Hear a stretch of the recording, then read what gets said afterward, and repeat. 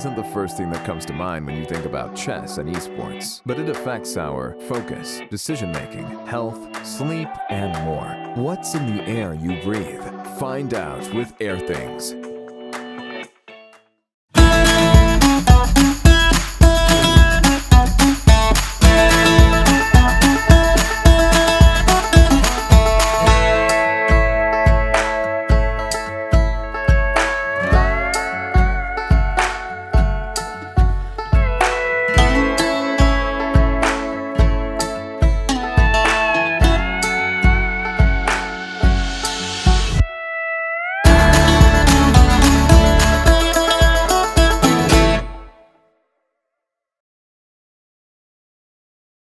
Chessable, the definitive solution for studying chess. Choose from one of the largest online chess libraries in the world, with hundreds of titles ranging from classic books through to our exclusive Chessable courses. It's time to take control of your journey towards chess mastery. Magnus Carlsen introduces Chessable, the definitive solution for studying chess. Move Trainer uses the science of spaced repetition to identify your strengths and eliminate your weaknesses. There's no need to set up a board, remember which page you're on, or keep track of all the moves you miss. Move Trainer empowers you to go from the opening to the endgame with confidence. It's a seamless, effective, and fun way to study chess. Choose from one of the largest online chess libraries in the world, with hundreds of titles ranging from classic books through to our exclusive Chessable courses, including over 100 free courses. Get expert insights from International Master John Bartholomew, Grandmaster Sam Shankland, International Master Krzysztof Sulecki, Grandmaster Simon Williams, World Champion Magnus Carlsen, and hundreds of other instructors. Get started now and join our growing community of over 100,000 chess enthusiasts at chessable.com. Chessable, take control of your journey towards chess mastery. Welcome to the new Chess24 playing experience. Play in light mode or dark mode. Choose from a range of time controls or create a custom game and get paired with players from around the world fast. Enjoy a polished playing experience while making moves on a fresh, responsive board to claim your victories. Train and improve with over 80,000 puzzles. And that's not all. Download now and discover what more you can enjoy in our brand new app.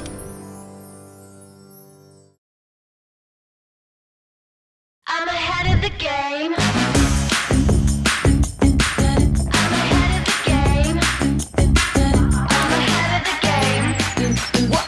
Well, the phone is always ringing. I'm caught up on the line. Got a string around my finger. Remember who am I? I'm a boss and I'm honestly off my rocker, but follow me. I'm ahead of the game. I'm ahead of the game. I'm only ever slinging. I'm working overtime. Got a song and I'm the singer, the melody, the vibe. I'm a prodigy. Logically, I'm impossibly wanted. Then they'll remember my name. They'll remember my name. Ooh, well,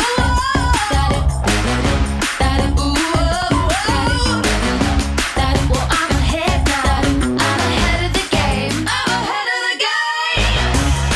Ooh,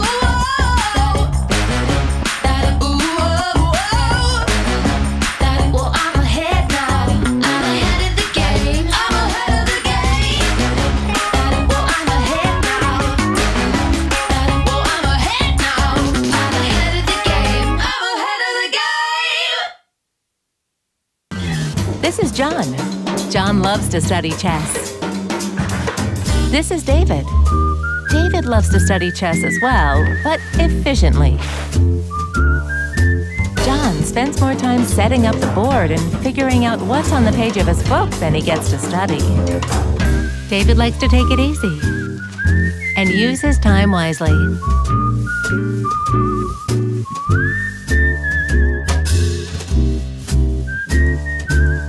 David has finished his exercise for today. John should try the same.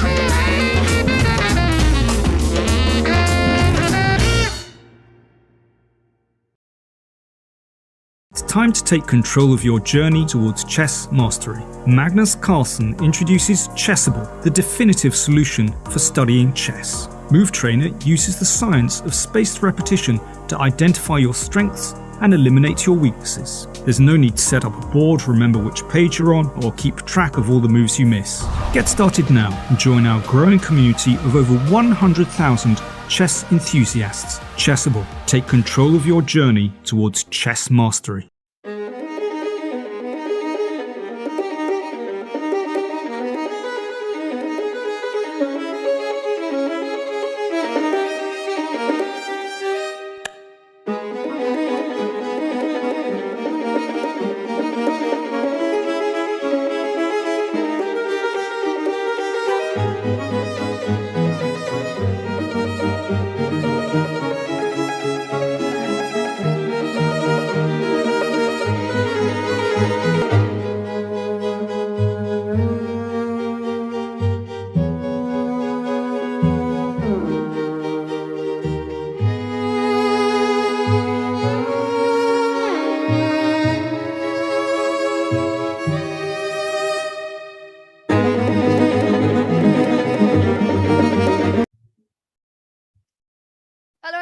And welcome to Chess24. This is the Meltwater Champions Chess Tour, the Airthings Masters, the very first event, and we are in day 2 of the preliminaries. For this pre-show, we have something fun planned. We've got a lot of interaction with you guys. Actually, you guys are going to help us decide which was the most fun game that you witnessed yesterday, because we've got 2 games that we're confused about, and Peter and I need to nominate one of them for the priceless award by MasterCard for the Meltwater Champions Chess Tour. But we'll get to that shortly. First, let's just talk about what happened on day one.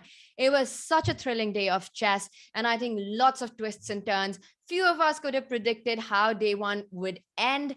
I mean, the way it did was absolutely shocking, with some big heavyweights on the bottom half of the table.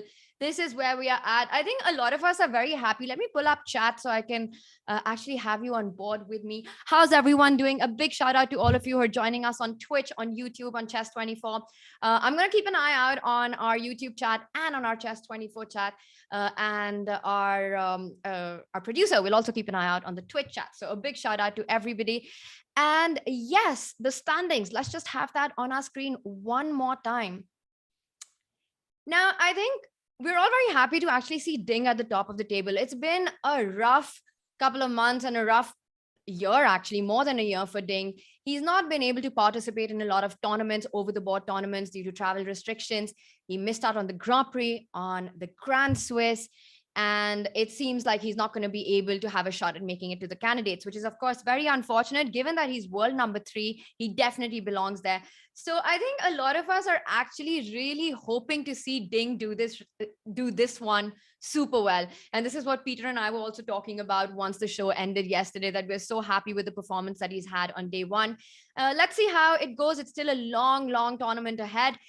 Today, we've got day 2, 4 more rapid games coming up. Right now, Ding leads with 10 points. Jan-Krzysztof also, who finished the day on a high with 2 incredible wins, especially the last game against Magnus. It just felt like Jan dominated that entire game with the black pieces. Funny interview with Kaya where he was asked, how does it feel to win after the World Championship match? And he said he would have preferred to win in between the match, during the match, and not right after it. I see a lot of you in chat. How's everyone? A big warm welcome to all of you. And I see we're being joined by our legendary mod, Alakine Battery. There's going to be a couple of polls that we're going to have on very soon. So guys, do participate in that as well. I again want to call out for the standings table one more time. So let's have that back up again. Now, take a look at the bottom half of the table, chat. I think it would have been super hard to predict Anish, Magnus, Shark, just so down below. And I want to ask you, especially about Magnus. He's currently on 4 points. He had quite the meltdown at the Meltwater Champions Chess Tour on day 1, losing 2 games. He started off really well in his game against Artemiev, but the final 2 games, I mean, it just looked like he was completely off. And Alakine Battery, maybe we can have a poll on this one, because if it was just anybody else except Magnus, I think this poll would have had a different result. But I really want to see what you guys think about this. Do you think that after the way he's performed in day 1, will Magnus Carlsen still make it to the finals? Straight away to the finals, not even the knockout stages. I'm talking about the finals here, chat. The finals of the Airthings Masters. So the poll is, will Magnus make it to the finals of the Airthings Masters? Let's have that up, Alakine Battery. Is it going to be an easy clap for him? Or is it going to be, this one's not going to be a Magnus event? Let's see what you guys think about it. Don't forget that actually, historically, traditionally, the Airthings Masters has been pretty tough for him. Last year, at the very same tournament, he was knocked out during the quarterfinals. So what do you guys think about this? Yes, chat, let's give you the poll. So let's keep that going. And while that's on, let's also quickly remind ourselves of the format of the tournament. And we're going to have 4 games today, as usual, 15 minutes with a 10-second increment. The main aim for these players in the preliminaries is, of course, to make it to the knockout stages. Now, one of the other players who has to do a lot of catch up on points is Anish Giri. And take a look at his road ahead today. These are the 4 games that we've got coming up. Once again, we should have the polls up really soon on our chat. He's got Vincent Keymer, Hans Niemann, Praggnanandhaa, and Leko Tania. Now, while the heavyweights really struggled on day 1, I think it was so impressive by the debutants. Vincent Keymer Hans Niemann, as well as Eric Hansen, and of course, Andrei Esipenko, the other player who beat Magnus Carlsen yesterday. Just a phenomenal performances by these. Now, Anish, who needs to play catch up, also had an interesting tweet. And I wonder if that has something to do with the field he's up against, because a lot of these players, at least 3 out of 4 of these players, except Leko Tania, I would say on paper, Anish is a heavy favorite. And what he seems to be hinting from with his tweet is that this is the day he needs to catch up. He needs to play catch up in. What did Papa Tomato tell to the player after his slow start? Some pun game by Anish. Let's hope his chess is as good as his pun game today. And we see the tweet is up. Will Magnus make it to the finals after his bad start? Yes or no? Damn, I'm thinking if I had to vote on that, what would it be? And I have no idea, chat. I'm really interested to see what you guys think about this. Meanwhile, there's this other amazing thing that's happening in this Meltwater Champions chess tour, which is by MasterCard, another partner with the tour, which is voting for a priceless game. Now, Peter and I have to send our nominations from day one. We are going to be having different commentators put out their nominations. And at the end, chat, you guys will have to vote for which is the best one.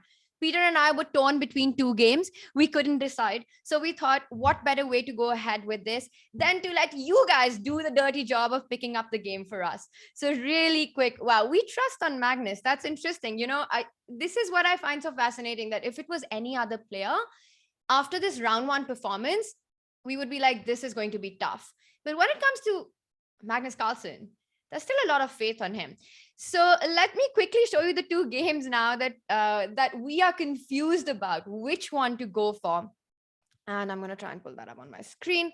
Yes. So the 2 games, first one was the Artemiev Vladislav Magnus Carlsen game. Now, Magnus was white in this, and I think this was round 1.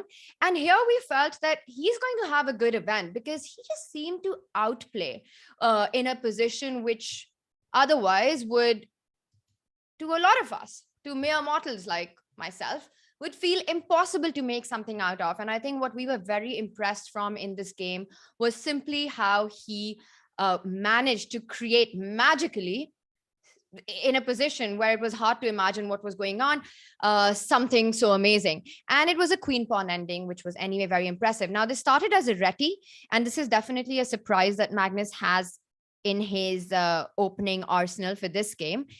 For this tournament, because he played it throughout day 1. And here he played a pretty rare move, b3. This isn't played that much.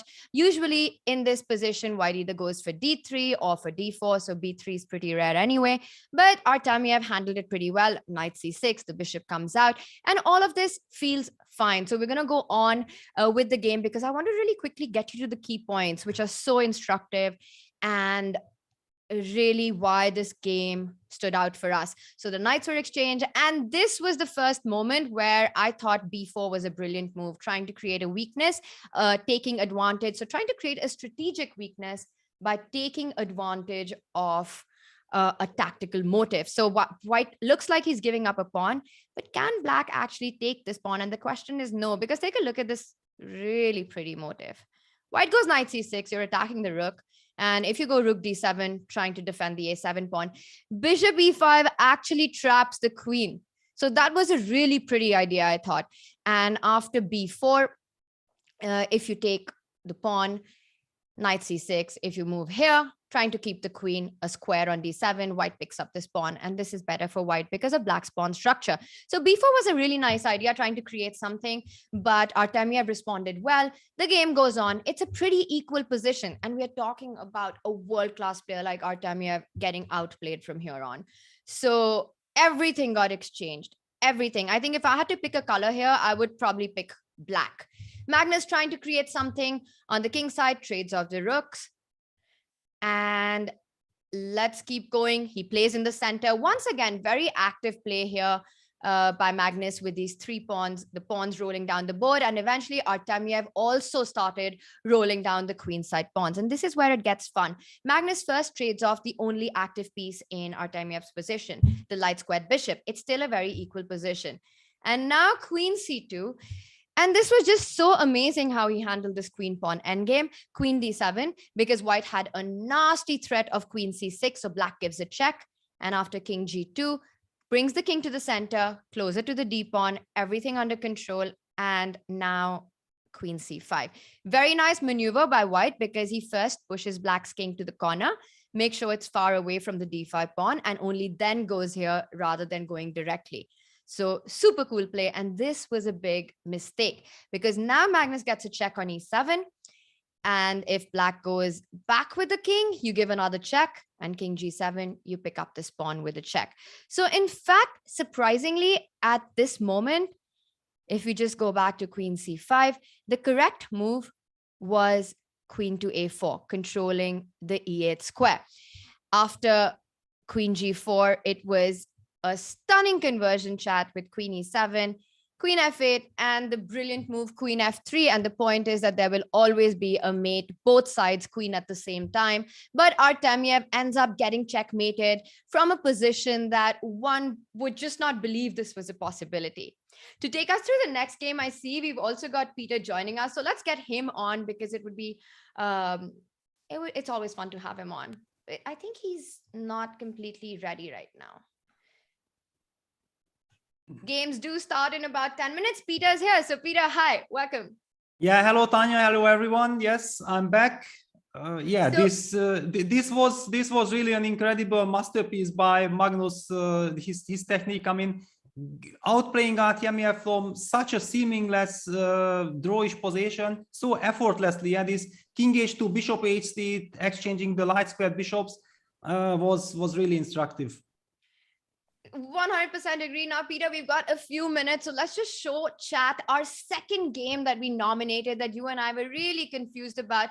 And maybe super quickly, you could take us through this one, the key moments of this game, and why we thought that, you know, this really stood out on day one.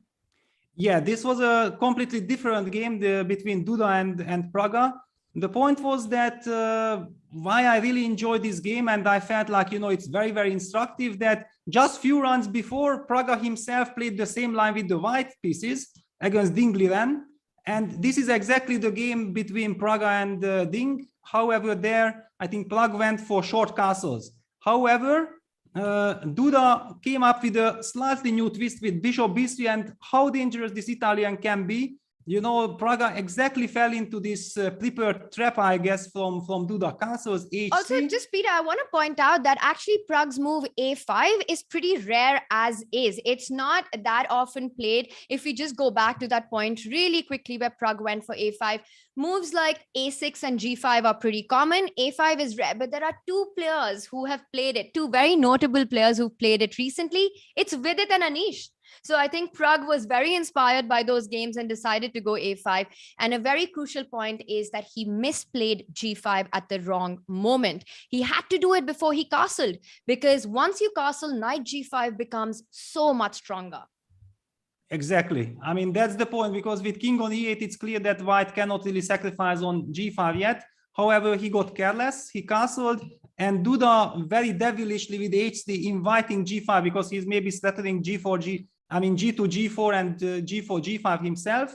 So Pragga sticks to the plan with g5, but now comes this stunning sacrifice. And the reason why I'm really enjoying such sacrifices is that it's not like a mating attack or whatever. It's a long-term piece sacrifice. So basically a positional piece sacrifice. After king g7, one could argue that maybe white could have played for queen f3, quickly bringing the knight, knight f1, knight g3, or knight f1, knight e3, using the pin. But Duda did not want to do this. He just enjoyed his sacrifice. He went f4, and after queen e8, unpinning the knight, white after f4, f5 got long-term compensation. And I have seen with the engine was saying that, yeah, it's still unclear, and he wants to be very, very active with black on the queen side.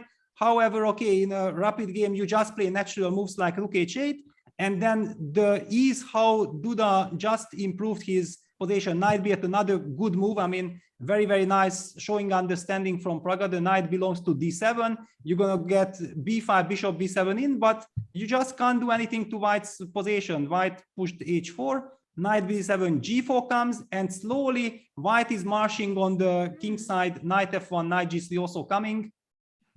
So superbly instructive way of, you know, like, you can sacrifice a piece for positional long-term compensation, and actually these pawns are just too powerful. And Duda just went on to steamroll with the pawns on the king side. And now g5 was a big threat. So Pragg just decided that he wants to give up the knight already. He can't allow g5, h5. He gave up the piece. And if we just move through on with the game, Peter, we just see how flawlessly Duda converted this position, that h pawn, and now spotting that g6 is the square he wants to get his rook on. A sweet little maneuver with rook h4, rook g4, rook g6. Yes, very, very nice. I mean, it's always a real pleasure to play something like this, because you know exactly that knight f8, knight takes g6 is never the threat. You're going to capture with the f pawn, and then the knight will land on f5 with a devastating effect. So yeah, basically this rook on g6 wins the game. Pragg tries to break out in the center, but b3 also a very, very nice move, just in order so after d, there will never be any queen c4 check if white puts the king on e2. So also little finesse there by Duda, bishop c6. And yeah, now the position is simply technically winning. The reason why we selected the game was not the technical part, it was much more the incredible sacrifice in the very early stage of the game. Yeah. That stood out. And then Duda went on to win the game very, very effortlessly. Very effortless game. And I think the way, let's just play on with the moves, Peter. He traded off all the pieces, all of Black's active pieces. The queen, eventually Black's queen got stuck on h8. And this was an amazing conversion after a brilliant sacrifice. So I want, by the way, if Alakine Battery is still here, maybe we can see the results of our first poll. But chat, now you have to tell us that out of these two games that you've just seen, one was, of course, a masterful queen pawn endgame play by Magnus with that brilliant checkmate on g5 at the end. And the second game, Duda Jan-Krzysztof just completely outplaying with the white pieces with a brilliant opening sacrifice. Tell us, which one do you think Peter and I should nominate for our game of the day from day one? So let's have that poll up. And Peter, we'll just go with the chat suggestion. What do you think? Yeah, absolutely. I mean, it's so difficult. I mean, we had to realize that choosing the best game of the day is very, very difficult, because there are so many different criteria, like the cleanest game, the most stunning sacrifice, the move of the day, the emotional roller coaster. I mean, the pure technical display. It just we are witnessing so many brilliant things during the day that it's just very difficult to pick one. So please, chat, help us. They're very, very important. All right, so Alakine Battery, it's on you. We want another poll. Which is the game of the day from day one? Is it Magnus versus Artemiev, or is it Duda versus Praggnanandhaa? And meanwhile, Peter, we also had a poll going while you were setting up your camera, that after Magnus's disastrous day one, how many people in chat actually believe that he's going to go through to the finals of the Airthings Masters? And it's amazing to see the kind of faith people have in the world champion, because it's 69% who still think that it's going to be Magnus Carlsen in the finals. Well, I saw 99%. Yeah. Because after all, yeah, I think the viewers are absolutely right that there is just no reason to panic. Yeah, it's a very, very dynamic system with the 3 point for a win. So if Magnus gets his game going and he starts to win games, then he can also be very quickly on the top of the table by round 10 or something like this. It's absolutely possible. So I perfectly agree with it. And all the other heavyweights, yeah, because we talked about this yesterday, that day one kind of showed like, is there some new world order coming with all the youngsters and the players? But believe me, the heavy guns will take it now very, very personally and very seriously, and they are trying to strike back today. I like how Sushant is saying in chat that Magnus is our emotion. It's true, you know. I think there is this complete belief in him. It's going to be interesting to see how it goes, and day two is very important. One more thing I'm wondering, Peter, if we just have the standings up, we've got about 2 minutes to lift off, a big day ahead of us. We've got Anish, Magnus, and Shak out of the big heavyweights, or at least the favorites who are expected to qualify, still at the bottom half. What kind of turnarounds can we expect today? Well, I mean, there are so many turnaround possibilities. It's 4 games a day with the scoring system. Basically, you can get 12 points, so everything can be upside down. I just don't believe, you know, those guys, you know, those heavyweights are clearly very motivated. I mean, I noticed that some of them, for example, like Shakhriyar Mamedyarov, clearly wanted to enjoy the event. He didn't really want to reveal any secrets in the openings. Believe me, after the disasters that struck him yesterday, I'm pretty sure that he wants to, bounce back, show a completely different Shakhriyar today. So very, very dangerous Shakhriyar I'm expecting. But okay, Dingley is having a very nice event. There is no reason for him to change anything. Yeah, he just has to keep on coping with the time difference. That's the biggest challenge on him at the moment. There are so many questions. I mean, I can't wait to see the game start to get some answers. Yeah, that's how the top guys are really planning to turn things around.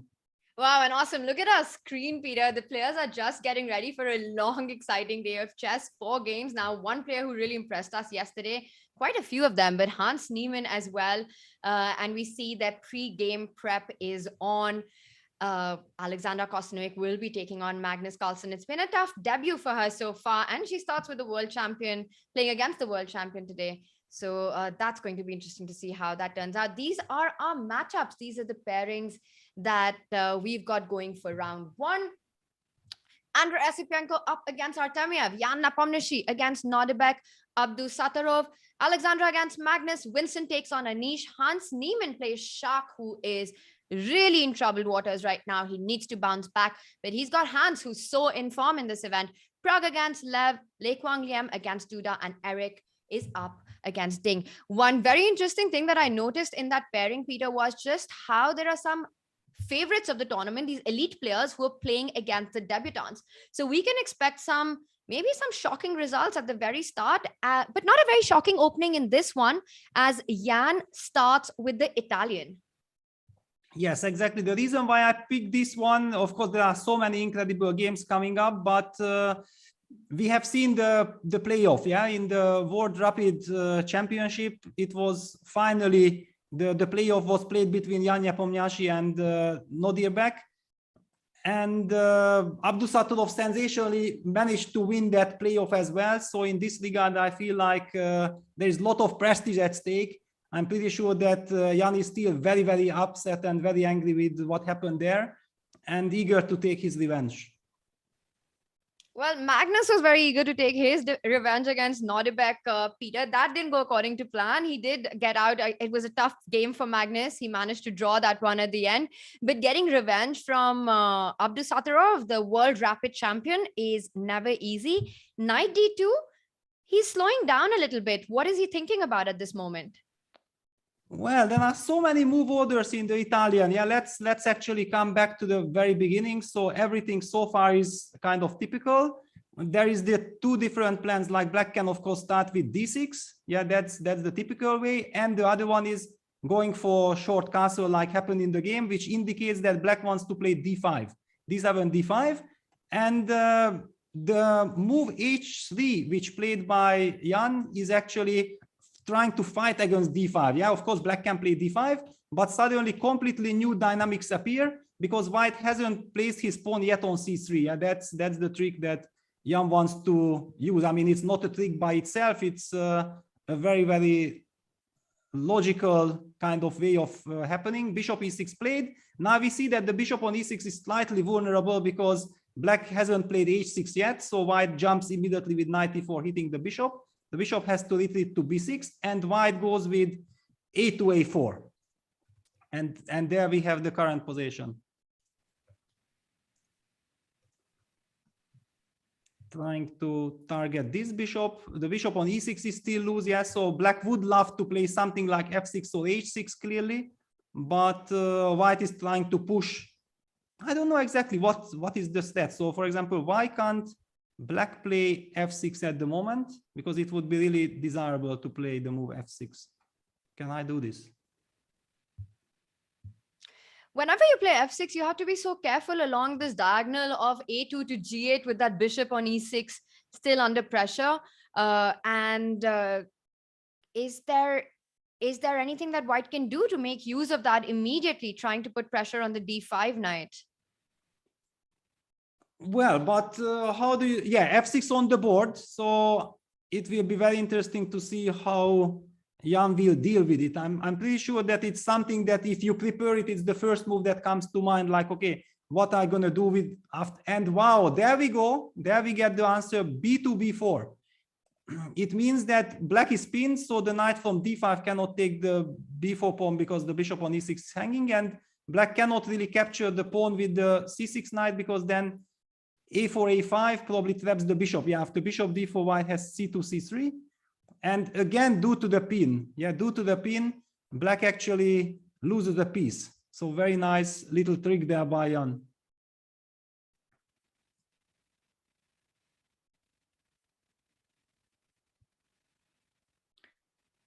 Yes, so I don't know exactly what is happening now after b4. What to do? I mean, of course, black can just ignore and say that I'm gonna go a6. Yeah, black can just play a6. That's probably a move that should be played. Yeah, a6 on the board. Yeah, a6 on the board. a5 blitzed out. Bishop a7 and bishop d2. Okay, so I would say nothing really dramatic has happened. Nothing really dramatic has happened here. But white did get b4 without the weakening c2, c3. So it's a little bit different dynamics. All right, Peter, while you wait for this game to get dramatic, like you say, so far b4, a5, really cramping down on the queen side by Jan, and he's still, he's blitzing out his move. He's got more time than what he started with, while Nordebek is playing a bit slower, which means that Jan is a little more comfortable with the opening outcome. Let's have a little opening tour and see how the rest of the field is doing and who's happy with the way things have gone so far. Peter, let's start with the opening with our tournament leader, Ding Liren, and he is playing against Eric Hansen. Now, Eric Hansen is, of course, a professional streamer. He's a grandmaster, and he had a phenomenal day one. So even though on paper, Ding is a big favorite in this match, Eric is very on form, and he starts with the white pieces. Peter, how do you think the opening has gone for white in this one? Well, it's a typical bishop b5 Sicilian, yeah, because it's a kind of anti-Najdorf. Yeah, it's also very interesting to see that Ding Liren experiments further on in the online event with the Najdorf. He normally in over the board play, he prefers e4, e5 and playing all the different Spanishes like the Marshall or also the Berlin. But here, what I noticed that Eric Hansen is very well prepared. I mean, he usually always has his agenda. He knows exactly against every single opening line what he's gonna do. And but I also feel like he got his match because Ding Liren's approach. Let's take a look quickly. We have little time. I want to tell you something about this. Yeah, bishop b5 check, knight d7, c3. That's the system that we are talking about. Knight f6, queen e2, a6, bishop a4, b5, bishop c2, bishop b7. This is all fairly standard. Castles, e6, d4. So white gets the center, but black has very, very harmonious development. Bishop e7, rook d1, castles, knight bd2, queen c7, knight f1. And here comes the point that instead of playing the very, very natural rook ac8 and then playing rook fe8, which is very typical, Ding actually goes for rook fc8, and we're gonna see his point. Okay, now the bishop on c2 is hanging, so black is threatening to capture on d4, and then white is not able to take with the c pawn because the bishop is hanging. So white moves with his bishop to d3, and now Ding Liren uses immediately the momentum that he can play a6, a5 because the b5 pawn is not hanging. Since after bishop takes b5, the e4 pawn is weak, so black can capture on e4 with the bishop or with the knight. Now white plays the strengthening move knight g3, protecting the pawn, but now already black got time to go b5, b4, and he's making progress on the queen side. And now we see that rook fc8 and rook a8 are much more harmonious and much more fitting than rook ac8, rook fa8 would be. It does appear as if black has made all this headway on the queen side and already has his play all sorted out, targeting white's pawn structure, the c3 pawn, the d4 pawn. While meanwhile, yes, white doesn't have weaknesses, but has been slower in creating his own play. But that said, like I mentioned, Peter, white doesn't have too many weaknesses. So is it as bad as it looks? I mean, how is white going to create his play? Does he simply wait? Does he make moves like h3, bishop d2? Because it looks like black wants to go rook b8, a4, a3, really strike at white's queen side here. How is Eric going to counter this? You mentioned he does have a good opening preparation. He knows his ideas. But despite the position not having apparent weaknesses, it's sort of hard to come out with white's play here. Yes, that's the point, because on one side, one could argue that why shouldn't white just be happy that he has the nice center and he has reinforced the center? But the problem is exactly as you mentioned, that there is no clear plan for white. And the big question is that, do you really play just h3? You're going to play bishop d2 and then wait for black to do something because already black is really active? Or you feel like, no, I probably don't have time for this, so let me try to do something. But the only thing white can do is to try to get e4, e5 in, which, however, doesn't seem to work because black is covering the e5 square very, very nicely. There is also a timely bishop takes f3, capture, and then the e5 pawn will be falling. And in this regard, I do believe that actually what white should be doing is probably just h3, bishop d2, and wait for black to, make all the useful natural moves, and wait for black to show his cards and then react accordingly. All right, we'll see this one. It looks like Ding has had a good start with the black pieces. Peter, let's move on to another game. And I want to take a look at Vincent up against Anish. Now, Vincent also had a great start to the event. A lot of reasons to be happy with day one for Vincent. Anish, not so much. And the position that I see on the board right now, I like white's position. Black has just made the move knight e7. It makes me feel as if white can maybe even already take on e4, and after d takes e4, go queen c2 start, and he's gone for it. He creates this weakness on e4. After d takes e4, yes, the queen is attacked, but a move like queen c2, putting pressure on the e4 pawn. And I have to say, I think Vincent should be happy with this opening outcome, and Anish, not so much. Well, it's a very, very sharp position. I mean, it looks very promising for white, of course, but also very risky. Let's also not forget that white has this little bit strange looking knight on h4. So there are all kinds of g7, g5 ideas trapping the knight on h4. Yeah, for example, after if white takes on e4, d takes e4, then the bishop hits the queen. And at the same time, he's already threatening with g5. Of course, white has different ideas. He can also probably just sacrifice this piece. So, for example, queen c2, g5, queen takes e4, g takes h4, and then some bishop d3 with super sharp play. But there is maybe no reason to go so crazy, because after all, yeah, white has the initiative, but not an easy position. Okay, we see that. Assuming from the time management, Vincent was blitzing his moves out, but it's such a complex position that I don't think that you can prepare everything. Yes, this g5 idea, as you're pointing out, does look something that he needs to watch out for if he decides to trade on e4. But also, if white doesn't go for these ideas with knight takes e4, then maybe black is doing fine, because then the e file is open, the e3 is a weakness, and he's gone for it, Peter. He's playing some fearless chess here, bishop c4. And my first question is, what does Vincent have in mind for a move like g5? Is rook f7 something that he's considering after g5? Is that even a possibility?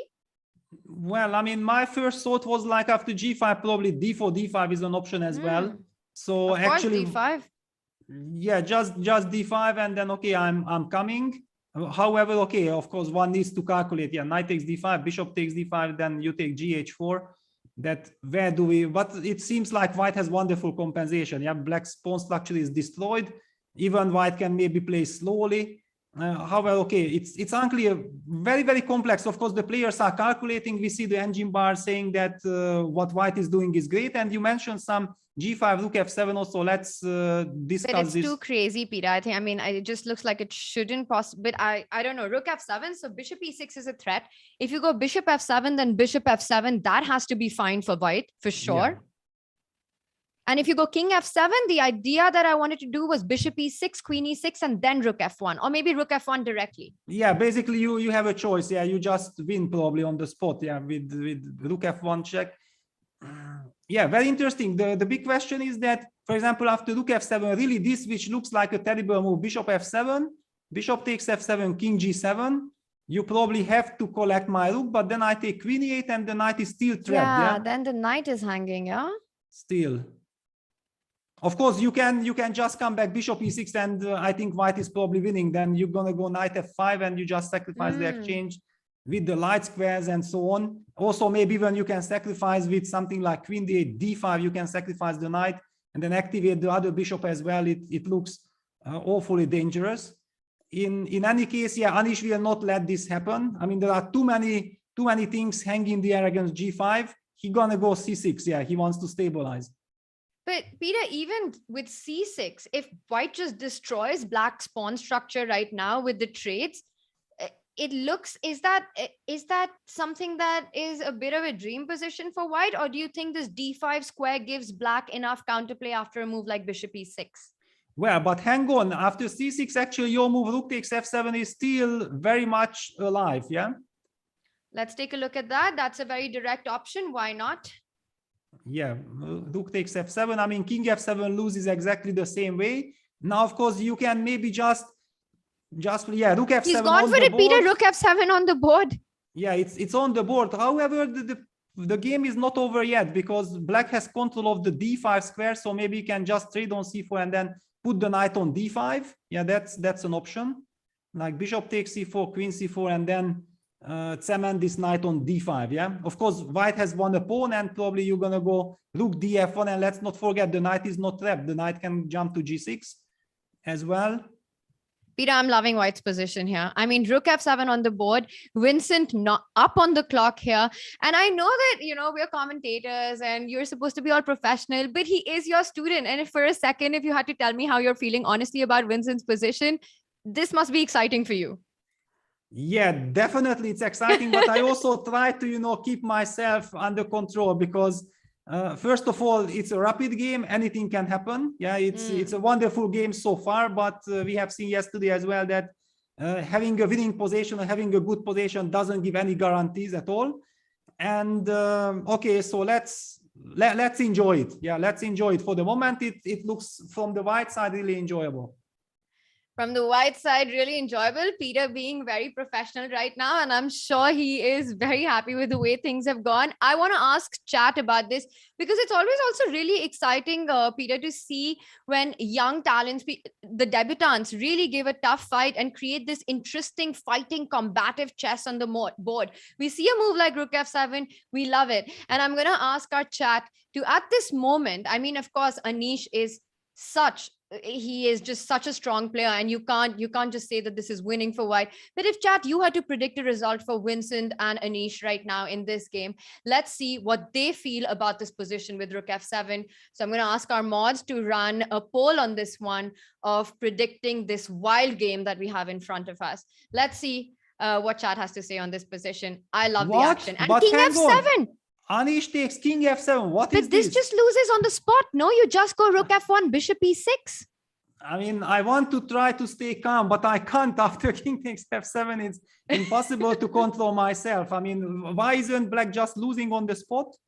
Hold that poll, because I think king f7, we might not require it. What does he have in mind? Rook f1 check, Peter. You can't go king g8, bishop e6 wins on the spot. Let's just have rook f1 on the board. Also the very primitive. I mean, just bishop e6, queen e6, rook f1 check. You only have knight f5 as a move. Rook takes f5. Ah, no, then king g8. That's the trick. That's the trick. Yeah, that now you can move with the king back to g8, but okay, of course. But we start with rook f1, Peter. Exactly. Like we were talking in the earlier line, you start with it. The king can't go to g6. The king can't go to g8. Knight f5 is the only move on the board. And now even rook takes f5. Rook takes f5, but then you have king g8. That's then the one that... king g8, yeah. No, of course. I mean, if it would be so simple, so trivial, Anish would never blunder like this. So he is, in fact, counting on some resource. But there might be some stellar, hang on, rook takes f5, king g8. There are moves like knight g6 as well. There has to be something. I mean, look at the position. You know how you say, Peter, sometimes that if this is not winning, then nothing is. This is the kind of feeling I'm getting about this position. Yes, exactly. I mean, for example, knight g6 looks like a wonderful move. I mean, using all the pins, putting pressure on the f8 bishop. So basically you are forced to take on c4. Bishop c4, queen c4, king c4, h7. Yes, and after king h7, I might just enter with my queen because nothing moves. Yeah, for example, after queen f7, nothing really moves. This bishop is trapped. It looks very dangerous, but on the other hand, white has no threats. So yeah, you can't move, but how do I win? All right, Peter, let's just back up to the position we have on the board with king f7. And maybe there is, there's something, because I see our eval bar, it's completely lost the plot. It says white is totally crushing here. And it does look like the kind of position like there should be something very direct. Yes, but I mean, Anish was also spending, I don't know, 4 or 5 minutes capturing king takes f7, and he was looking, he was desperately trying to understand what's happening, and he didn't see the clear-cut refutation. Yeah, so it might be some computer refutation which is not so easy to spot. Wow. Okay, so rook f1, knight f5, rook f5. Because knight takes f5, you just fall back with the king. There isn't really much to analyze there. Yes, it seems, at least it seems like that. Yeah, so rook f5 looks more natural, king g8, and now of course rook takes f8 would be lovely, but after rook f8, king f8, I don't see the kill, and that's why this knight g6 was so appealing. And knight g6, like you mentioned, it feels the only way for black with all the threats on f8 is to take the bishop on c4. Let's just take a look at that position one more time. Look f1 check played. I mean, yeah, knight f5. We're going to see this. We're going to see this, Peter, happen on the board. Meanwhile, just an update for you. We do have the results of the poll, and 81% of our audience is rooting for Vincent in this one. And it's probably also got something to do with the position he has on the board. Yeah, I think that usually viewers like to root for attack. Yeah, I mean, people underestimate, the beauty of defense. But whenever people get the chance to attack, then I think the public automatically roots that the attack should be crushing. So it's nothing personal against Anish. It's about the position. Oh, Peter, when it comes to Anish, regardless of anything, he wins every single poll.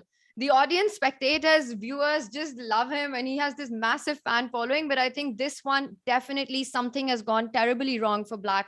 And we look at the position, knight f5, there is a feeling like there should be something. And maybe chat can tell us if there is a direct line that we're not able to find, because we see with the eval bar that there's something so crushing in the position.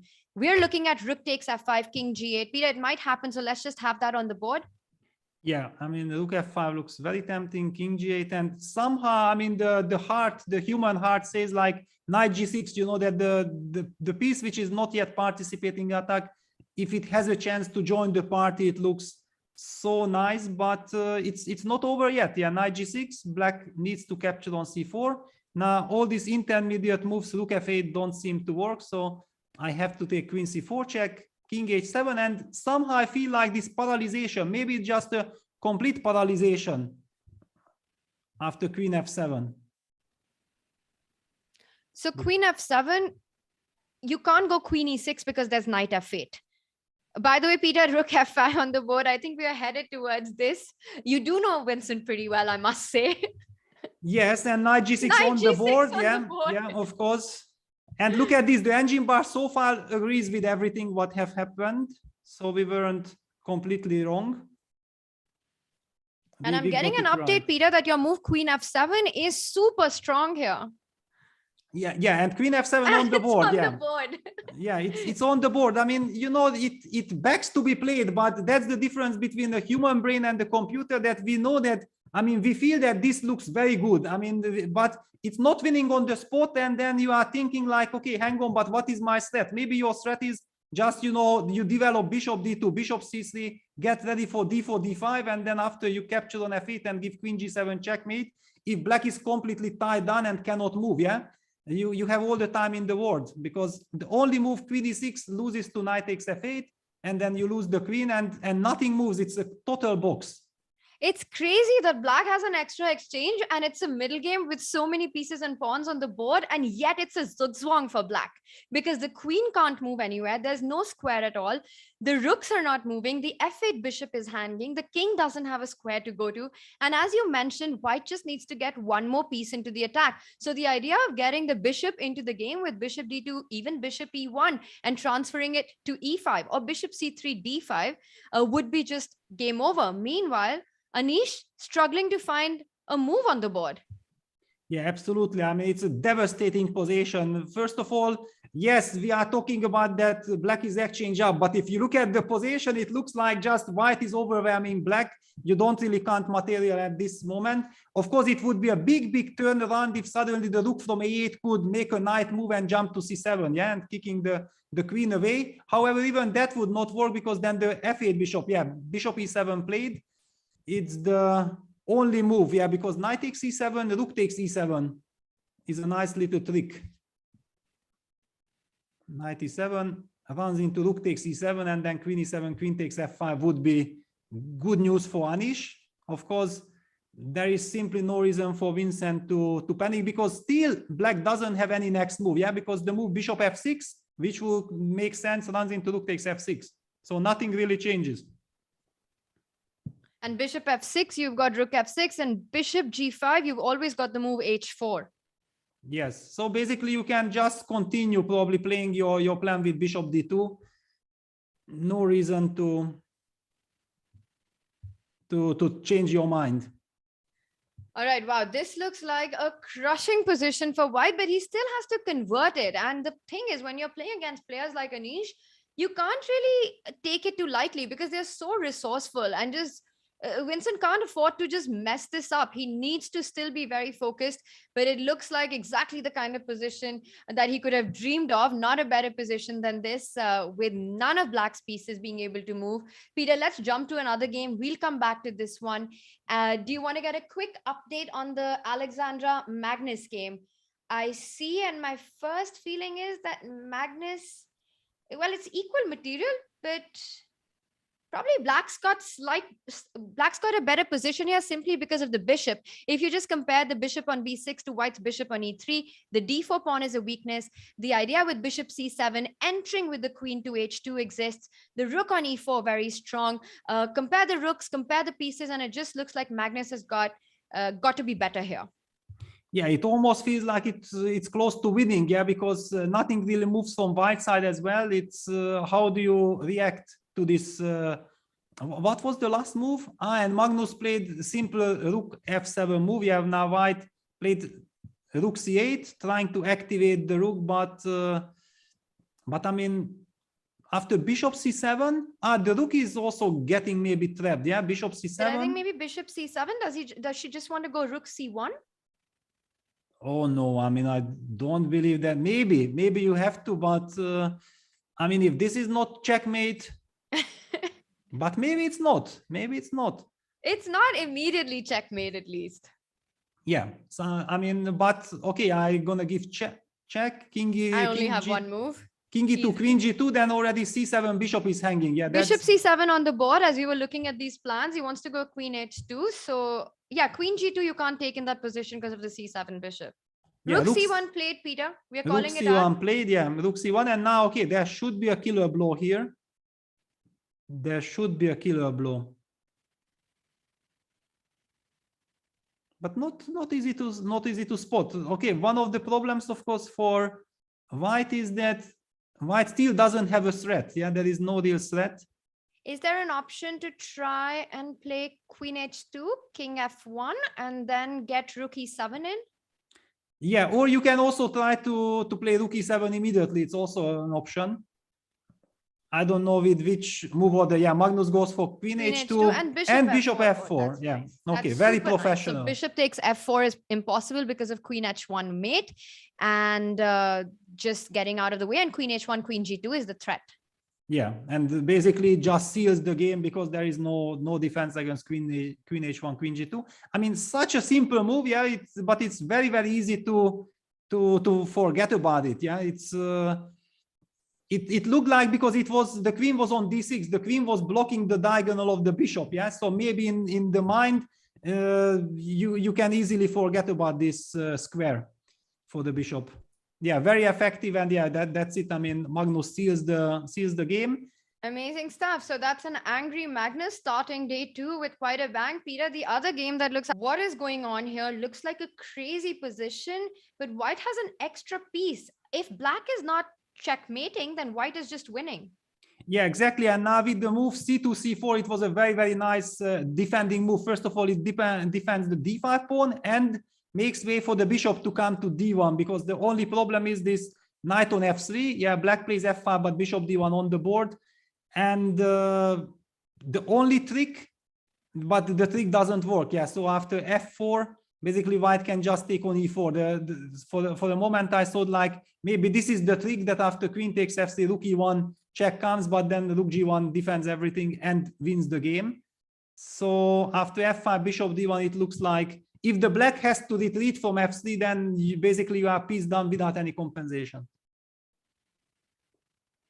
Yeah, and it looks like this one is going to be in Jan's pocket. He's neutralized black's attack, like you pointed out, and with that extra material, rook e8 on the board, so still trying to get f4 in. But with rook e8, can white just snap up the knight on f3 now? Yeah, white can. Yeah, definitely white can. I mean, it's very tempting. Just bishop f3, e takes f3, queen takes f3. Black will start collecting the c4 pawn. Yeah, his only idea is trying to eliminate all the pawns and then hope to survive somehow, but it's a piece. I mean, it shouldn't be enough to survive. All right, so let's call this as this one's going to be a Jan win. We'll see if that happens, but it looks like Nordebek is not going to be able to come back from this one. Let's go back to the Vincent game, Peter, because that's such a big result. Anish needs to start picking up the points if he wants to make it into the knockouts, while Vincent had a great start on day one, and it looks like he's on his way to beat one of the heavy favorites of the tournament. Yeah, now knight takes h6 check, king g8, king h8, knight f7 check, king. Can you go rook h5 here? G8 No, back. then there's queen f7. Oh, no. No, then queen h3. Yeah, basically rook h5 here ends the game. Yeah, because rook takes f7 runs into the other mate. Yes. Yes, so basically one move away. Yeah, rook h5 on the board. What a game, Peter. Peter, I think we might have it easy to pick game of the day for day two. I think I might already have my pick. Yeah, it also had some incredible preparation. Yeah, it all made a lot of sense. And yeah, look at this. Anish is in complete horror because there is no defense. Rook h8 checkmate is threatened, and no matter how you take on f7, you get checkmated. And Anish, showing sportsman spirit here, playing till the end of the game. He knows that it's of course checkmate, but what a game with the white pieces by Vincent here. And I think it just went wrong, very wrong for Anish right out of the opening. Well, we might have a look at this later, Peter. Let's jump to some of the live action that we have going, but this makes Anish's task so much more difficult. He's got 3 more games to play. He really needs to start winning. He needs to start winning also to get a confidence boost to come back into the race. And it's not going to be easy with this kind of a start. So Pragg against Lev. And yeah, wow, and look at the engine Levon bar. I mean, according to the engine bar, Pragg is about to crush Levon. I mean, what is this? What a day to start, yeah? Also, why is he about to crush Levon? Because knight on d2 is pinned. I feel like there has to be some tactic here to justify that, because otherwise the position doesn't look dead lost. Yeah, well, I mean, okay, the position looks very, very scary, but yeah, Levon's last move, rook a8, a2, basically tries to use the pin. And the big question is, yeah, that how to find. Is it just rook g7 that's working? Can we take a look at rook g7 here? Yeah, I'm looking at it, but how does it work? Yeah, so king takes g7, check. rook c7 check, and then I move with the king. And queen f3 was the idea that I was thinking if it's possible. But we have an update, Peter, that perhaps before we sacrifice, we go queen f3. Wow, and that's it. It's on the board. I mean, basically, Pragg helped us. Wow, so similar idea, but execution, the move order is everything, and queen f3 is the crushing move, and Pragg finds it. What a moment for Pragg, really, because now you can't take on d2. If you take on d2, just queen takes f6. Yes, queen f6. I mean, queen g5 is still looks like trying to defend something, but okay, rook g7. There's at least rook g7. g7 here. Yes, I mean, that's already rook g7, queen g7, and you pick up the rook on d8. More than enough, yeah. And let's not forget that the bishop on h6 is ready to join the party with a bishop e6 check any moment. I mean, wow. And you know what? This is exactly the same Ragozin line with queen a4 check that Pragg and Vincent used in the very, very same run to destroy their incredible opponents. Amazing. Peter, this is just insane stuff. We were looking at the pairings and I thought that it's going to be a tough day for the underdogs, the debutants who are playing against these very elite of the chess world. There was Vincent up against Anish and there was Pragg up against Lev, and both these youngsters, what a gameplay by them. Yeah, okay, of course we still have to control our nerves because Pragg hasn't won yet. But it looks like this Queen F3 was the move that seals it. So basically, after Queen F3 and knowing that he still has like 5 minutes on the clock, also knowing how strong he's in attack, I mean, I can't really see, no matter how well Levon gonna try to defend, I think he's helpless here. Queen F8 on the board. All right, so at least trying not to get checkmated, like which was happening if you get greedy with the knight on d2. Let's try and find how Pragg can maximize this attack, Peter, after Queen F8. Does he take the time to actually now just defend the knight? A move like knight F1, just keeping all the trumps on the board? Exactly. I mean, the point is that Black is so helplessly, so helplessly dominated. I mean, nothing really moves. Yeah, this bishop on h6 is incredible. The pawn chain is fantastic. The rooks are wonderful. And now the knight via c4 or knight f1, knight e3. I mean, you just slowly improve and Black is completely helpless. The only idea from Black with rook a2 was that if White does not find queen f3, knight c4 on the board, he wanted to provoke some rook exchange. And if White would have exchanged his powerful rook from c7, then Black could have still hoped to survive, but like this I don't see any chance.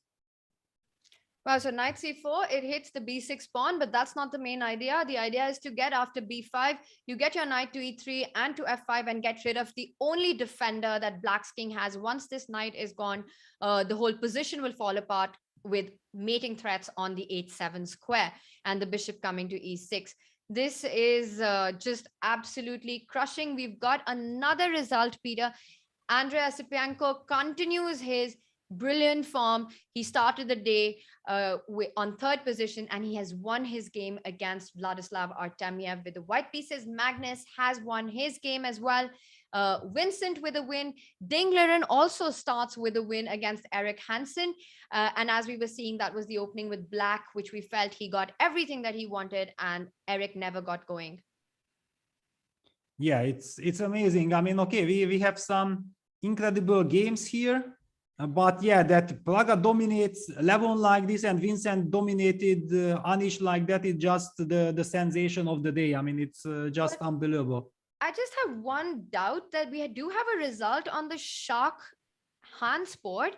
It shows 1-0, but the position that I have in front of me doesn't look anything like 1-0. Or am I? Oh, okay. The result is updated, but it's not. The game is still on. Yeah, well, I mean, yeah, it looks quite drawish to me. It looks like some complete blockade. If you're gonna tell me that this game ended, then I'm gonna say that then it's a draw. There is just no other way that this position ends. But the game is still on, and Levon, let's jump back to the Pragg game, Peter, because Yes. I think that is such a big moment for the Indian youngster. Rook a4 on the board, and I think he's not even going to bother with the b6 pawn. Knight e3 just looks so tempting here. Yeah, exactly. The point is also whenever your opponent offers you this pawn on b6 and you feel like this pawn is anyway not so important, I mean, why should I take? Yeah, let's stick to the plan. Let's come closer to the king side. Knight e3, knight f5. If we force this trade with knight takes f5, then bishop takes f5 will come and queen g3, queen g3 check, rook h7 checkmate to follow. So very, very difficult to see at all how Black can put up any resistance after knight e3. Yeah, Just amazing stuff. Yeah, Magnus has won. Yeah, that's clear. And what about Jan? Jan is just crushing. So yeah, there is nothing really to talk about here. Jan is really crushing. I mean, look at those pawns on the board. Not to mention the extra piece, but it's just he needs to hide from the checks. And is that a very tricky task? Jan's got a bit of a smile on his face, almost saying that, why are you still continuing? Yeah, I think that he can just move to g4, right? After queen a6, king g4. Yeah, queen e2 played because there are no more Queen checks. g7. That's very stylish. Yeah, and he ends it with queen g7, Peter. Yes, yes, this is always a pleasure. Yeah, king g7, bishop h5 check, and the queen is lost. Wow, I mean, we are seeing some incredible crushing victories. That's amazing. I mean, all the games so far have ended with a result. They've been decisive games, Peter. Amazing stuff. All right, let's go back to this game. So what happened? He went knight e3, eyeing the f5 square and bishop g6, at least trying to make sure that after knight f5, black can trade it off with the bishop. Yes, exactly. So now Pragg is kind of thinking that should I maybe play them bishop f5? But simply it looks like, you know, no matter what you are doing, you are completely winning. That's the only tricky spot. Like if you have only one way to win, it's so easy to make this move. When you are spoiled with choice, yeah, he might even notice some queen g3 might be winning as well on the spot. I was just going to ask, Peter, queen g3 is just so tempting. You hit that bishop on g6. What is white black going to do after queen g3? Bishop e4, doesn't this run into something on f5? Maybe bishop f5. Well, it runs into everything, but the trick is that the position is so hopeless. I want to go queen g6 next. Yes. And the point is that bishop f5, knight f5, rook g4 runs into knight takes h6 fork. Yes, yeah? Yes, knight h6 here. And after bishop f5, let's just show the other. Oh, he's gone for bishop f5 directly, so no queen g3. Yeah, he went for bishop. I mean, okay, the position is so winning. Yeah, knight f5, knight f5. So as we discussed, yeah, the great defender from g7 is removed. And still, black is just so completely helpless. Yeah, d6. Yeah, why not? Yeah, Pragg is absolutely right. I mean, why not? You can never capture on f5 because after queen f5, you can't stop the mate on h7. And otherwise, maybe Pragg just gonna go d7, rook c8, and queen the pawn. Such a dominant position. At some point, he can also start thinking about doubling the rooks on the 7th rank with rook b7, and the other rook comes on to c7. Yeah, there are so many ideas, and all of them looks crushing. Yeah, that's yeah. Levon goes b6, b5, which basically shows that black has no move. I mean, clearly he would like to do something to his position, but he just can't. And Pragg down to 1 minute 10 seconds, but this is not a problem. I mean, this is absolutely not a problem. That's the only thing, Peter, that's a little scary for Pragg right now is that, you know, to just make sure he doesn't come down to absolute seconds. And as we can see on our scoreboard, we've had 3 games so far and 3 crushing victories, one by Vincent, by Jan, and by Magnus. And this one also looks like it's going to be quite a shocker. When we started the broadcast, Peter, I was talking with chat about what kind of upsets we can expect today. And I think the day has just started with full of them already. Yes, and okay, Pragg, wow. Yeah, Pragg goes for knight takes h6. Yeah, this motive was there. Yeah, queen h6, queen f6 wins on the spot. Now Levon will try to hit the e4 pawn somehow, but there will be knight f7 check. Yeah, so if black takes with the rook on e4, trying to get rook f4 in, it runs into knight f7 check. But can't he take on d6 instead? I mean, this you lose material, but after knight h6, the problem I thought was that black could go maybe rook d6 or queen d6. I don't know, but maybe rook d6 because rook c8, there's still rook d8. Yeah, rook c8, rook d8, but then knight f7 check. That's what seals. Beautiful. And bishop f7, queen f6. Oh. Yeah. All right, and is there a difference if you start with queen d6? Well, then also knight f7 check looks devastating. Yeah, bishop f7, rook f7, and queen h5 is coming. Incredible yeah, knight h6, basically it's not the pawn, but much more the extra idea of having knight f7 check. That seems to put an end to this attack because it's just crushing. Maybe he has to go rook takes d6, rook c8, and then go back bishop e8. I'm just trying to find ways for black to survive because it just looks completely busted. Yeah, but actually then queen takes h5 works as well. Yeah, also very, very funny line. It's crazy the amount of tactics in this position that white has with his dominating pieces. Just every line I'm trying, you're crushing it in one move, Peter. Yeah, nothing moves. Also the rook join. I mean, the only danger is not to get carried away, but even the move rook c1 to c7 looks like it's winning. because And there is now this queen motif. h5 is going to be very strong. You know, because if you go for this counter attack with rook h1, I have queen takes f6 check, queen f6, rook e8 checkmate as well. Yeah. So, or yeah, rook d6 on the Rook board. d6 on the board. We might be seeing this rook c8 played by white, and he goes rook d8. But here you had your line knight f7. Yes, and okay, it's but played. there was nothing. Yeah, there was no other defense. Yeah, he takes. This is incredible stuff, Peter. How sharp are these guys? Well, I mean, okay, if you ask them that, or you will tell them that you are sharp finding this, they will laugh. You know, I'm capable of finding 1,000 times more difficult. Yeah. However, the point is, I think that he needs to somehow use the momentum and get to the 7th rank, because then black will not have any time to put up any defense. So rook c8 or rook d1 and try and enter with one of the rooks. Yeah, one of the moves like rook cd1, and if rook a7, then queen h3, hitting on the d7 square looks quite tempting. Oh my God, we've got some more results going on everywhere. So Pragg goes queen d1, but now after rook a7, does he have a kill? I mean, I don't see the kill. I thought like, okay, at least it's clear advantage. Of course, it's big advantage. Maybe he just wants to go f3 and enjoy the position. Yeah. And he goes for it. This is what he does, but I'm not sure if with 30 seconds on the clock, you know, you would have maybe preferred to finish the game, but maybe he feels that this is just slowly winning. Yeah, rook b8 and then collect the b4 pawn, and it's a technical win, and then no matter how much time you have, it should be enough. But he's got to move. He's down to 25 seconds.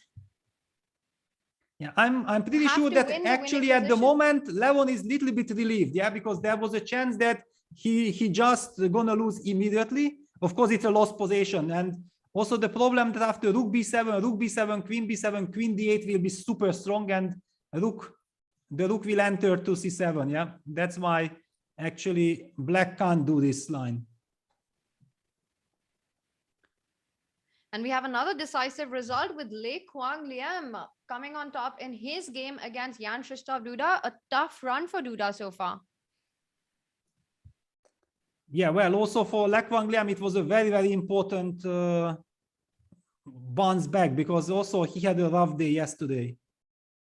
But rook b8, okay, 11 down to 1.5 minutes. Now let's see how he wants to keep on fighting. It looks like he survived the worst, but the position is still lost. Also, Peter, I'm sorry, I again made a mistake. The game Dingleren versus Erik Hansen is still on. So maybe you can quickly jump to that, because for some reason it showed an update on a result on my screen, but I checked and we still have action here, and quite a bit of it. Yes, we have action, and both players done on seconds. I mean, Erik Hansen done to 10 seconds, no, 22 seconds. Black has compensation, but white has the material. Yeah, knight d2. Hitting the queen.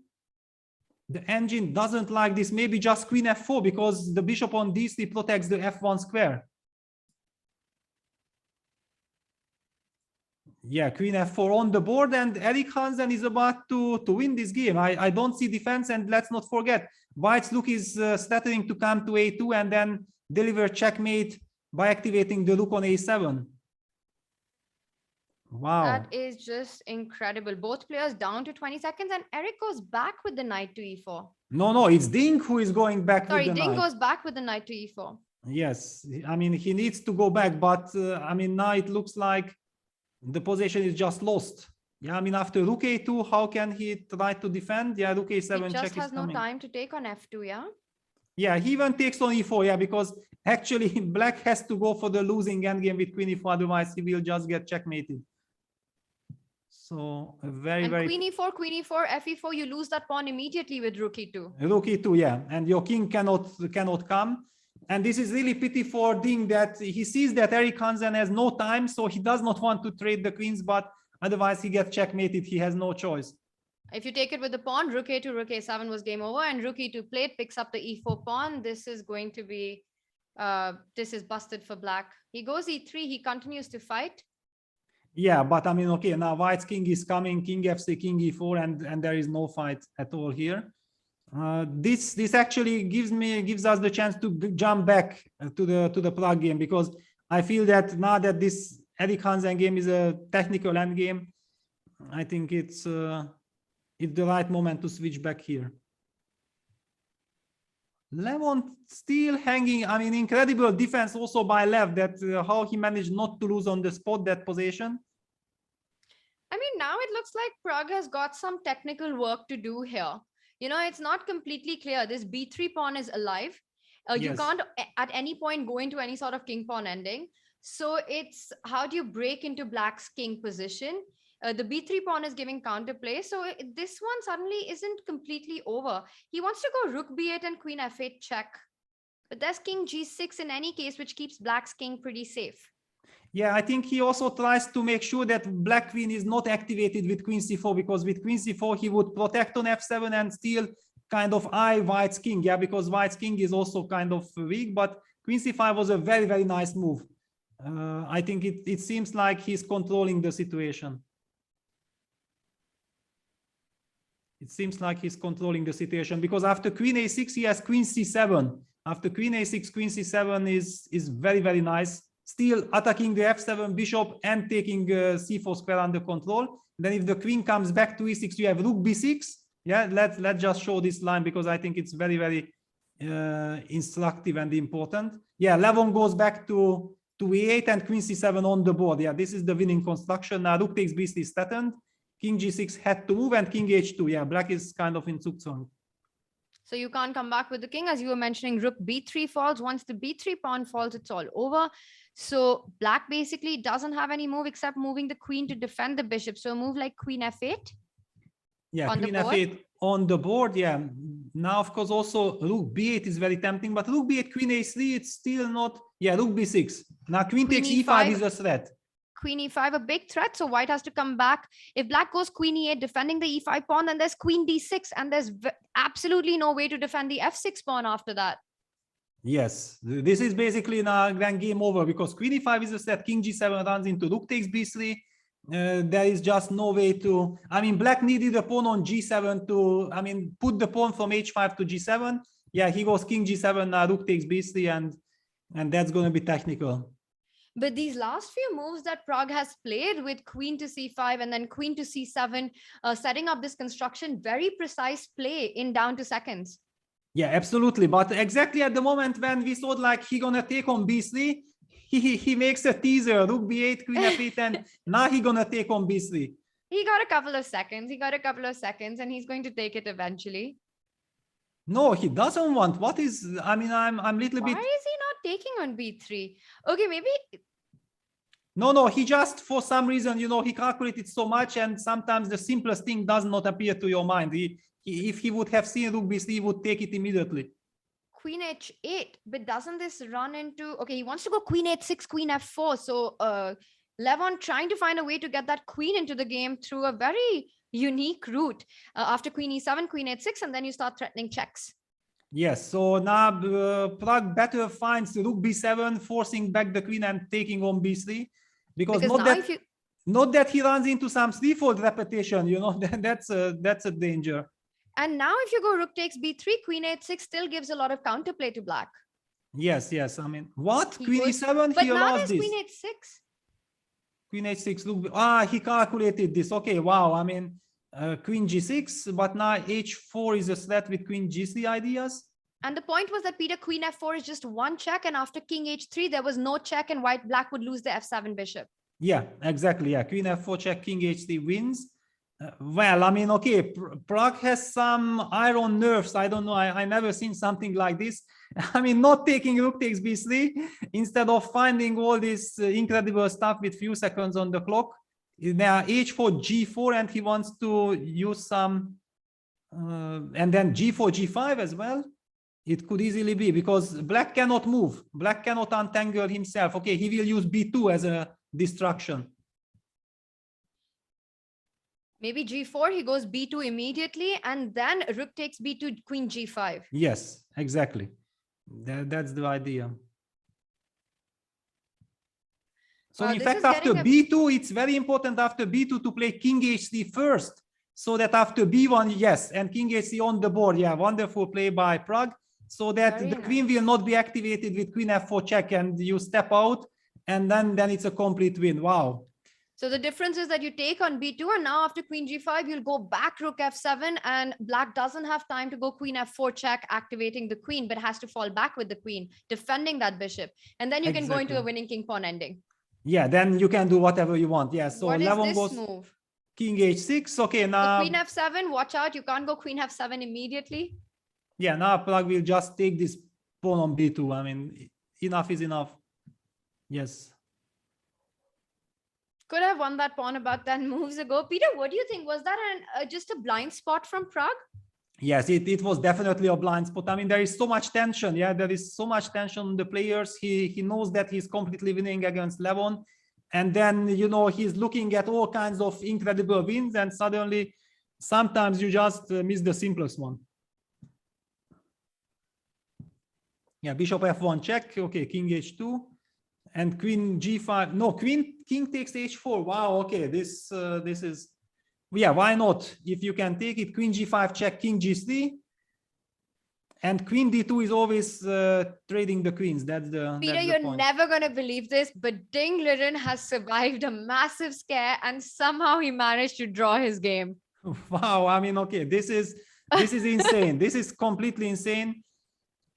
All right, we'll have a look at that right after this one's over. Yeah, I just still cannot believe how was that possible. He was an exchange up, and that looked completely crushing. But is this one actually over now? So bishop c4, tricks by Levon. If you go queen c4, there's queen No, h2, but queen picking up the d2, rook. just queen d2, and then it's over. Yeah. Queen d2, and now you trade. Well, there was one exchange up position with Ding, which he managed to survive, but this one I don't think Lev can. Yes, no, it's basically time to design, because okay, the rook gets to the 5th rank, and then f4 check comes, and you just but also rook d7, rook g7. I mean, whatever, king h4 And just f4. f4, king h. I mean, no, this is...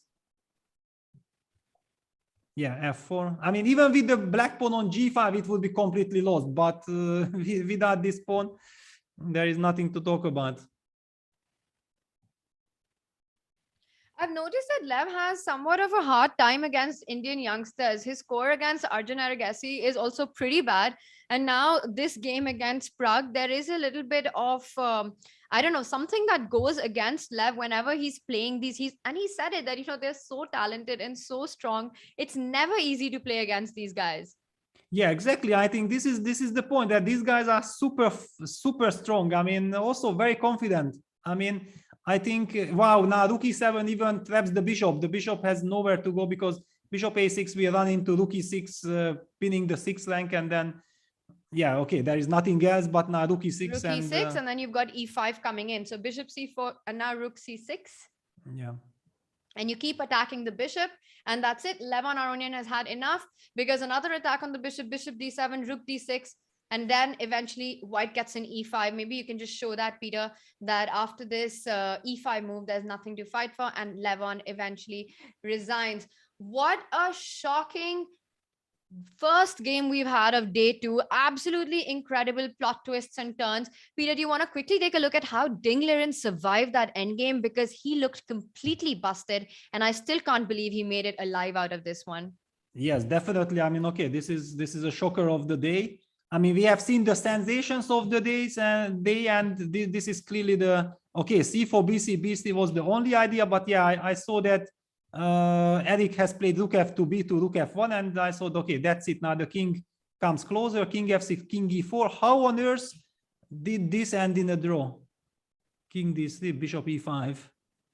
Okay, yeah, that's the very first little question touching on g3.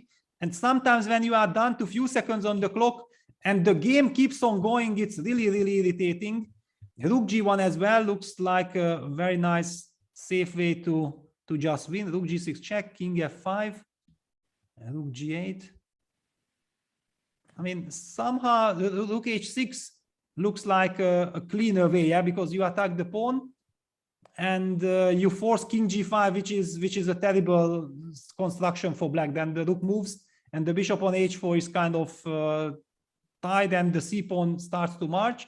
So okay, but maybe this was not the only problem. Yeah, rook g8, bishop e7, rook e8, not collecting the pawn on b2. Okay, why rook e8, bishop d6? So white keeps on But this is very unfortunate because suddenly now the bishop protected the pawn on b2. c5, h4. And it's always dangerous to start going for some race when you are completely winning. There is absolutely no reason, practically speaking. And now h3, suddenly black gets these two passers and he's surviving. Wow. I mean, unbelievable. Yeah, this is really unbelievable. I mean, but we see, just look h6 attacking the pawn on h5. If you play king g4, I'm just gonna take this pawn. And okay, there is no, maybe even you don't need, now you can also push c5. Yeah, everything is still so far away. You keep on pushing your pawn and it's over. For some reason, he kept on harassing this bishop and he forced it to the best square on e5, protecting the b2 pawn, covering the h8 square, and potentially on h2, the bishop will protect the pawn, plus the bishop covers the c7 square against the c pawn. I mean, unbelievable bishop, yeah? That's a monster bishop, and one can look at Eric Hansen on the screen and you know he's very disappointed. A massive miss by Eric after getting a dream position, a winning position against Dingleren, but it's all about nerves when the seconds are on the clock. Eric has to get over this. He's played a brilliant game, so it's going to be interesting to see what happens in the next round. Let's quickly bring up our results of the first game of day 2.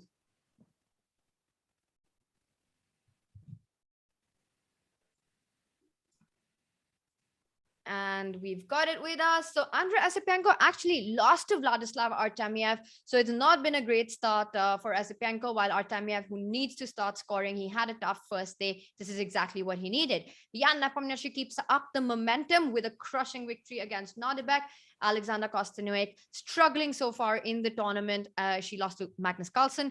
Vincent Keymer, what a game against Anish. I think Vincent's game and Prag's games were definitely the standout, spectacular chess from this first game. And Hans Niemann drew with shock, while Dingleren, what a save. A very, very lucky half point there. Well, you make your own luck in chess. We all know that. So resourceful play by Ding, but Eric had that one opportunity to wrap up things on the spot. And that's the thing about these formats and these games and these players that they're playing against, that if you give them one opportunity, that's it. The advantage is gone. So you have to keep going and be completely focused regardless of how winning it is, and to wrap things up as quickly as possible. We've got more action coming up. I think games are lifting off any moment now. Let's take a look. We see Vincent has taken his place already. What a tournament the German Grandmaster is having so far. And he's up against a match that, of course, all these young, ambitious talents are always looking forward to. He's playing against Magnus Carlsen. Peter, you know Vincent well. What are his feelings about facing a player like Magnus? What do you think is going on in his mind right now? Well, very good question. I mean, I'm pretty sure that he's super excited, especially after winning against Anish Giri in such a brilliant style. He already has some experience against Magnus because when he qualified sensational as a 13-year-old boy to the Grenke Classic, then at the age of 14, he had this amazing game against Magnus. He lost in the very first round in the Grenke Classic, but he actually had very good winning chances against Magnus.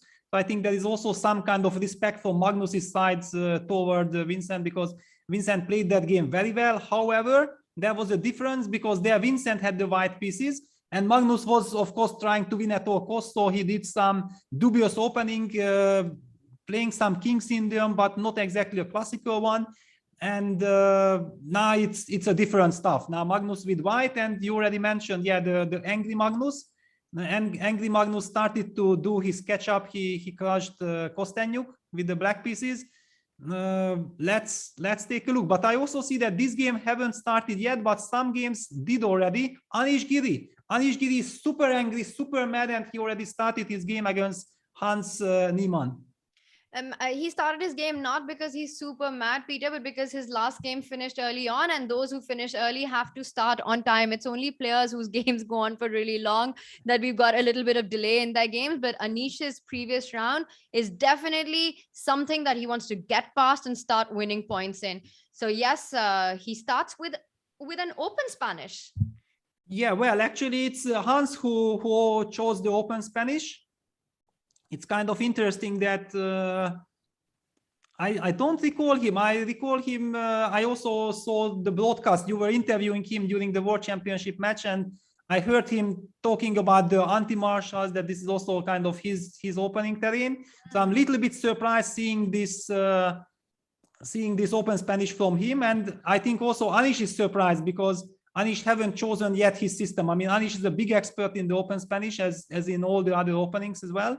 But he wants to sense that which line should be the right choice now if he wants to play for a win at all costs. The one thing I noticed about Hans when I met him in Dubai and whenever we did those interviews was that he is so on point with his opening knowledge and opening preparation. He's working on those files constantly. There were days in the World Championship match where whatever position was occurring after move 20, move 22, he already had it in his files and his notes. And he had so many ideas to give. So it was always nice to get his insights into the positions we have. And I think that's one of the reasons that we are seeing him perform so well in the tour so far on day one, because in this time format, it's so incredibly important to have these creative opening ideas that can make your opponent think, and you're just better prepared because then you get up on the clock as well. Yes, exactly. And look at this, talking about up on the clock, surprising the opponent. What did Shakriar do with white? He's trying to disbalance Pragg right from the beginning.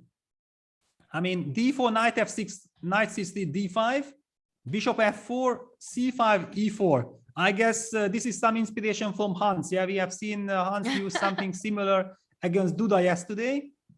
And he won that game in crushing style. You did not approve that much of the opening, but you really approved of the way he played the whole game. Yeah, well, the second move was strange, but after move 5, it already looked like he's close to winning. So it worked to perfection. Yeah, and all right, okay, let's this do a quick is opening tour, Peter. Let's see what the players have gotten up to in this second round. So we see this unconventional start in the Shark Pragg game. Let's get an update on how Dingleren is doing. He's still, of course, the tournament leader, and what is going on his game. Yeah, Vladislav Artyom against Dingleren. Yes. Playing, typical opening from Artyom. We are playing something like Reti order English with c4, e5, knight c3, knight f6, e3, knight c6, a3. Yeah, it's not the most fashionable, but a very, very interesting way, because we know exactly that always black likes to play this kind of English openings with bishop b4. Now after a3, it's clear that it will transform into some kind of a pausen. Yeah, it's a reverse pausen with a tempi up for white, but black is not playing for advantage. Yeah, that's the justification behind white's play. Speaking of justification behind white's play, Peter, can you justify what's going on in the Esipenko-Jan Nepomniachtchi game? Jan has decided to go king e7, and let's just have that on our board. It does make sense because the queen trade is unavoidable. It is going to happen. So it's not that we'll have some middle game, but maybe we take it from the top because it's sort of a position that many of us are not familiar with. Yeah, let's take a look, because this is an Italian. We have seen millions of Italians already, but something like this I have never seen in my life. So I'm very, very curious. Okay, so this again starts with this move of the a4. Jan goes a5, bishop e3.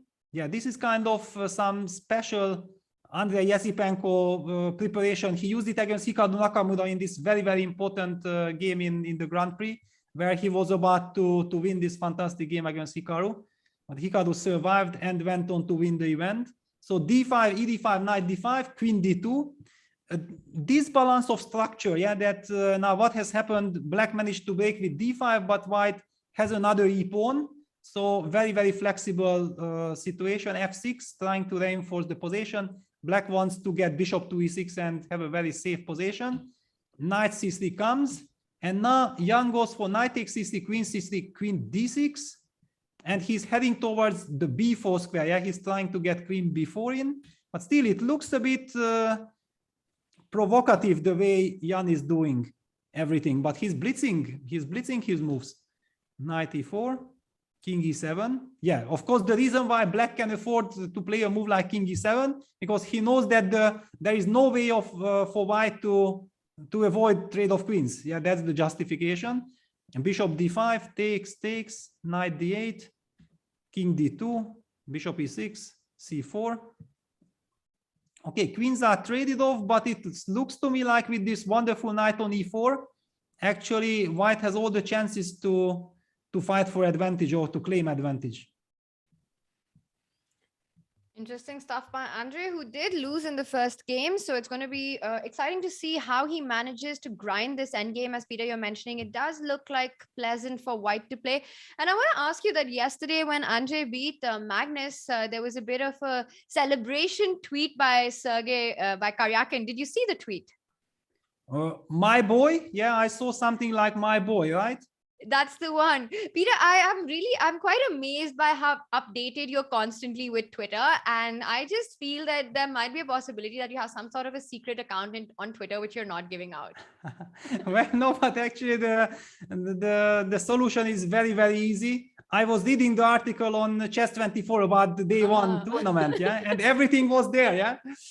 I'm going to ask chat this. Alakine Battery, can we have a poll whether chat believes that Peter actually has a secret account on Twitter or not? Because he's just so updated with all the action that's going on there.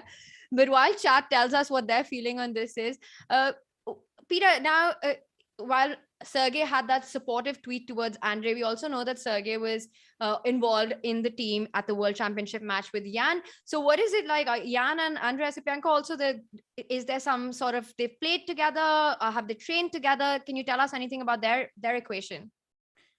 No, well, I don't really know exactly. I mean, it's a little bit different generation. I believe that Andre and Jan will be now playing in the next years a lot in the Russian national team. Yeah, that's very, very logical. But as far as I know, Andre Esipenko is training with Peter Svidler, I think, and he's also a very good friend of Kirill Alexeyenko. And that's a different group. Yeah, that's the information I'm kind of getting. No, I think my boy related from Sergey came because he was supportive of Andre Esipenko. Yeah, that he didn't get the wild card and he didn't get the chance to participate in the Grand Prix. Previously, finally, it worked out. Yeah, now Andre has played in the Berlin Grand Prix, and he will be also, I think, playing the second event as well, if I'm not mistaken, but I'm not sure. So Peter, in any case, you know, it was very, very funny that there was this argument that who should get the wild card. Hikaru got it, and then Andre also got in. And then this game between each other had a very, very big impact on the tournament itself. So this also gives the feeling that the whole argumentation was actually very, very up to the point from both sides. Yeah, that Hikaru and also Andre belong to the Grand Prix, of course. Yeah, absolutely. Peter, what do you know about the say no to 2900 movement? Well, no, nothing. I mean, you know that, of course, whenever Magnus says something like this, yeah, my goal is to reach 2900. I think it's maybe a mistake. You know, it's a mistake because then maybe people will even do anti-measures, not to let you reach there. Maybe it's better to be silent about it and then keep on climbing. And when you are just very, very close, then you reveal the secret that, yeah, actually I'm playing for 2900 like this, that Magnus revealed it a little bit too early. I think he even made it harder if it's even possible, because, okay, I mean, this 2900 is something like a shocker. Yeah, how do you reach it? First, you also need the other guys to catch up. Yeah, let the other guys also have 28 plus hundreds so that you can actually easier target 2900. Well, Esipenko is definitely one opponent to Magnus who's making that difficult in all time formats. But let's get back to the chess now. This one is going to be a long endgame grind. We're going to come back to this. Peter, exciting start in the Shark Prague game. Let's get an update on that. It sort of looks like it's headed towards opposite side castling. Prague with his phenomenal play against Lev in the previous round. What do you make of this opening outcome? Yeah, well, I mean, it's a little bit slowed down. I mean, first when this e4 happened, yeah, move 4, it looked like it might be some kind of Albin contra gambit. I mean, something similar. But after knight takes e4, trading the knights, the game immediately got a different character. After d takes e5, queen a5 check, c3, queen c5, queen a4 check. But as it seems, it looks at first sight, it looks like black is solving the problems, but for some reason, it seems like white is faster. Yeah, e6, knight f3, the development is coming, bishop e7. okay, give black one more move to castle, and I think black is perfectly fine. So it's all about the momentum, that how do you use this queen position on b6? How do you get these tempos? How do you get the maximum out of this position? Because if black castles, it will be all perfectly fine. That's all my right. So feeling. time is of the essence here, and Shak taking his time to try and think how he can take advantage of this lead in development that he has. While he tells us the way forward that he chooses, let's also take a look at Erik Hansen up against Jan-Krzysztof Duda. Erik, missing that big win against Ding, is now playing against another stalwart, but Duda is having a tough tournament. But the one thing I've noticed about Duda, regardless of the results of the tournament, he still goes on to play every game super combatively. So he tries the h4 idea. He wanted to go h5, and Erik saying, not going to allow that, puts the bishop on g4. Yes, very interesting position. However, because we have been talking about this Shaktiya game, and we talked about how important time is, and look at this, the last move from Shak was g2, g4, a move that I have missed. I have to acknowledge that I missed it. The point being that after bishop takes g4, bishop e3 is a double attack on the queen on b6 and the bishop on g4. So it's a devilish little trap there with g4.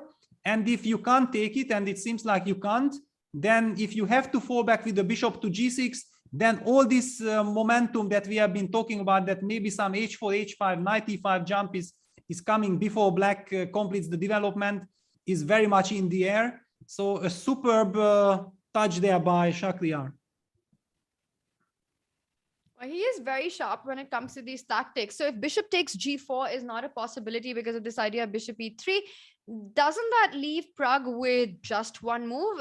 I don't see an alternative to bishop g6 here. Yes, or maybe queen takes f2. I mean, these youngsters are so crazy and so creative and fearless, yeah, that he might be considering the move queen takes f2, because to my eyes also it looked like bishop g6 is almost obligatory, but Pragg is thinking that maybe queen f2 is something he considers. Let's take a look at what happens if Pragg does get greedy with queen f2, because it's such a direct line. Well, he answers, he says he's not, because it would only further delay development. Maybe we can see what would have happened here, but he chooses the move bishop g6. Yes, the move bishop g6 is much more sensible. I mean, first of all, the light squared bishop is the soul of black's position. Yeah, so after, for example, just queen takes f2, let's illustrate something like g takes f5, queen takes f3. It would be a very, very nice idea if the f4 bishop would be hanging. But actually, the f4 bishop is very, very nicely protected by the queen from a4. So white has all the time in the world to actually go for fe6 or not develop the bishop. Because even the rook, I'm not sure that the rook is hanging, because there are so many dangerous things happening. Besides, also white can just play rook g1 as well. Even the key moment being that the queen protects the bishop on f4. So Pragg absolutely correctly and wisely refrains from this queen takes f2 business. But after bishop g6, still all this knight e5, h4, all kinds of things. But now the pawn on f2 is already falling. Yeah, if white plays h4, then probably queen takes f2 is already a legitimate try. In any case, super sharp position. All to play for. The game that we wanted to discuss, yeah, it's a very interesting strategical game, this Jan-Krzysztof Duda against Erik Hansen. Both sides seems to be getting their agenda going, yeah. White is making progress on the king side, so if he would be in time to somehow get knight g4 in, then some knight f6 check, yeah, with queen on f3 would be devastating. But black is already very, very fast on the queen side with a5, a4. He hits the b3 pawn. He wants to force this pawn to advance, for example, to b4, but then the knight can jump to c4 with the tempo. A super sharp position. It feels to me like black has enough counterplay, but of course, if white gets the attack going, it might be very, very dangerous for black. All to play for. Yeah, it looks like a position where all three results are possible and draw is the least likely one. Like you mentioned, both players have got play going on. We'll come back to this and see how it progresses. Let's quickly get an update, Peter, on Magnus's board. Yeah, Magnus against Vincent. Well, first of all, it started out as a reti, and they reach some Caro-Kann structure. I mean, this if you don't know that it came from Reti, I think the first guess would be that it had to be some kind of Caro-Kann with pawn on c6 and e6. Also typical that white hits the knight on h6. So we will not be going from the beginning, but this kind of structure is very, very typical of Caro-Kann. Of course, then the white bishop not being on g2 but on b3. And after knight h6, he takes bishop h6, rook h6, knight c3, gives up the two bishops. But the point is that now black is unable to castle. Yeah, that there is disharmony between the forces. And this is a type of position that I believe like 20, 30 years ago, people would think like, okay, black has no problems. But lately engines actually started proving that it's a very tricky position. It's not so easy practically to play it with black. And Magnus just plays all the sensible moves. Yeah, g5 played, getting luft for his king on g7 and also covering some squares with the dark square bishop. Doing this weakening on the king side is absolutely fine. Magnus knight h2, superb move, wonderful move. Knight is eyeing to the e3 square, hitting the f5 bishop, and then also preparing f4, f5. It looks like Magnus is playing a very, very nice strategical game. Yeah, knight is coming. Now I'm really worried. Back to g6. I'm really worried for Vincent because yeah, of course he needs some h5, h4, but will he have time to go h5, h4? Because white seems to be also very, very fast with f2, f4. All these moves with putting the rook on h6, recapturing with the rook, then moving the bishop, going g5, king g7, then moving the bishop back. It does feel like black has lost a lot of time and still the coordination between the pieces doesn't exist. Yeah, but the whole key of white's position is because now it looks already very harmonious. Few moves back when all this happened, then because the knight being on f3, it looks like black is perfectly fine. And all of a sudden, after this incredible maneuver, knight h2, knight f1, this is the typical Magnus touch. Yeah, knight e3, bishop g6, knight e4. Now we are criticizing. Now we are criticizing black's play. Yeah, but it's just because Magnus played so well. But also with the knight coming to c5, I think it's not about the criticizing black's play. This opening, as you mentioned, is quite interesting way of handling it. Just the whole thing of the rook stuck on h6 and the bishop falling back to g6. Of course, Magnus's idea of knight e3 forced black into that. But it does look something has gone wrong for Vincent out of the opening. Yeah, definitely. I mean, it's not a nice position. And now also that knight c5 is coming in, how is he going to respond? Because you never want to go bishop e4, giving up that bishop. Or is that something that he has to do? Because otherwise white is jumping in onto c5. Yeah, this is the point. It's a very, very sad situation because really this knight c5 is in the air, very difficult to deal with because, okay, for example, knight c5, bishop takes c5. Yeah, knight d5 played. Knight d5 played.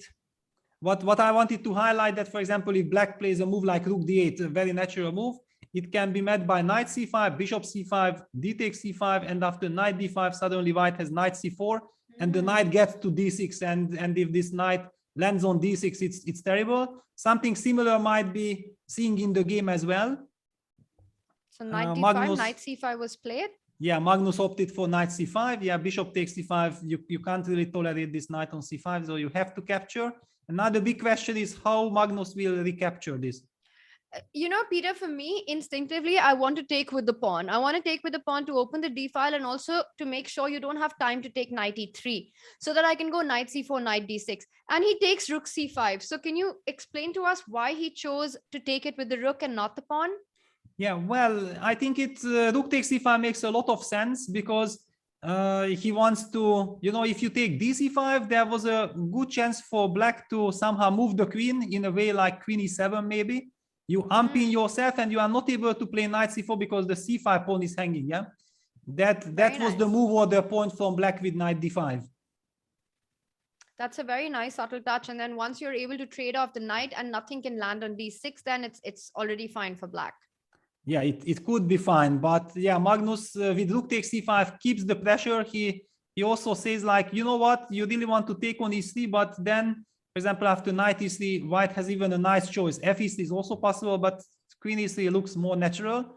Hitting the g5 pawn, you have to go queen e7, and then some play just like b4, a4, b5, open up the bishop on g2, and white has some wonderful coordination. Very, very unpleasant task for black to decide here what to do. And black's rook on h6 still needs some time to go rook h8, rook d8 and come into play. Yeah, you just don't have time for it. And so white wants to get a minority attack going with b4, b5, regardless of what black wants to do, whether he wants to trade or not. So a pretty clear plan for Magnus here, but Vincent, it's not so clear how he can continue in this position. Yeah, and the problem is that white's play is so easy. White's play is so easy, and with black you have to make decisions. And Vincent goes knight e7. We see the engine bar doesn't like it, but it's a very human way of trying to keep this knight. But okay, I think Magnus is just merciless in such positions. I would be very happy to move on to something else, and I think we have something. I can understand, Peter. Let's take a look at the Shach-Pragg game, because that's also heated up a lot. Very interesting decision by Pragg to go for the f2 pawn. He hasn't castled yet. This one's gone pretty wild. So right now, at least the f3 knight is attacked. So h5 isn't that dangerous because black can just capture on f3.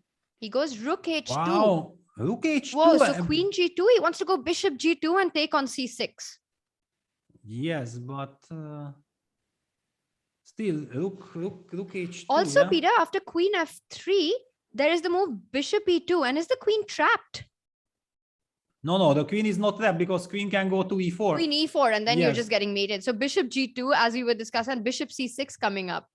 Yeah, but still, I mean, not only because the engine bar says that there is something, but somehow one really gets the feeling that maybe there is some move here. So queen takes g4, you just could, no, b5 isn't a possibility. Yeah, b5 is not a possibility. Bishop c2 is also not a possibility. It would be a dream move, but it doesn't work. You can't move the queen because there's bishop c6, b takes c6, queen c6, winning the game on the spot. So there has to be some tactic here. Yeah, but very interesting because it looks wonderful what Shach is doing. Yeah, it looks wonderful. I would love to sacrifice my queen, but I still have a problem with the g6 bishop. Yeah, that it might get trapped.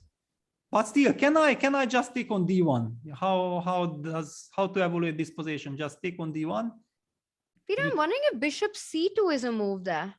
Yes, bishop c2 is the move that caught my eyes immediately, but I didn't see the follow-up after king takes c2. King c2, you just give a check and maybe, but you... and then go back to b6, yeah, maybe, yeah, but I mean, to maybe just like this, yeah, and then you solve the problem of the bishop, yeah, that's, because bishop c2 is the move that it's, smiling on a human Because I believe queen takes d1, which I was also thinking about. It doesn't feel enough to give the queen. White can also just take with the king and you still have this threat of bishop c6. You have a threat of h5. Yes, I mean, okay, I was not worried of any of it, but basically it might not be enough, yeah. Because h5 I have check and then I can play bishop d3. But of course it might just, it's a necessity. If it's a necessity, you have to play like this. But if there is a better alternative with bishop c2 and if it works, yeah, bishop c2 on the board. The board. I think this is such an interesting moment, such a critical moment, bishop c2. And I'm wondering if Shach actually missed this resource, because it's easy to see it when we've got this position in front of us. It's sort of like there are two only moves, queen d1 or bishop c2. But if you're calculating, and if you're calculating the sacrifice, you see rook h2, queen f3, bishop g2. It's very easy for a player to miss the move bishop c2 in their calculation. Yes, but it's also typical Pragg. I mean, I don't think that Pragg. Pragg is famous for spotting all these things. But the big question is, yeah, how good is this? Because it does feel like this position is very, very risky, nevertheless, with the two bishops. Yeah. Queen f2 check. And now actually I see that the eval bar does not really care about black's position much. He seems to think that white is doing well. So maybe, Peter, you were right that bishop c2, queen d1 might have been the move, but it's sort of hard to believe. After queen f2, Shach is having a think, and the line that we were looking at was rook d2. where he's decided to go back with the king, because after rook d2, queen b6, black still has things under control. So at least he makes his king safe. Bishop c6 is still a threat. And now probably Pragg is going to decide to just go short castle. No, you can't go short castle bishop because c6 then is bishop coming, takes yeah. c6. He Yeah, has the to rook go is back queen protected. b6. Yeah. So he goes back queen b6. And this is now the critical moment that it's very, very hard to understand. I mean, I saw this position, but I just can't really evaluate. I feel that white has lovely compensation, but is this compensation enough for advantage, or is it just enough as a compensation? Well, you do have an extra pawn with black, and but we also know that Shark loves these kind of initiative positions. He's got to find some way of building it, Peter. We'll come back to this. It's definitely an interesting game, so we'll have our eye out on this. Let's take a look at the Hans Niemann Anish position. You mentioned it's a very, very angry Anish after what happened in the previous game. He definitely needs to start raking up the points. What are his chances in this one? Well, he's pawn up at the moment. It looks like he's pawn up at the moment. Of course, there is an isolated pawn on d4. Black has a lovely long diagonal bishop on b7. So there is some compensation, some hope, but objectively speaking, it looks very bad. I mean, it looks very bad. I don't know what happened. We already don't have time to just, I'm going to click back 2 moves. So black sacrificed or opened up with d5, d4, takes. Bishop takes b4, but maybe he missed this bishop takes h7 check. Bishop takes h7, wonderful little tactic by Anish. King h7, queen b1 check. That's how they ended up in this position. Now we know exactly that it was not a planned sacrifice. He just fell into it. And Anish also up on the clock with 8 minutes versus 2.5. Yeah, Anish in total control. Actually, it looks like he's in total control.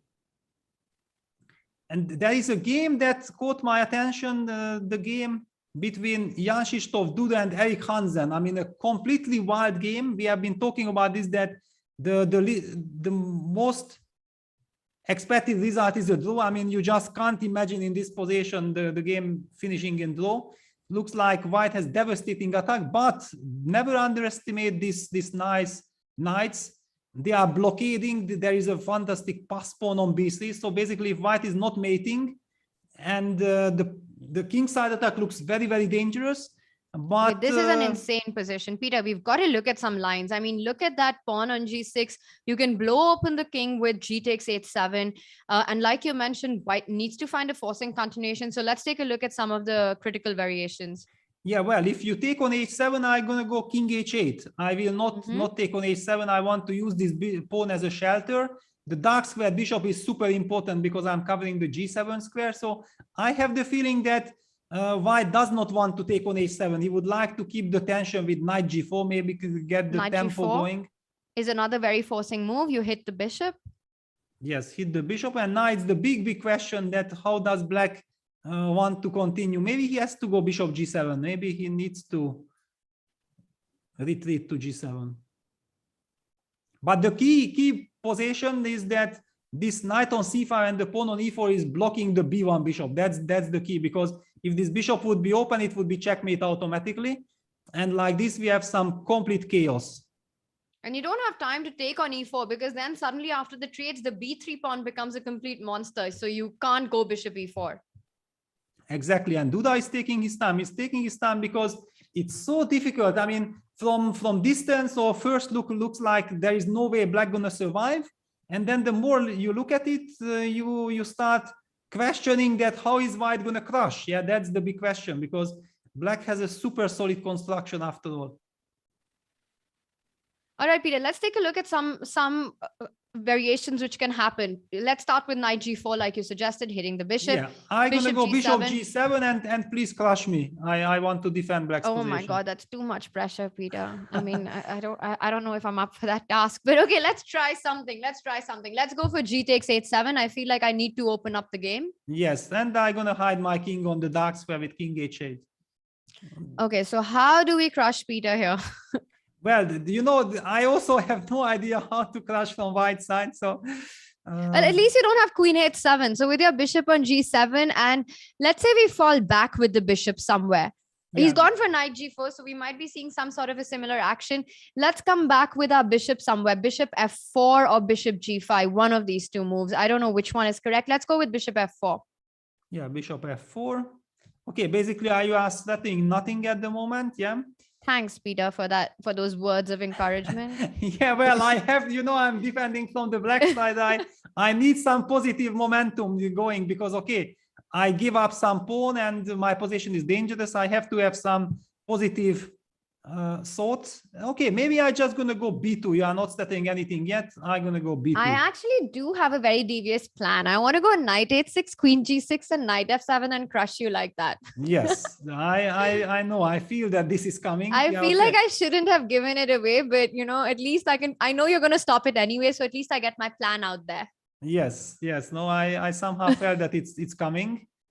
And I'm also if you give your bishop, if you give bishop h6, then I think I'll take and come back and try and do something on this diagonal. I think I'll be happy with this bishop trade. Yeah, definitely. It would be very, very nice to eliminate this bishop. And yeah, this queen g6, very nice idea. Very nice idea. And yeah, if I have to take, this is okay. Maybe it's not the end of the world, but definitely it's something that bothers me because I might have to take the h7 pawn at some moment, which I anyway don't want. Queen I h7. finally found a line that bothers you, Peter. I think my day is already made. Yeah, it definitely bothers me. But okay, I take on h7 and I'm still kicking. I want some rook g8 counterplay.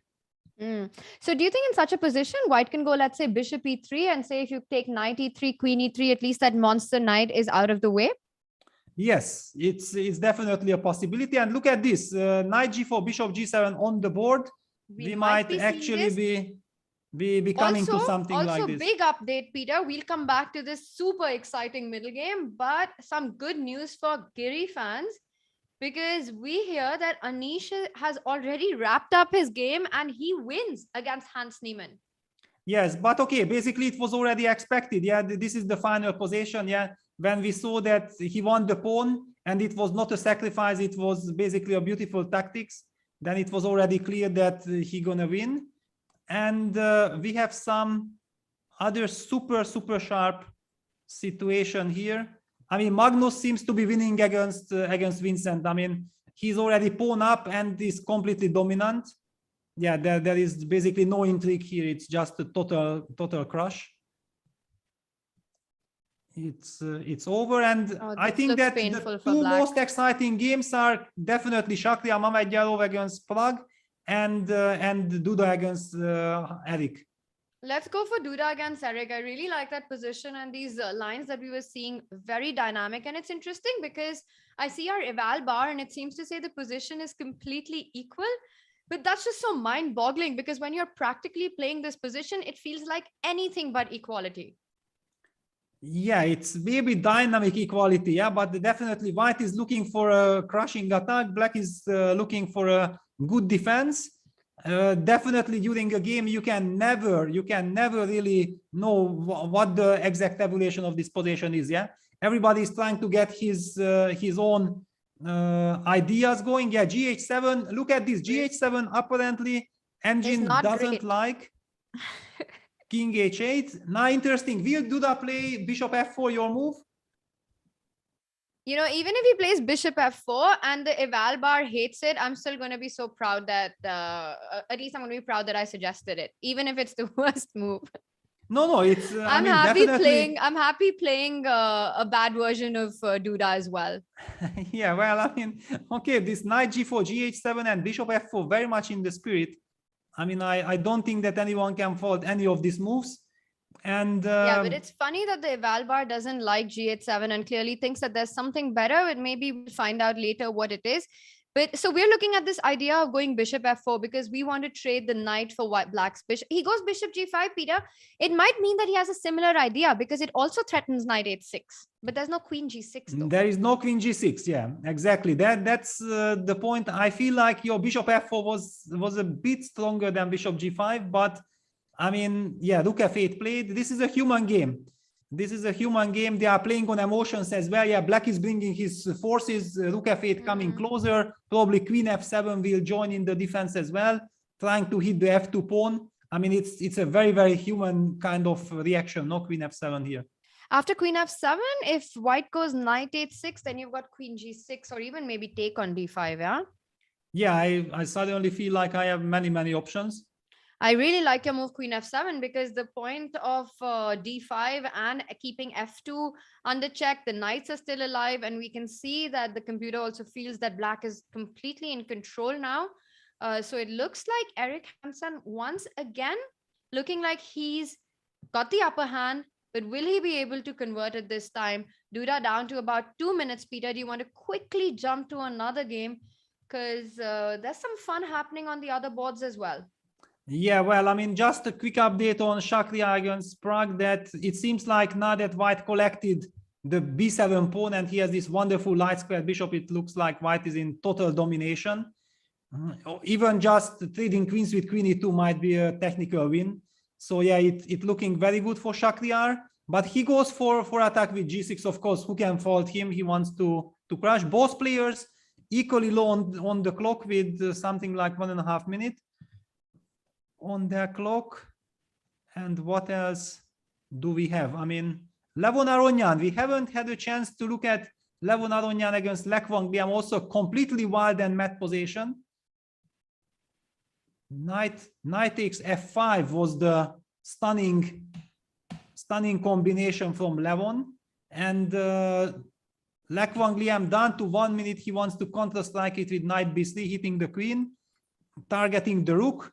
I mean, such a completely crazy position. The rook is hanging, queen is hanging, bishop is hanging. Bishop on d2 is hanging, the bishop on d3 is hanging, the knight on f5 is hanging. It's going to be easier to say which piece of white is not hanging. Yeah, exactly. But when we look at the engine bar, then we see that engine thinks that, okay, no problem. I mean, white has everything under control. But what is the move for white here? Okay, so and white doesn't even have any extra material currently, and every single piece on the board, he goes queen d1. Black immediately snaps up on d2 because rook a4, there was queen b3. So you can't really take the rook on a4. The knight on d5 would be attacked as well as the rook on a4. And after knight d2, trades on a8. Now, if you go queen d2, you end up losing the piece. He takes on e4. Yeah, and now everything becomes clear, yeah, because of this bishop takes e4. The queen pins the knight, so you can't take knight e4 because of queen takes d5. Maybe because Lek Liam was really low on the clock, he has missed this. Yeah, it's such a chaotic position. Everything is hanging. You have 1 minute to calculate all this. You feel like you have to make a move, and then you rely on your feeling like, okay, knight b3 should work. And then this chaos somehow works out in Levon's favor. This is complete mad chaos. So bishop e4, really nice, precise calculation by Lev. Now you can't take on f5 because the d5 knight is hanging, both knights hanging. So this looks like Lev has it under control. Peter, by the way, crazy action on the Ding board as well. Vladislav Artemiev up against Dinglerin. And my first feeling of the position is white's king just looks like it's under so much danger. Where is white's play? Already black has got 2 extra pawns. This looks like trouble for white. Yeah, looks like trouble, and also down to few seconds on the clock clearly indicates that Vladislav also feels that he's under a lot of pressure. The only hope is that this bishop on b2 eyes the e5 pawn, so always some exchange sacrifice with rook takes d6 is hanging in the air.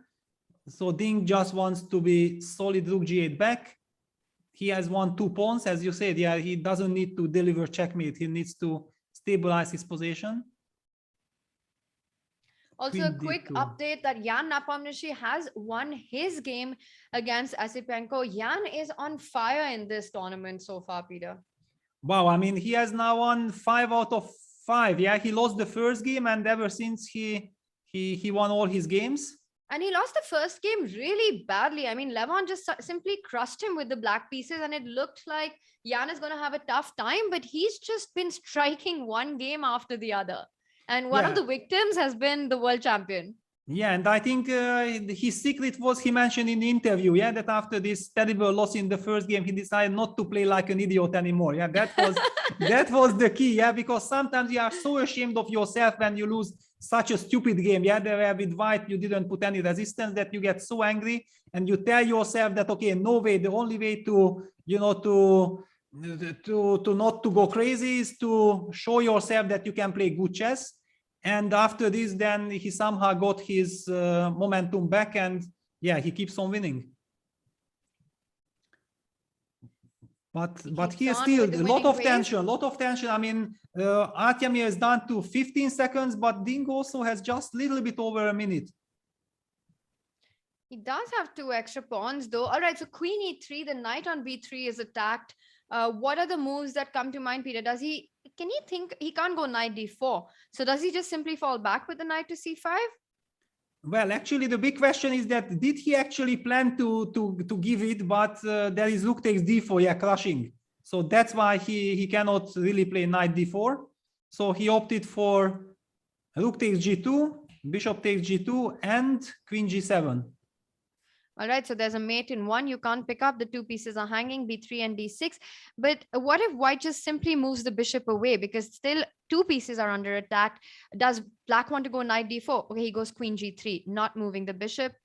But that just, so queen g3, h3, rook g3, the bishop on d6 is hanging. Yes, knight d4. Of course, yeah, that was black's idea, that he wants to block this diagonal. He wants to trade this knight and give a pawn if he eliminates this bishop, this monster bishop from b2. So queen g7. But is this going to be enough? Let's say if rook takes g7, bishop d4, e takes d4, rook d4, and he goes with the king. He's going to pick up the pawn on d4. Yeah, but then pawn on a3 is vulnerable. Yeah, that's the problem. So if he takes a3, you get the b7 pawn, but black has got these 2 passes. Exactly, yeah, and he goes e5 absolutely correctly. You cannot let black block your bishop. I mean, yeah, block your bishop and block your pawn. So e4, e5, opening up the bishop, and now one check on d7 would already change things, but it's black to move.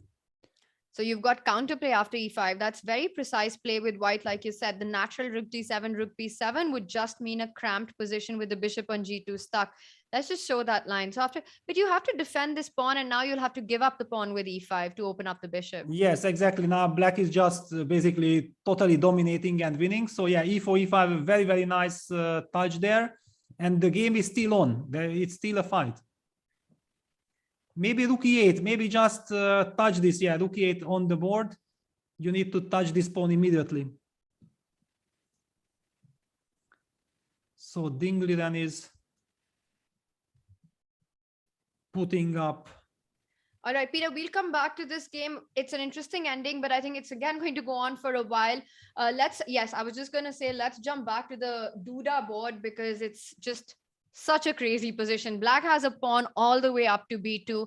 It's blocked right now, and white has a pawn all the way up to h7.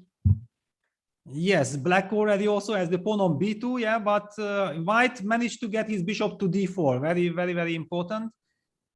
The bishop reached d4, so the bishop on g7 is challenged. Black can never really take on d4, because then cd4 would kick the knight away from c5, and this knight on c5 protecting the e4 pawn is seemingly the soul of black's possession. But maybe things are changing. Maybe new rules are applying, and some bishop takes d4, cd, knight a4, trying to jump to c3 is a very, very legitimate way of dealing with the problems. But goes queen g6. Eric goes queen g6, yeah. Queen g6, does that hint that he wants to take queen h7, or is because rook f4, there's still queen d8, so rook f4 is not a threat?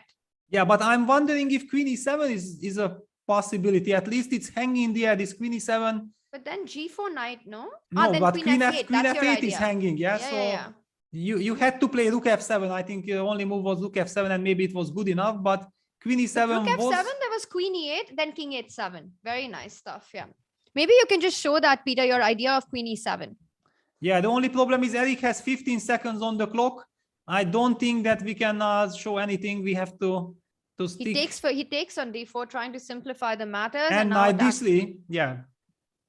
I think the last 2 moves worked out perfectly in black's favor. First of all, he could make 2 moves a tempo. Yeah, he's jumping back on the clock to 30 seconds. And secondly, now, after cd4, actually, black's king on h8 is super safe, because there is no way of ever getting a check on the long diagonal. The pawn on d4 is blocking that square. And you cannot eliminate the knight from d3 because the bishop is needed to protect the pawn. Black gets access to the f4 square. I mean, black might be just better now. That's been some really phenomenal play by Eric with the knights so far. Queen e7, your move finally on the board, hits the rook on f8. So black still doesn't have time to take on h7. And after rook f7, queen e8, then you'll take king takes h7. Yeah, but I feel like queen e7 came a little bit too late. Yeah, I feel like before there was more intrigue in the position because there was bishop takes g7 check. Yeah, you couldn't play rook e8, for example. Now position is much more simple and it's very tempting to kick this queen away. Yeah. And Duda shaking his head. He's not happy with the way things have gone. He's got 7 seconds on the clock. He needs to play a move. He's gone queen h4. Now also queen h7 runs into queen f6. So still not very clear. He comes back, rook f8. But what is rook f8? Why? He's going to go rook f7 this time. I think after queen e7, he's going to go for rook f7 this time. Or maybe he feels like he has seen enough excitement. Is he going to repeat, Peter? Is he going to take a draw? Eric looking a bit nervous right now. He put his hand on his head. He knows this is the moment he needs to decide whether he wants to play for more or does he just bail out in the position. What is he going to do according to you? I have no idea. With 15 seconds on the clock, you just don't know what comes. And rook a8, he goes rook a8 immediately. Wow. But very strange that he goes rook a8 with queen on e7 and not after rook a8, queen h4, rook a8. Yeah. Seemingly the queen on h4 is much far away from action. Knight takes c4, knight f. Wow, he swindled him. He swindled him. Queen g2 checkmate is coming and knight takes e2 is coming. Hans and Eric is winning. Knight takes e2 check. Yeah, knight and e2 Duda and it's shaking his over. head. It's all over because queen e2, queen b1 hangs. And this is just completely lost. And what gameplay by Eric Hansen. Reasons to be happy, and you could see it on his face at the end. He missed his chance against Dingleren in the previous round, but in this one against Jan-Krzysztof Duda, he just goes for it and he does it. He delivers. Yeah, amazing wow. stuff. I mean, incredible. But I also see Dingleren's game is still on. Dingleren's game is still on. Okay, this is an end game, still looking very, very good for black. But some chances to survive with the h pawn. But after h5, there is rook e5, rook h5. Yeah, that's the problem. Like h5, rook e5 and h6, rook h5 check. The rook gets behind the pawn, and then it should. So after rook e5, probably you need to give rook g4 check. You need to give rook g4 check yourself. And then go rook h4. And then maybe go rook h4. It looks ugly, but maybe you have to do this. And at least you start pushing the h pawn. Yeah, well, if you get a chance. Yeah, 19 seconds, 18 seconds versus 21 seconds. Yeah, dramatic situation. Of course, no checkmates are hanging in the air, so it's much easier for the players to control the position, but still one mistake can cost the game. Bishop d4, okay, a different approach. Well, it takes control of the h8 square, and black will now start pushing his own pawns. Yeah, black wants to sacrifice and keep on pushing. Because if he would have gone b5 on the earlier move, then white had rook g4 check immediately, and then that would be trouble for black's pawn. So now rook g4, making sure b5 isn't possible because there's bishop takes b5. Exactly, yeah, b5, bishop takes b5 is in the air. So rook e6 played. Tiamiev down to few seconds on. I mean, his previous move, he has also played with 1 or 2 seconds. Down to 2 seconds, bishop d7, rook d6. Bishop e8.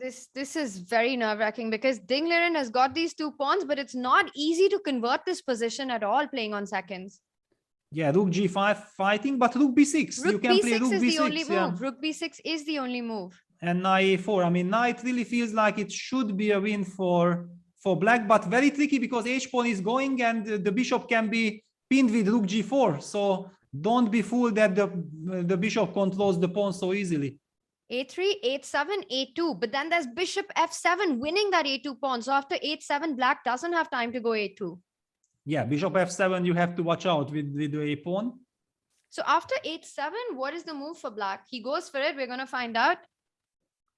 B4, he just goes b4. Because rook g4, you want to go rook h6. Yes, yeah, he definitely wants to get the rook behind the pawn. Yeah, that's his idea. Bishop f7 check. King c3. So difficult to play this position on seconds, but now thanks to the increment, actually the players kind of control the clock situation a bit better now. But for Vladislav, okay, he's again down to less than 20 seconds. He will be soon down to his seconds. It's been very tough for Vladislav this tournament so far. 8 seconds on the clock, but the biggest problem is not only the clock, the position itself is collapsing. Rook g4, the idea is to take on d4, but now simply Dinglerin brings his own rook into defense, and the move rook h6 is on the board. And now white has to defend the h7 pawn, and black will continue rolling down with the a pawn. Yeah, one has the feeling that, yeah, if black get this control, then it should be. Can you just take rook h7? Is that an option here? Wow, can you? Yeah, rook h7, bishop h7, a2, and yes. You give a check. You give a check, and then king b2. Yeah, and you are hiding. You are hiding. Yeah, and then a1 is unstoppable. Is he going to go for rook h7? I think so. Yeah, rook Yes, h7 on the board. board. Rook h7 on the board. Yeah. Peter, Fantastic. it is unbelievable. I mean, we've had 7 decisive games in this round. Yeah, and you know, the highlight is that the draw that happened. What? Rook g3 check, king b2. Was rook h7 a blunder? I don't know, because now rook b3 check is possible, but no, he's losing then the bishop. But now you just go a2, no? Yeah, it's over. But for a moment, I thought the evaluation bar said that there was a defense, but not really sure what happened there. Yeah, no, sometimes also evaluation bars are crazy. Yeah. I mean, too much tension for everyone. And what I wanted to say, because now it's clear that it's over. I mean, there is just no chance, no fortress whatsoever opportunity. That the only game that ended in a draw, I quickly show you the final position, is a draw by stalemate like this. Yeah, it just to illustrate what kind of fighting chess we are seeing. Yeah, the only game that ended in a draw ended in a draw like this. Amazing stuff. Yeah, and I think this is what the Champions Chess Tour has cracked with their new format of this 3 points for a win, 1 point for a draw, and 0 for a loss, that players have to, in every round, try and create their chances. And we do have an update, by the way, Peter, that rook b3, there was a saving move there. So rook b3 check, king c2, and now rook takes a3 is the draw, because bishop takes h7 is a check. Yeah, incredible. And what does it mean? That I can give rook g7 check, and you have rook g3. I think that's oh my God, chess is stunning. Yeah. This is unreal stuff, Peter. This is unreal stuff. With few seconds on the clock, it's so easy to spot rook b3, queen c2, and then but rook a3 doesn't work because rook g7 check. Yeah, the rook was hanging on h7, but suddenly rook back. Yeah, that's why it's so impossible to fight against engines with little time. Wow. I mean, when you are, the clock situation is ticking down, engines will always find all these incredible resources. Wow. But now let's get the live position, and this one is just not going to be saved. The b3 pawn is there. If that pawn isn't there, then of course white has all the chances, but with the b3 pawn, I think we're going to get some sort of a queen versus rook or a resignation. Yeah, exactly, because it somehow feels like yeah, it's a very, very bad. Yeah, down to 1 second. Again, Vladislav is an expert. I mean, he's an expert playing on 1 second. I don't know how he does this, but he's constantly doing it. Yeah, rook d7. I mean, how do you find the square that you are not losing the rook? And I think that he will end up losing this rook. He will end up losing the rook. Yeah. He's getting his king closer to the rook. So now king f5, watch out, there's queen h3. The problem is that you'll either end up losing the rook or the bishop. Yeah, it's... So queen e2 check now. Okay, king f4. I mean, maybe there is no immediate loss. Maybe you just push the pawn to b2 and then... But Artemiev wants to get rook to b7, and then the bishop tried to use this monster bishop on e4, protecting on b1 and on b7. Of course, it's lost, but he's still fighting. He's going to go king f4, or king f5 also now is possible, but king f4 just feels like a move you want to make. Yeah, king f4, king f5, yeah, king f5, yeah. King maybe F5? He wants to, yeah, as you mentioned, he wants to get as close to the rook as possible. But it doesn't do doesn't help anything, because Black will actually go with the queen behind the pawn and But push now b2. you just go queen c8. There's bishop f5 still. Yeah, and then b2. And then it's over. Oh, nice, nice. That's super Then nice it's because over, rook yeah. d4. Let's just show that line super quickly. Queen c8, bishop f5, b2, rook d4 check. You give up one queen, but you make the other one at the end. Yes. Queening. So Super cool stuff. yeah, queen c8. No, b2 played. That's Ding, fine too, ding. Peter, because rook b7, he wants to go queen c8, queen b7. Yes, it's the same idea. Basically, Artem have done to 1 second again in the last second playing rook d1, but queen c8 basically forced the win on the spot. But okay, black is just completely winning now. King fc runs into queen h5 check. So no way to defend like this. And okay, now the pieces are running out of squares. Running out of squares, all of black's pieces are on the dark squares. And I think this is the point where Artemiev, yes, indeed, he does resign. And with that, Ding-Liren scores a point. We've had 7 out of 8 decisive games. It is crazy the kind of fighting chess we are seeing, and I'm all here for it. Peter, what a tournament this has been so far, and especially the standout performance of the young talents that we've got here. Let's quickly do an update with our scorecard and take a look at where we stand in the tournament. Just amazing stuff. I think we're going to have liftoff as well really soon. And these are the standings going into the next round. Leading the event is World Championship challenger Jan Nepomniachtchi with 15 points. He's won 5 games in a row. Phenomenal performance there. Ding-Liren just a point behind him with 14. And then Eric Hansen. Peter, the streamers are taking over the chess world with Hikaru winning the Grand Prix. Eric Hansen showing amazing performance here. What's going on? Yeah, well, I mean, to be honest, I'm not surprised by Hikaru. I mean, okay, Hikaru, we know that Hikaru is Hikaru, but I mean, what we are seeing from Eric Hansen, I think nobody could have ever imagined or expected this incredible, sensational result. And not just the result, but the way of how he's playing. Yeah, he seems to be super confident. He plays very aggressive chess. Yeah, he's, I think, shocking his opponents. Yeah, because usually you think like, you know, somebody's like the underdog, so he will be careful or something. No way. I mean, Eric Hansen always going for the maximum, challenging the top stars, you know, to some incredible fights. And they might not be feeling him yet. Yeah, that where is his weakness? Yeah, because so far one can only see that he is just all around the place and in complications up to the task. He had Ding-Liren on the ropes. Ding needed an incredible miracle to escape. Yeah, sensational results so far from Eric. I couldn't agree more with you. And I think we did have him earlier in the previous tour as well, where we saw him struggling with the clock a lot. He would often get very good positions, but he was down on the clock so much. And I think that's something that he's worked on. Now he's not only getting a good position, but also keeping the time under control and managing to convert. Let's not forget, he was also completely winning against Ding in that exchange up. He messed it up, but the second game that he won against Duda, just absolutely fantastic play. We do have liftoff. The other thing I noticed about our standings was that Magnus Carlsen is back in action. He is currently in 4th position with 10 points. So things are looking good for him. And Peter, let's take it through with the opening. Alexander Kostanek having a tough run so far.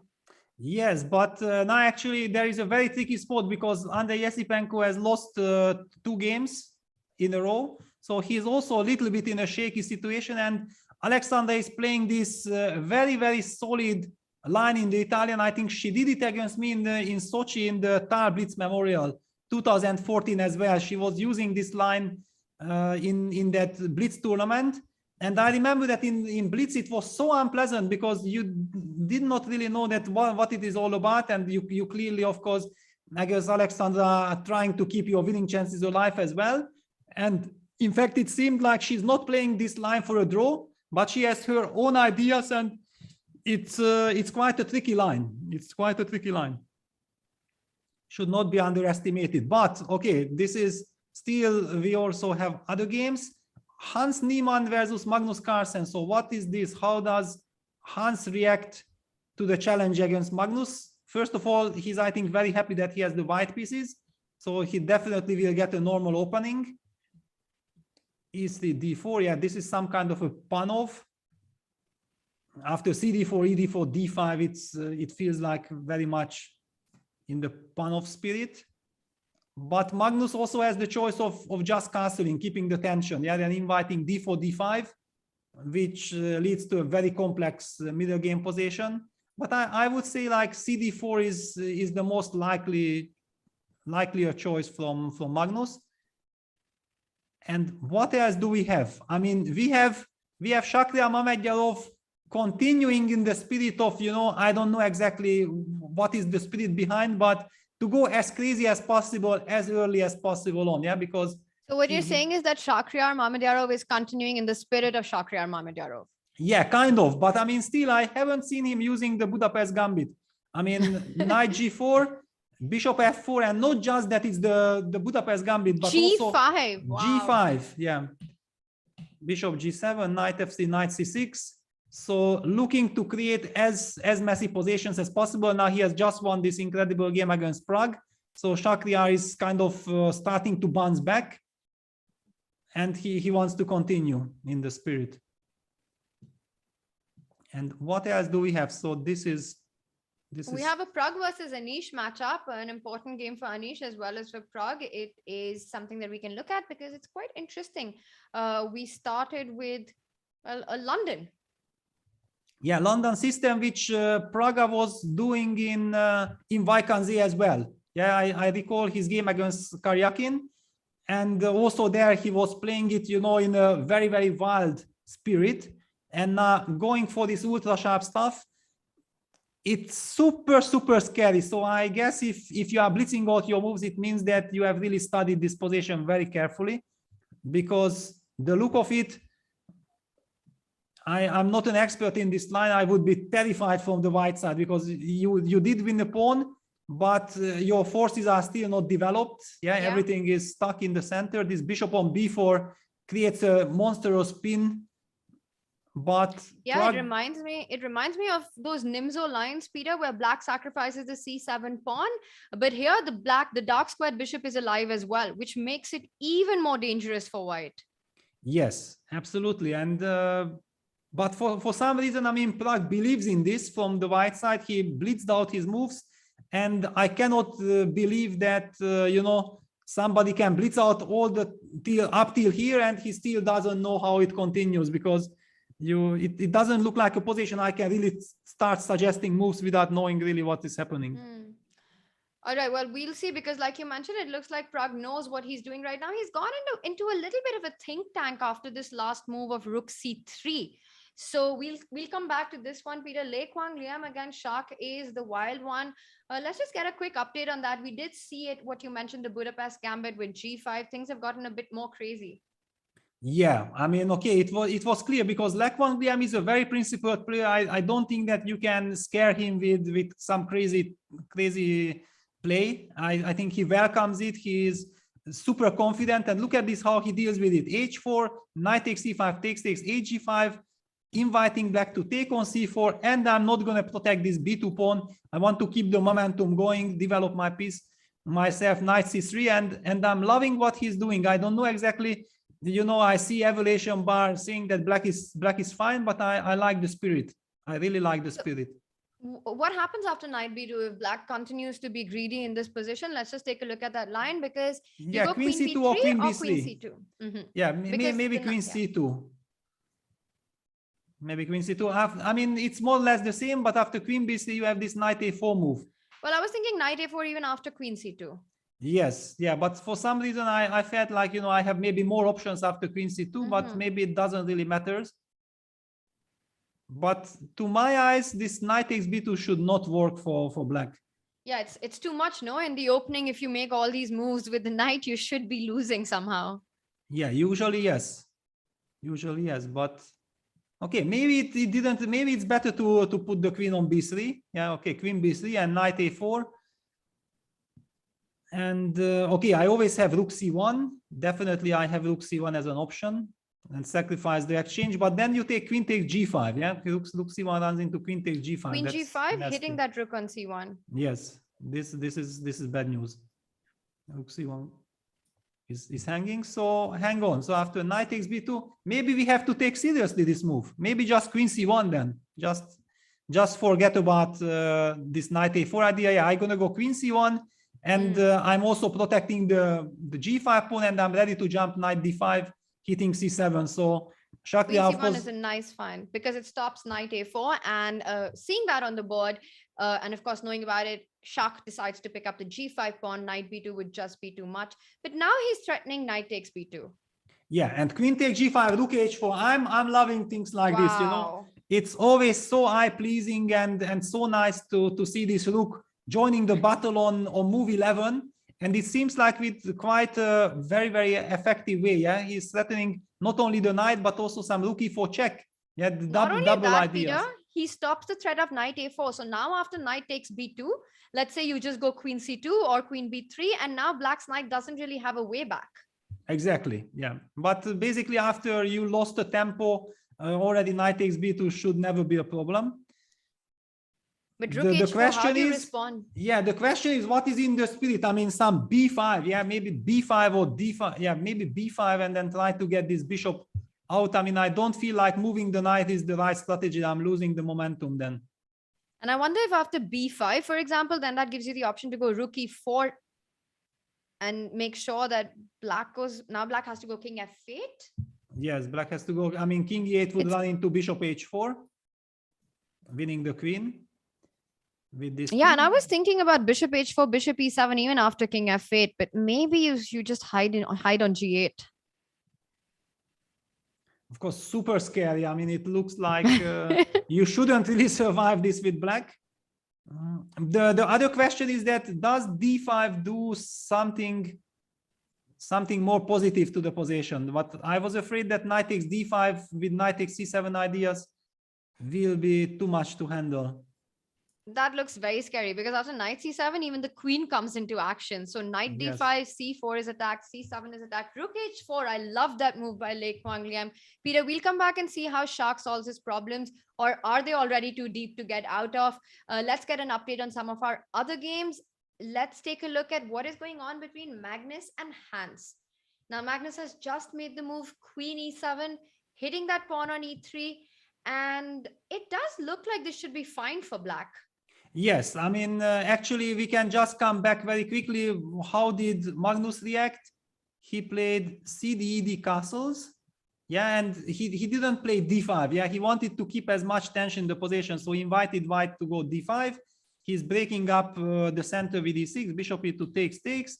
d6, a fairly standard position. But now I'm a little bit shocked and surprised. You know that if you are playing against Magnus Carlsen, you really want to let him sacrifice the exchange on e3. I wouldn't dare, you know, and we know from Ulf Andersson, from Tigran Petrosyan, from all these legends that, okay, in such position, just sacrifice the exchange and sit on the dark squares, and you can never be worse, but you can actually be better. And this is what we are seeing. Magnus didn't hesitate even a second, hitting on e3, takes queen e7, king h2 on the board. Wow, no, this is really bad news for Hans. And if Magnus wins this, then he wins 3 games in a row. And he has all the chances now. Magnus is smiling for some reason. I wonder what he finds so amusing right now. Well, I mean, and it looked like that was a move that made him very happy. I think he's just enjoying his position. Yeah, he's just super happy. That was very expressive. That was just about him enjoying the position. He goes knight c5 first, says that it's not about getting greedy with the e3 pawn, but more about keeping his pieces on the right square. And the most important thing is this dark squared bishop on g7, which now cannot be challenged and which gives black enough compensation. Yeah, because of this ruined pawn structure. Yeah, if white would have a pawn on f2, then there would be no compensation. First of all, white would also have open files for his rooks. But with the pawn on e3, actually, there are, yes, one could argue that the c file is open, but there is so much action going on there that you cannot really use it. And black just develops. Bishop d7 brings the rook to e8. He can always jump with the knight to e4. He can also maybe try to prepare some b5, b4 ideas. I mean, practically speaking, white's position is so difficult to play. And queen d2 stepping into knight e4. I would not be surprised if Magnus would start to smile again. Well, he doesn't. Instead, he just blitz out bishop d7. Peter, we'll come back to this. But hang on, there is one critical moment here to the position, because bishop d7 does allow some e3, e4. Somehow I would love to give this pawn away and then activate my pieces, because if you take this pawn, then in long terms at least I will get the e5 for my rook. Okay, he does bishop d3 first.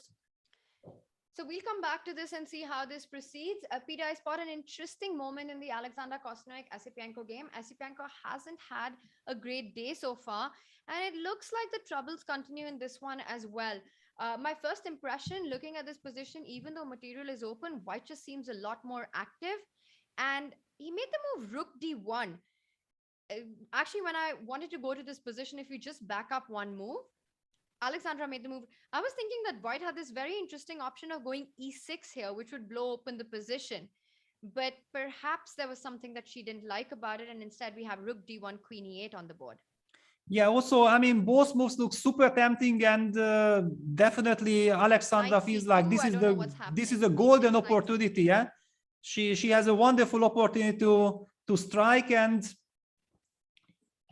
rook d1. I told you that this position, this line is very, very tricky. She played it against me in blitz, and it was very tricky to handle, and probably Esipenko didn't know that this is so tricky, and misplayed the opening. Yeah, b5, he's fighting, but immediately queen e8, not only moving the queen away, but also looking for their own counterplay with the move b5. Very nice. Yes, but okay, the point is that white has this powerful e5 pawn, bishop f4, queen g4, knight gc, lovely construction. So basically one has the feeling if white consolidates, develops, finishes the development, then white's position will be automatically winning. So black definitely needs to disbalance white. This is already a nice little touch that the bishop has to decide. Yeah, the bishop was so powerful on c4, and falling back all the way to f1 is very natural, and I think good enough.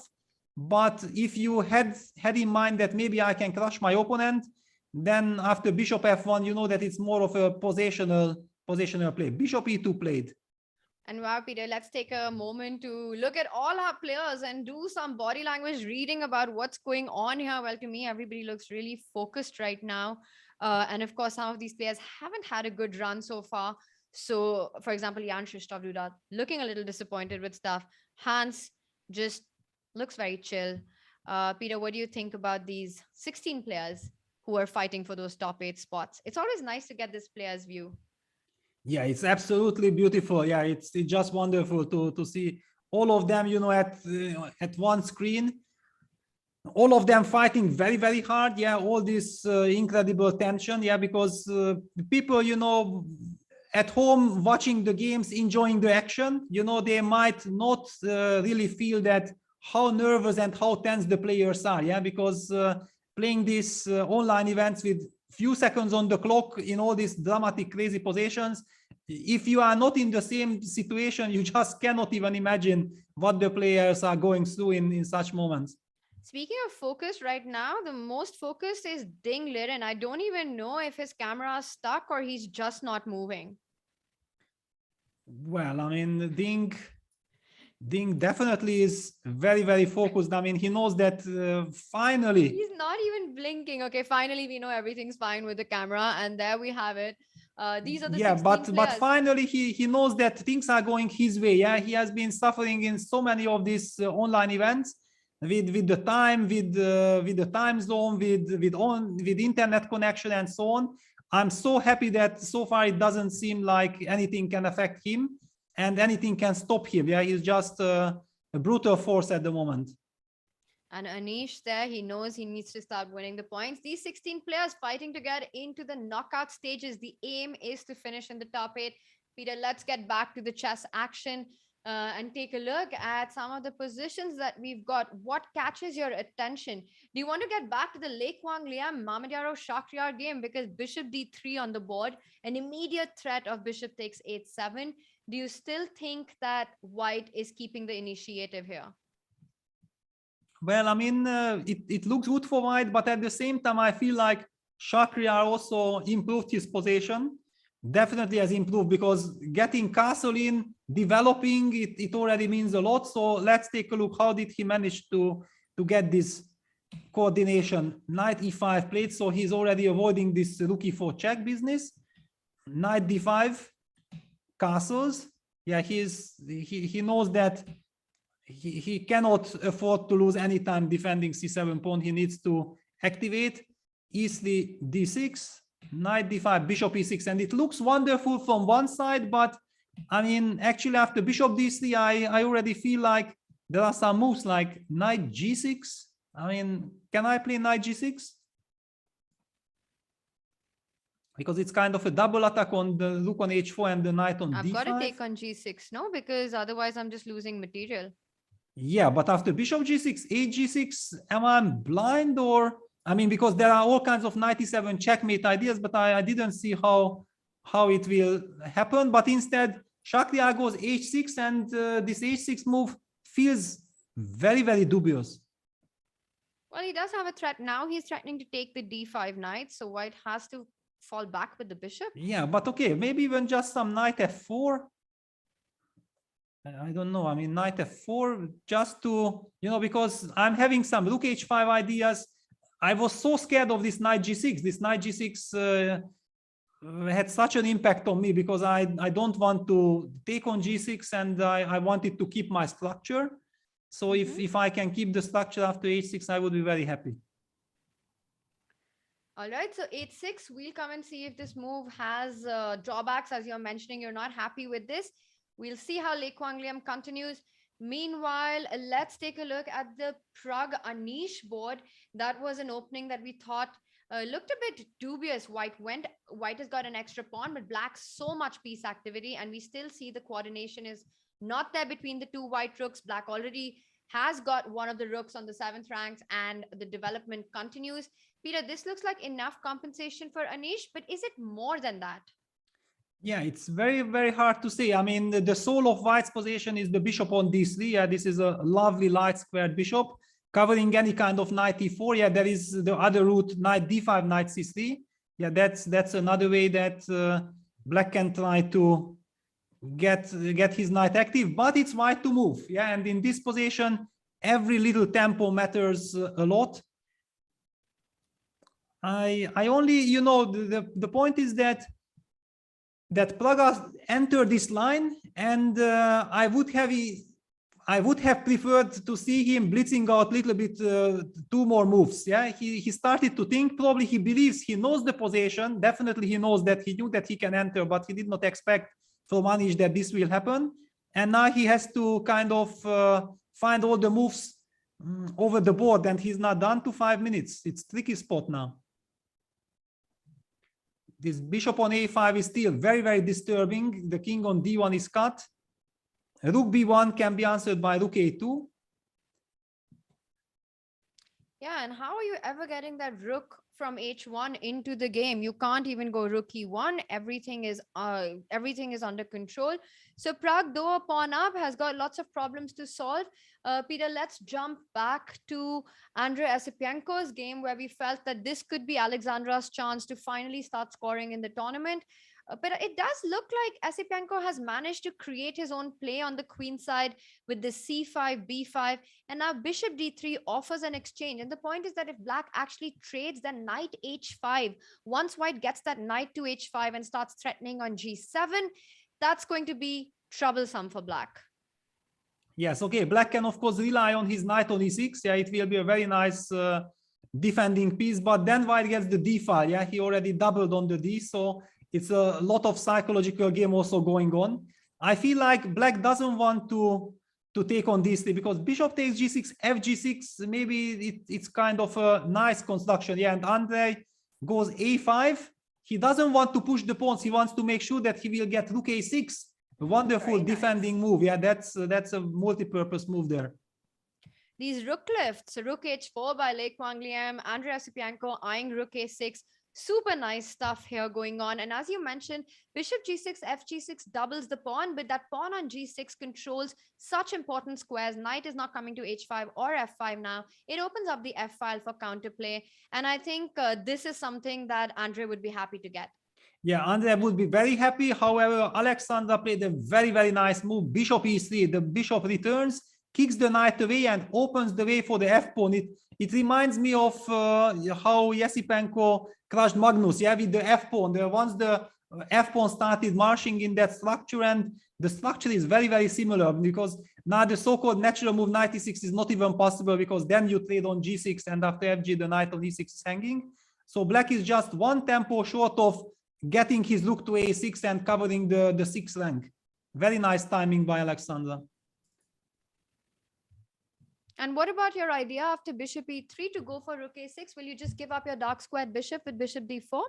Yeah, I mean, somehow after rook a6, yeah, if I see that you can take on d4, I believe that this structure No, I was actually change... thinking of intercepting first bishop d3 and rook g6. I don't know if it makes any difference. For example, bishop d4, bishop takes d3.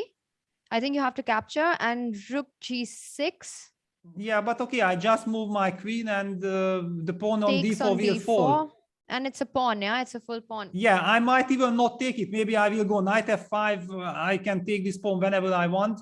The position looks just overwhelming. I mean, after bishop e3, and how do you continue fighting? Yeah, because at least you need to create some problems to your opponent in order to try to survive. But at the moment, maybe trying to trade queens with queen c8, but then also you are losing a pawn for nothing. I don't know. It looks very, very dubious for black. And really nice timing, as you mentioned, that knight e6 is impossible because a bishop takes g6, and then the knight on e6 is hanging. Yeah, it's and also the f pawn is. But where do you go with the knight? Yeah, that's the big question. Actually, I think that you don't have the right to move the knight. But then what do you do? It looks like this pawn is lost, no? Because knight c6, there's always this e6 stuff that you have to keep in mind. Well, also bishop takes b5. Yeah, so for the moment, then you need to trade on d3. But then again, you have this problem. You wanted to keep the bishop on g6, covering your king. No, I'm just thinking knight c6, bishop b5, knight e5. Was that? Yeah, then queen a4 or queen e2. I mean, just any move, and I'm still so dominant. Look at my rooks, and actually the knight gets trapped. Yeah, you move the queen, and then I'm gonna trap this knight with f4. Wow.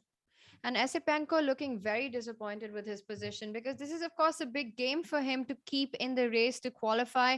He knows that he's playing against Alexandra, who hasn't had a great tournament so far. So he was definitely looking at scoring a point here, but it looks like it's gone wrong for him. Yeah, he finds actually the best way of taking on d3 and getting f5. It's a very nice resource, but the problem is that knight h5 comes, and now things are at least simplifying. So definitely black had to play like this, and he's very happy to have this, but the position still remains a problem, because you can't really keep the material. We always felt that giving up that bishop on g6 for the bishop on d3 would allow knight h5, and it looks like it's troubles for Esipenko. We'll see if he's able to solve them or not. Peter, let's get an update on another board. We haven't had a look at Jan's game so far. Jan Nepomniachtchi, who's leading the event. Wow, and Andrei Esipenko looks like he's really mad at himself right now. Yeah, it looks like things have gone quite wrong for him in his game against Alexandra. Yeah, now this Jan Nepomniachtchi versus Vladislav Artemiev game is a very special structure, because it looks very, very promising for white on one hand, destroying the pawn structure, but black's bishop on b7 is a monster. Eyeing the g2 pawn, and now Artemiev is taking his time. He does not recapture yet on d4. He's considering that, can I include something on g5? Can I play queen g5? Try to force my opponent to decide on some weakening move before I recapture the bishop. Maybe queen g5. And after f3, the point is that you take that bishop, and now this e3 square is weak as well. Exactly. I have the e3 square. I have some dynamic. I don't know if it's so important, but just to illustrate one of the differences, that if black, for example, captures on d4 immediately, white might have this rook lift, rook a3, rook g3, solving that problem on the pawn on g2 as an extra option. Very interesting stuff. So how are you evaluating the position currently? Well, it's very difficult to give my own assessment, because I see the evaluation by saying that white is better, but my feeling is that black should have enough counterplay to claim dynamic equality. That's more my take. All right, so let's move on from this one. It is an interesting position. We will keep our eye on it. Peter, let's go back to shock attack. But this one, it looks like he's the one who's under attack. Wow, he's managed to create something. The rook is on the second rank. That is something. What is going on here? B2 pawn under attack. Terrible pawn structure for Shak. He is a pawn down. Actually, it looks bad for black right now. Well, I think that if you could play the move rook takes b2, everything would be perfectly fine. But the problem is that the c8 rook is hanging, so you can't take on b2. Besides, yeah, white immediately goes bishop g4, targeting the rook. The light squared bishop and also white's rook joining the party with rook f5, defending on f2, attacking on f7. The light squared bishop, this is the one that that kind of seems to give the big advantage for white. Can black go rook c1 here, not instead of defending the rook on c8, just trying to create some threat? Because if you go rook takes c1, at least your king is forced into some sort of unsafe zone. Exactly. Rook c1 is very nice touch, but the big question is also humanly, what happens after queen takes c8? That how do we... I've got to take it back. Ah, no, hang on. After, yeah, because, okay, takes, just to illustrate, then queen takes b2. You are in time to collect, you're going to take on a2 probably, and the position is messy. It's not a stable two rooks versus queen position. And Leko Tania goes rook h5 to d5. Very nice stabilizing move. Shakriar goes wild with rook a to c2. Okay. So now he's threatening rook takes b2 at some point, probably after taking d1. So at least the rooks look a little scary for black. Yeah, they look a bit scary. On the other hand, not clear what the threat is. Yeah, it's basically white even has the option of trading on c1 and then falling back with the rook to d1, solving this problem of the back rank. Can white also just take on d6 and say, show me what you got? Yes, show me the money. It's definitely possible. On the other hand, somehow it feels like, okay, if you calculate that it's fine, it's fine. Oh, but maybe, no, I was thinking rook f2, but rook f2 doesn't work because you take rook f2, bishop f2, queen d6, and there's rook c1 is hanging in the end. Yes, everything is hanging. It's such a crazy position. But feeling wise, I feel like, you know, you don't want to touch this pawn, yeah? He goes queen b8 check, king h7. He's got to touch one of the pawns. Yes, but it's somehow humanly so natural to try to take with the queen on d6 in order to disbalance this queen from f6. On the other hand, then you get queen takes b2 and black still keeps some kicking options. Black is alive. There are a few kicks in that position after queen d6, queen b2. You are hitting the a2 pawn. Yeah, absolutely. I mean, yeah, now he takes rook d6. Yeah, he just wanted to make sure that not to blunder any of this rook takes f2. I understand you play against Shakriar. You know exactly that all these kind of crazy tactics are possible. You just want to be super safe. Rook takes d6. All right, so rook takes d6, but Leko Tania in having the upper hand in this position, he's up 2 pawns. And of course, Shak has threats. He's gone queen g5, so keeping up the momentum. The bishop on g4 is attacked. Peter, should we get a quick update on the biggest sensation in the tournament so far, Erik Hansen, who is playing against Levon Aronian? He's had some great results in the event, and I think few would have predicted him to get this far. How's he doing in his game right now? Wow, now he's in trouble. Now he's in trouble, especially because the position looks unpleasant and he's way behind on the clock. He's down to 1 minute against Levon Aronian. And the position is still poisonous. There is no way for white to liquidate into some kind of a pawn down but drawish position. Yeah, there is enough tension going on. And in this case, I feel that this is, with this time control, almost impossible with 30 seconds to survive this. So it's a full pawn for Lev. And as you mentioned, 9 minutes up on the clock. So this one's going to be an uphill task for Erik, and he might not survive it. Peter, let's get an update on the Ding-Liren Jan-Krzysztof Duda board. It looks like, what is this? Duda's got this majority on the queen side while Ding-Liren on the king side, but Ding has a more active king. Yeah, but okay, I mean, basically, if black is really worried, he always has b4, b3 with counterplay. I mean, I feel like white has no reasons to think that he has any chances to win. thanks to this bishop on g8, he's not running any risk. So I believe that this is very, very drawish. All right, so Peter calling this one might end in a draw. So let's also jump back to the Alexandra Kostyuk-Esipenko game, because it's super important for Esipenko to try and save that one in his race to the knockouts, while Alexandra, we felt, was doing really well and potentially looking at her first point in the event. Peter, what's the situation now? Rook e1 looks very dangerous for black. The e5 bishop is attacked. Where are you even going with it? Because if you move away from the diagonal, for example, bishop c7, there's rook e8 coming in.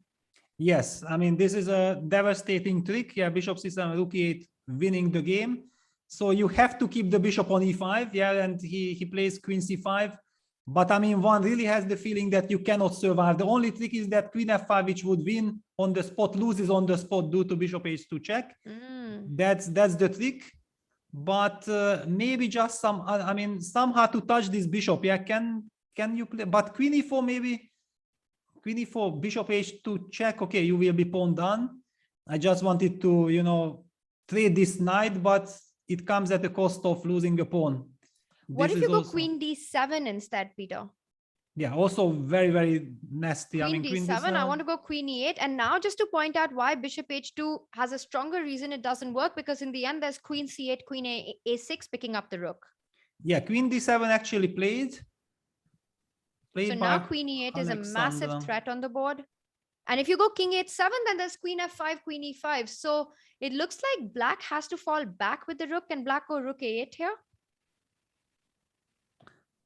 Yeah, well, I mean, it's so dangerous. Yeah, so tricky. But yeah, the move rook a8, if it does not lose, then it's okay. Yeah, rook a8 on the board. Because after f4, you have d3 check. That's super important. Yeah, that f4 is a mistake due to the check. And then you get a nice square on d4 for the bishop. So let's not give a check. And if you go queen e6, now actually black is threatening bishop h2. For example, a move like queen e6, your idea of bishop h2 becomes a reality. Yeah, it's already then survivable. All right. Well, actually, I do see now that the eval bar is saying that Esipenko is back in the game. I don't know where Alexandra went wrong. Maybe instead of queen d7, Peter, as you were mentioning, there was something else that was stronger. Once again, we will keep our eye out on this game, but some more exciting action. Magnus versus Hans Niemann. Now, Magnus had that amazing sacrifice, giving up that exchange for the play. And now we see he's got these two immense passers. What is your evaluation? Is this busted for white with these two pawns, or do you think white can hold this? Well, in general, it's busted, but black's king is boxed on h6. Yeah, so there are all kinds of knight g5, rook h7 mating ideas. Of course, Magnus relies on bishop g8 defense. But the point is that Hans went for g4, so he believes that this g4, hg, knight f6 might be some forcing issue, because rook h7 checkmate is a big threat, so g5 has to be played. And now he's going to go h5. He wants to lock the king like this. Yeah, h5 on the board. Bishop c2, protecting against rook h7 checkmate. Highly dramatic. Just got to be careful about that rook h7. And because black has to protect rook h7, he can't really go a3, a2, but it's too many pawns for Magnus, this one. Yeah, and it feels like if black is in time to kick this knight and maybe bishop c6 is now a chance, then black will win automatically. Yeah, it does feel like this, that, yeah, bishop c6 on the board. So knight takes g4, you'll take on h5. Yeah, and then my king is active, my king is safe, and then the two bishops and all the pawns should decide the game. A big update, Peter. Leko Tania has won his game against Shakhriyar Mamedyarov.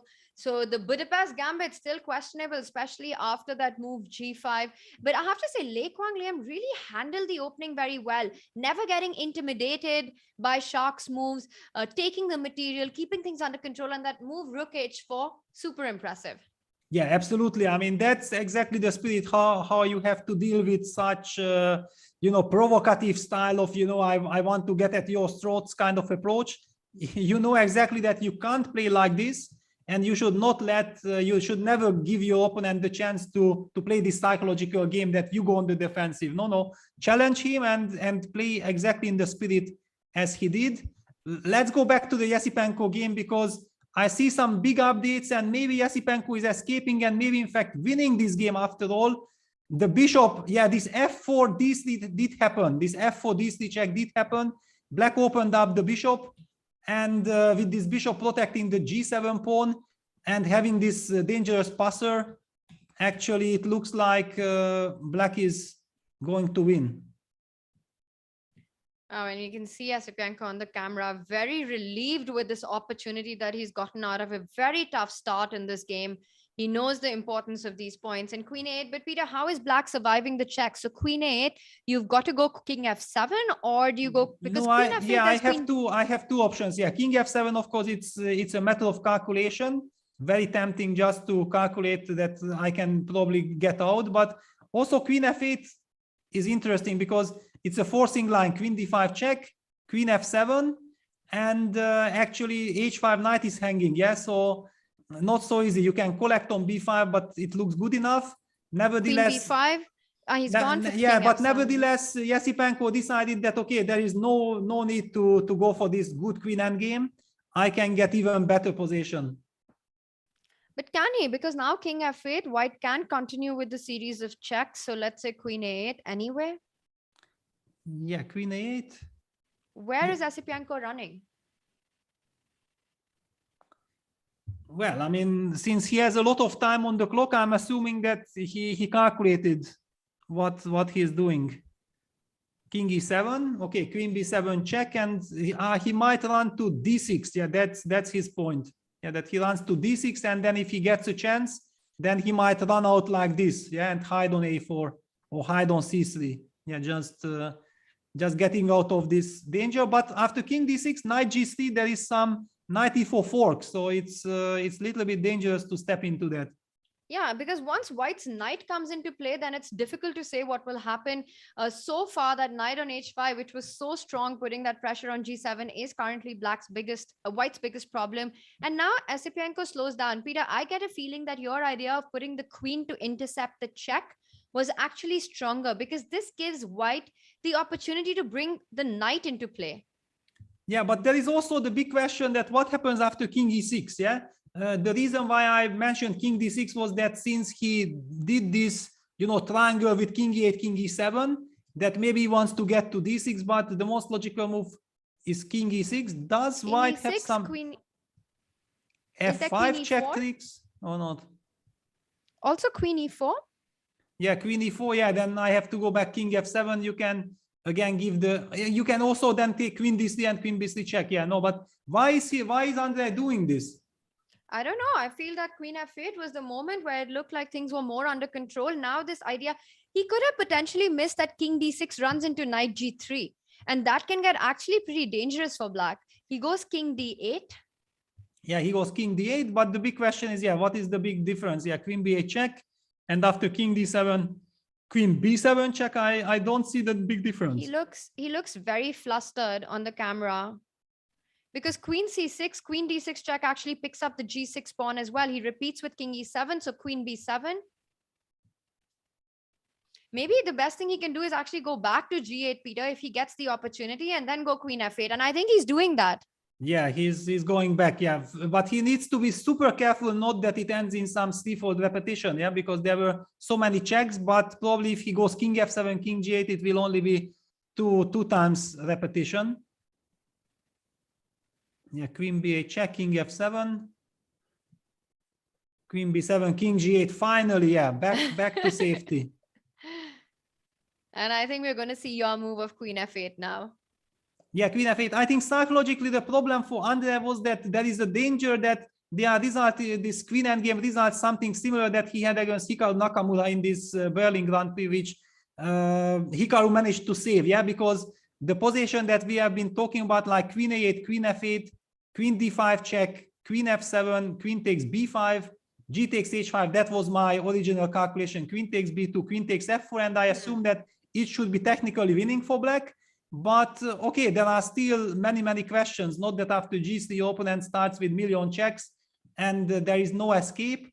But feeling-wise, it signals to me that this should be a winning position. All right. Meanwhile, Magnus Carlsen has won that endgame against Hans. It looked very convincing, that exchange sacrifice, and Magnus with great technique there. The other result we've had is, of course, Leko thwarting all of Mamedyrov's attacks, and Queen F8, like you were mentioning, on the board. Also, Peter, we'll come back to this game just quickly. The Praggnanandhaa game, is this going to end in a draw, or is White putting pressure because the F7 pawn is pretty weak? Yeah, but I mean, it feels like it should be draw, because if King C3, Rook C8 is kind of a repetition, yeah, so where do you hide your king? Yeah, King C3, Rook C8 and draw a grid. Yeah, and also Dingley and Jan-Krzysztof Duda ends in a draw, so we didn't. And for anyone who had a doubt, that's definitely a photograph of Pragg and not just him being very happy after the draw, just to clarify. Yeah, and okay, we haven't seen at the game of the youngsters, Vincent Keymer against Nodirbek Abdusatov, always a big prestige duel. Vincent putting pressure, but done on the clock. He's down to 19 seconds. However, of course, nothing can happen to him. Yeah, he's super solid with his rook on d4, eyeing the b4 pawn. But how does White make progress? Vincent is maybe trying to get his king to h3 and then go for hg, fg, f4. Or he's just trying to get 10 seconds. Okay, he's just trying to get the 10 seconds. Very professional, very professional. I mean, I do feel like at some point he probably will try to go king h3 and then try to go hg, fg, f4 and try to get his king on, yeah, king h3 played. King f7. Superb so making defense. sure that the king can defend the h5 pawn if your idea happens. Exactly, yeah, that's why the Vincent gives rook d7 check. Now king g6. Okay, black's king is boxed, but now so black is starting to activate his rook himself. But that's always hard, because if you go rook c6 then rook b7 and there's no way to defend the but b4 hang on, pawn. now black has a chance of going g8, gh, f4, breaking the structure. Should give very good counterplay. But okay, pawn is a pawn. Pawn is a pawn. Pawn is a pawn, and it's progress in the position. Peter, let's go back to the Esipenko game, because it's a queen pawn ending, a really interesting one. King g2 played, and the main thing is White going to be able to defend against this d pawn? D2, a check, and after king e7, the queen has to go back to queen d1. Yeah, the point is that if White will have to be passive with the queen protecting the advance of the pawn, then White is hopelessly lost. Yeah, then you can never jump out to create chances, and you have to keep checking. I mean, if you run out of checks, then the position will be lost automatically. Okay, so a tough defense ahead of Alexandra Kostyniuk. Also, an update from you, Peter, on Jan Nepomniachtchi and Artemiev's game. What is going on in that? Black doesn't have a great pawn structure, the a6 weakness, but on the other hand, the bishop on b7 and this h4, always eyeing the move h3. Does black have enough counterplay to keep things under control? Probably, but it's very unpleasant, especially with few seconds on the clock. Many times the question will be that, can you play rook b5? Yeah, because the rook on a5 is so active. Yeah, he goes h3, Jan goes g4. So after king g3, you'll trade off the f3 pawn for the h3 pawn. Yeah, and then the a6 pawn remains a weakness. So very difficult. But you don't have time, right? Because king g3, h2, king h2, he's gone h2, and now you'll pick up the g4 pawn as well. Yeah, now it should. No, you cannot, because then knight d5 check. But you are in time to. I mean, just to show this. Yeah, that oops, rook b5 was played. Just to illustrate, rook f3, king h2, bishop g4 would run into knight d5 fork. That's what he needed to avoid. He goes rook b5 first. I think now he should hold, yeah. And now if rook a1, you don't win the f3 pawn though. Yeah, but then you get active. First of all, you have a5 with counterplay. Yeah, I don't think that you can allow this counterplay. All right, so this looks like it will end in draw. Black has solved all problems. Alexandra Kostyniuk still trying to solve her problems. This is a bit of a heartbreak, because she had a great position out of the opening. Yeah, she had everything under control. She had a dream position. She was up on the clock. Black had no counterplay, and then with this queen d7 f4 sequence of moves, she lost control completely. I mean, probably she thought that she's winning already. I mean, that was the point. But Andrea was coming up with some incredible defense. Instead of collapsing, he came up with these only moves, somehow managed to stay in the game, and then Alexandra went low on the clock and lost control. Peter, not just Esipenko, but I think Eric has managed to come up with some brilliant defense, because take a look at his game against Lev. We thought he was completely busted in that pawn down position. But this one, Levon, I mean, he does have an extra pawn, but is it going to be enough? Because G6 is always weak. White's knight is super active. Is this easy or winning at all for Black? No, I don't think that we can talk about winning at all. It's very good drawing chances for Eric. The reason it was not like we thought that Eric is losing or something. It simply looked like his position was unpleasant because he was pawned down without any clear compensation, and he was very low on the clock. Yeah, you remember he had like 20 seconds against Levon's 8 minutes, and that looked way too scary. But in this position already, clock is not an issue. Yeah, he has 50 seconds plus the 10 seconds increment, and Black's pawn structure with h5, g6, f5 compromised.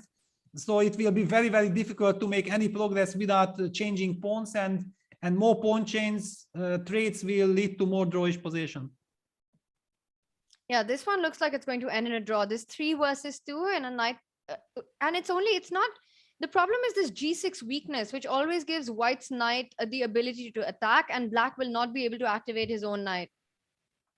Yeah, and also everything is super solid. Yeah, and he can sit in the structure. The clock is not okay. Of course, Levon will play forever. Yeah, because of course he's pawn up. He has all the right to play for a win. But definitely, it looks like now knight f4 is coming, and it will not be able. He will not be able to get a win here. So he wants to go knight e4 next. You can't go king d4 because of knight e6. Trading the knight, that's the only thing that White needs to watch out for. Make sure to not fall into any tricks that... And hang on an update. It seems to be like Vincent is maybe winning. I mean, look at this. He managed to get a pawn, and he's also getting to the f4 pawn, and he's up on the clock. Yeah, I don't see any defensive resources for Nordirback. And Black's king can't really go to f7 trying to transfer to the other side because of this e5 threat as well. So wow, Vincent looking on his way of scoring another point here. Yes, yeah, very, very close, very, very close. Okay, what do we have? The Jan Nepomniachtchi, Vladislav Artemiev game seems to be, well, actually it's Jan who needs to be careful, because suddenly with this g4 weakness and the bishop, after king g3, Black might start to activate his king. Yeah, king f3 correct, because now we're gonna see repetition of moves. King e3 so now and bishop c8. King e5, now it doesn't make any difference because White just goes king e3 and there's no entry point. Yeah, now king e3, bishop c8, I think they will end up in a repetition. All right, so this one's going to end soon. Jan looking a little disappointed with the way things have gone, but I think it's he did have the better structure, but Artemiev up to the task of defense, and that's it. This ends in a draw. Peter, let's take a look at the Kostyuk Esipenko matchup. Still trying to convert that endgame. Black is one move away from queening, but White has got so many checks on the board. Yeah, and we see that according to engine bar, Black is completely winning. But believe me, I mean, without engines, these queen endgames are complete hell. And of course, if you have half an hour on the clock, then very quietly you can calculate all these millions of checks. But unless you have a very clear move per move way of understanding why you are winning, it's so difficult. And we see that the position, I think they are already giving all these checks for the last 20 moves or so, and Esipenko is not finding the winning plan. He needs to activate his king. I think he needs to come with his king closer, but it's also counterintuitive that why should you run into checks, but maybe that's the best way of running away, because the pawn chain is such that he can never escape with his king from checks on the king side. King f7. So king f7 player, not really afraid of queen h7, because then he just then king e6. Then you start running. I mean, anyway, I think you need to run. King e6, queen h6. Yeah, and then keep on. But how do I run? Yeah. How do you run? Because the d pawn is always under attack. In any case, White decides to give queen c4 check. Esipenko looking quite frustrated with not being able to find progress in the game. king e7. So he wants to go king to d8 and probably come from the other side up the board. Yes, but Also, where do you give a check now? Because queen e4 check, for example, there's also king d6. yeah, king d6. Okay, queen d4 check. Basically, nothing really changed. Changes, Okay, yeah. queen e4 check. But yeah, king to b6 is already a big achievement, because then after queen b3 check, you might have queen b5. Yeah, king d6 on the board. I So think queen d4? Esipenko has this big luck that he's forced into the winning idea. It's as humans, you cannot really foresee that it's winning, but you exhausted all the other options. Yeah, just fooling around was not working, and finally you have to do something, and you are forced to go. But king c6, queen a4 check. Actually, king c6, queen a4 check is annoying, because then I force you to c7, and I can maybe pick up the pawn on a5 with a check. And king c7, there's queen a7 check. yeah, that's kind of the trick. That's not so easy. Yeah, very difficult. Queen a7 check. And it's crazy that the eval bar just gives it completely winning for Esipenko. He, of course, has no idea that it's winning or is it a draw. He's just playing move by move.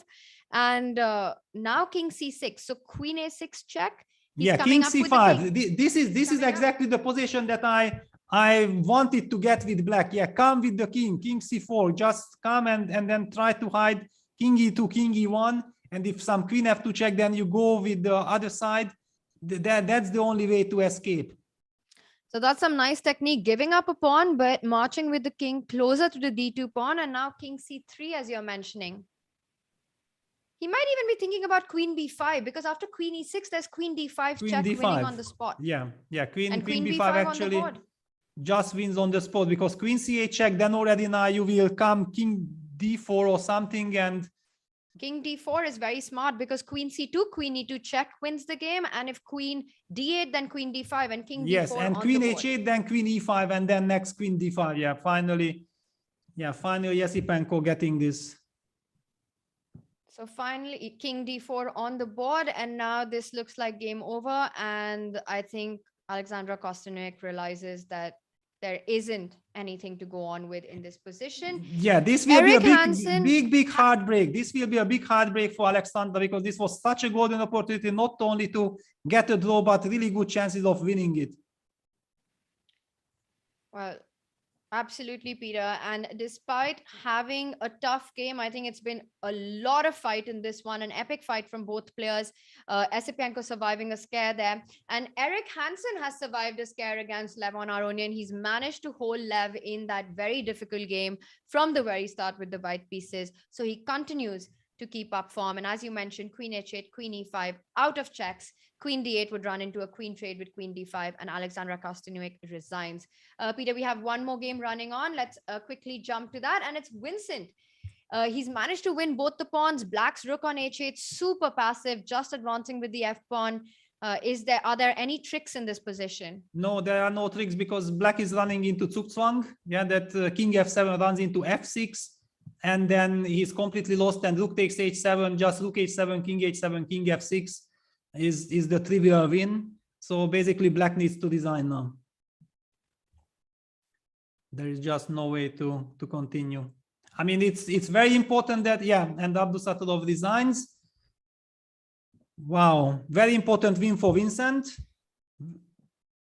Absolutely, Peter. And I think this has been the round and maximum number of draws that we've had so far, which just goes on to show the kind of combative play that we've been seeing.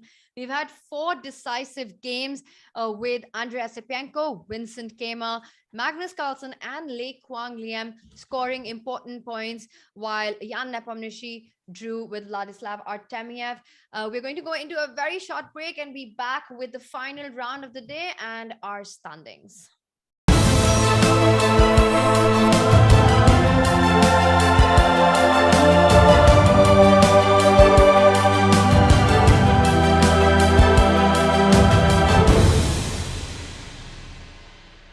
Air quality isn't the first thing that comes to mind when you think about chess and esports, but it affects our focus, decision-making, health, sleep, and more. What's in the air you breathe?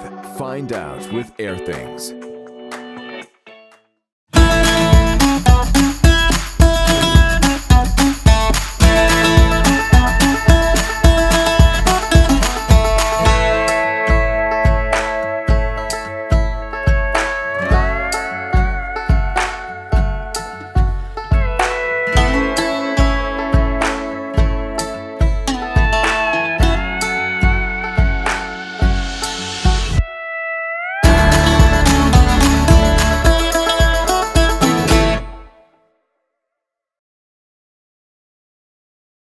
Chessable, the definitive solution for studying chess.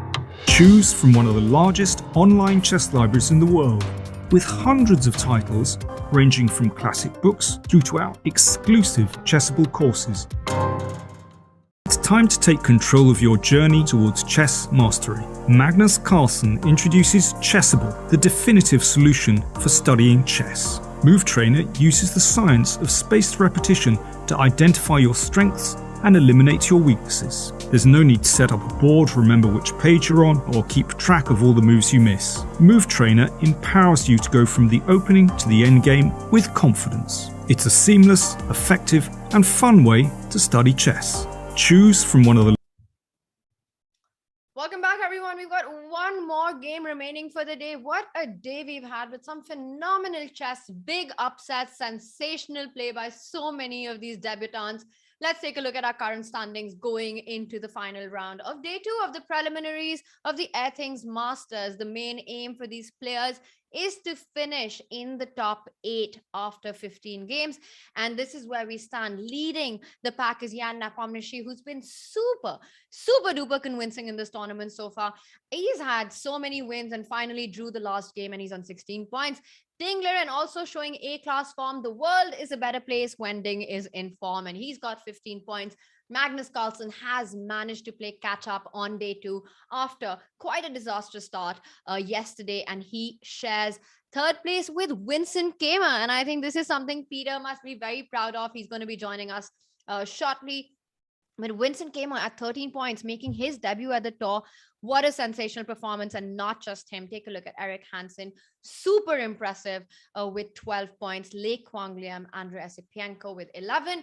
And this is where we stand. Let's also take a look at our matchups that are coming up, chat. How is everyone doing and holding up? A big shout out to all of you who are joining us on Twitch, on YouTube, on our Chess24 platform. It is absolutely amazing to be here, do this tournament, and be able to chat with you through all the action. This is our next round coming up. What are you guys most excited about? I've got the chat open in front of me. So tell me, which game do you think is going to be one that will have you glued? I think for me, just Levon against Ding, of course, is a massive matchup. Ding playing so well, Levon as well, and Shark against Eric. Now on paper, Shark is a big favorite, but Eric has played phenomenally well. So definitely that's one. Exactly. I see a lot of you are excited about this one, and Magnus against Prag as well. So lots of cool matchups coming up our way. And I do believe that there's some exciting stuff on Chess24 going on. So we've got these tour badges this time. And chat, this is what you have to do. If you're a premium member, play as many 3-minute games as you can, 3-minute blitz games. And the players who finish in top 10 with playing maximum number of 3-minute games win a tour badge. And with this tour badge, you get access to dedicated masterclasses with the tour players. You also get some really cool merch, and there are all these perks that come with tour badges. And what you have to do is play a maximum number of 3-minute games. So the players who have done that, after I think every third day, the leaderboard gets set again, and you get an opportunity to get these masterclasses by the tour players. So that's what's going on with this. Lots of exciting stuff coming up. And I see we've got Peter back with us. Peter, which match are you most looking forward to? But before that, please tell me, how are you feeling about Vincent's performance? And I want to ask you one thing. After his play yesterday, did you have a little chat with him, pepping him for today's games? Yeah, definitely. I mean, we are constantly talking, trying to help in preparation. Of course, when there are 4 games a day, then you cannot really focus on all games. You have to have your strategy. Definitely, it's also so much more pleasing talking about strategy when the games are going good. Yeah, I mean, if the event is tough and things are not going well, then it's so difficult to give good advice. Yeah, because somehow nothing works for you. Like for example, at the Grand Prix. But yeah, he's in great shape. This is what I mentioned in the previous broadcast yesterday, but there was this microphone issue. I'm not sure if people got it right or not, that Vincent was in school for 2 months, learning like 12, 14 hours for the final examination. This is called Abitur in Germany, after which Vincent will be freed from school. It took so much energy, and it was so painful to see Vincent, not having a chance focusing on the Grand Prix while he qualified and he had this golden opportunity, and he still has one more event going, but he couldn't prepare and he couldn't really enjoy the tournament because his mind was coming from school with all these examinations. So it was clear that now in this tour, doesn't matter how the game will go, but he will already be settled into chess. Yeah, because of course, it's very nice if he has great result, but the point is I always want him to be able to show his best. If his best is already to get a good result, it's fantastic. If his best is just to play good games, it's already great. And it's so nice to see him now perform so well. Yeah, it's really nice to hear these words from you as well about him. He's having a great tournament so far, Peter. We'll see how this goes ahead with him. And as well as another player who you've been working with recently, Jan Nepomniachtchi, is showing absolute A-class form in this. That must make you happy as well. Well, definitely, I'm very happy for Jan as well. It's especially after his first game, and I think that already today he can be probably more satisfied with his play, because yesterday he was very critical of himself. Maybe it's, if you start winning games, it's also kind of nice. Yeah, and from strengths you can see that, yeah, I'm actually not playing that good. I'm not impressed with myself and so on. Definitely after making this 5 out of 5, he should be very happy. All right, let's take a look at the action that we do have on. A couple of liftoffs already. So we've got Magnus up against Pragg. Now, Magnus is, of course, a massive favorite here in this one. Peter, take us through the openings and the different ideas that exist in this symmetrical pawn structure. Yeah, this is something where actually Anish Giri and Vidit are big experts. I think that they have been playing this from both sides. And if we see then, you see that I'm a little bit surprised that Magnus did not play his Catalan, his beloved Catalan, which served him quite well in the match. Okay, in the match, I would say we kind of neutralized the Catalan, but after that in Vaikanze, he was winning so many games in the Catalan. So it clearly suits Magnus perfectly. But now for Pragg, he goes for knight c3 and the last c5. Yeah, that's why I was surprised that seeing Magnus go for this symmetrical structure. But this line is more poisonous than people think. And h3, h6, rook e1, there are a lot of finesses in this position, and it's very much Magnus style. So I understand why Magnus is kind of thinking that it's worth a try. All right, well, this one's going to be simply because of the kind of pawn structure we have and the play that we're going to be seeing. It's going to be a slow start. I think what Magnus is really aiming for is a slow position, a slow grind. And if he's able to get his chances, he will take them. Let's take a look. Let's do a quick opening tour. Peter, let's go to the tournament leader, Jan Nepomniachtchi, and he is up against Alexandra Kostynek. Now, what happens very often in these tournaments is that a player who's not performing well ends up becoming a target.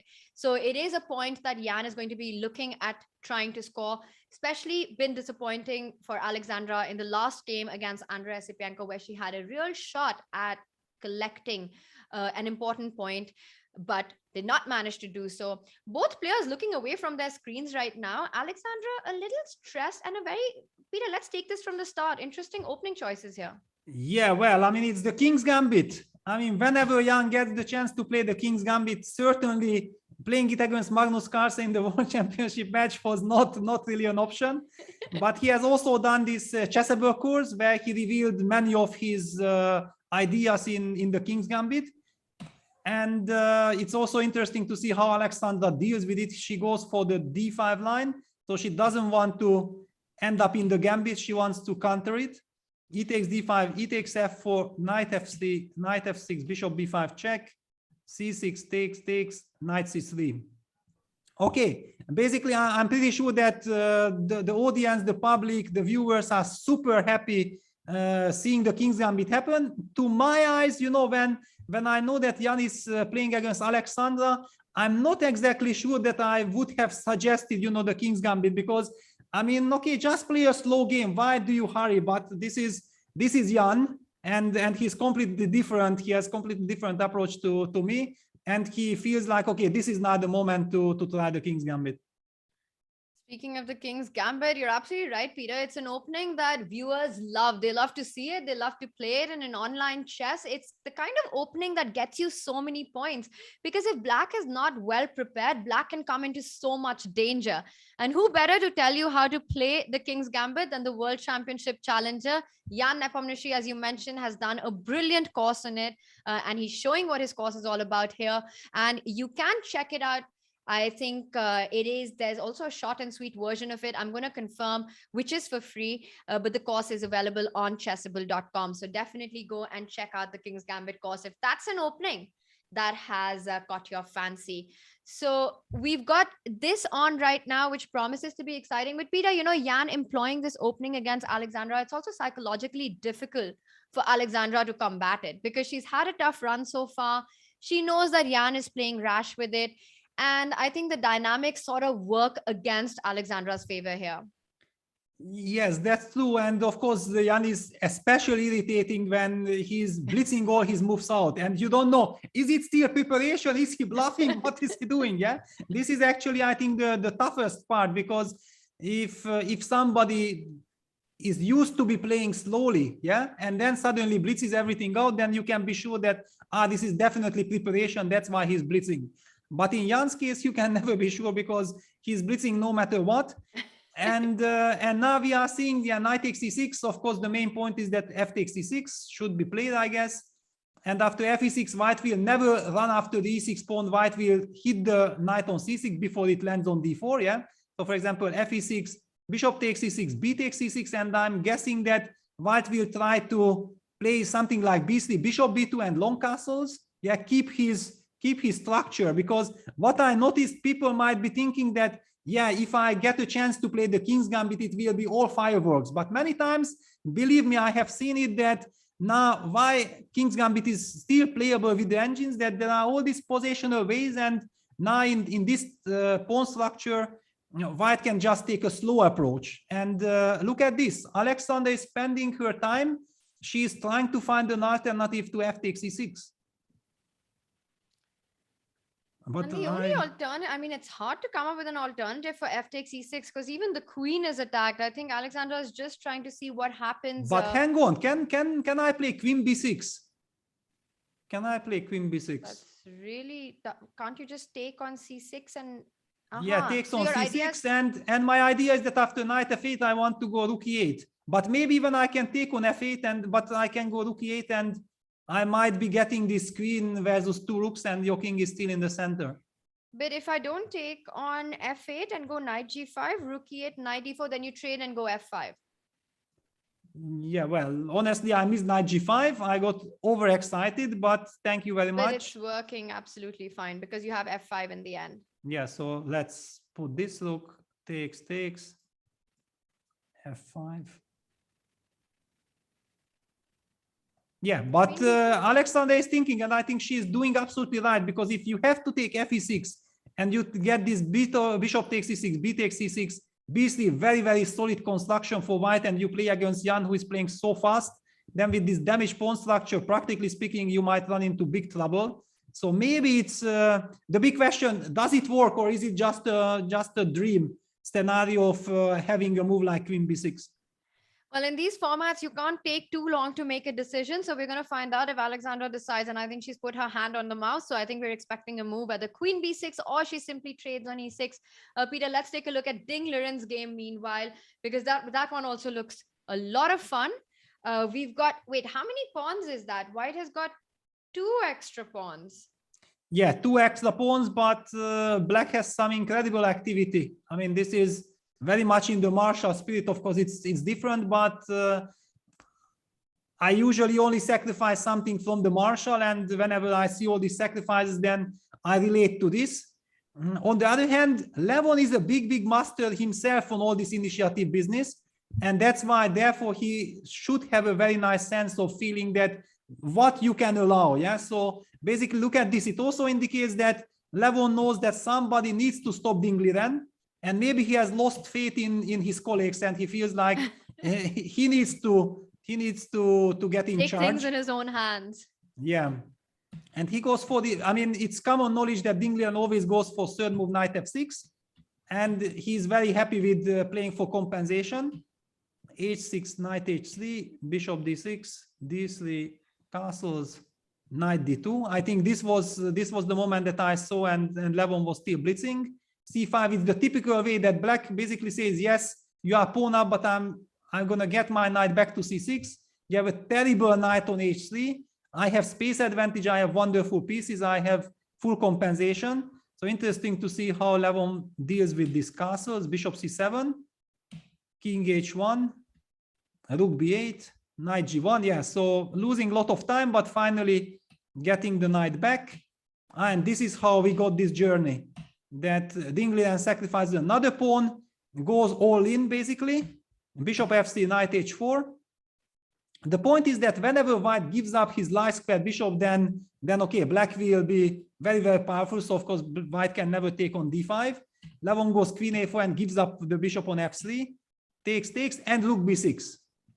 Okay, we see that according to engine bar, white is clearly better, and probably it makes sense, but black's play should not be underestimated. Not at all. All right, so black is eyeing a rook transfer to the king side to keep building the attack. Also, white has to watch out for ideas like queen d6 and e4, hitting on h2 at times. Knight on c5 keeps things under control.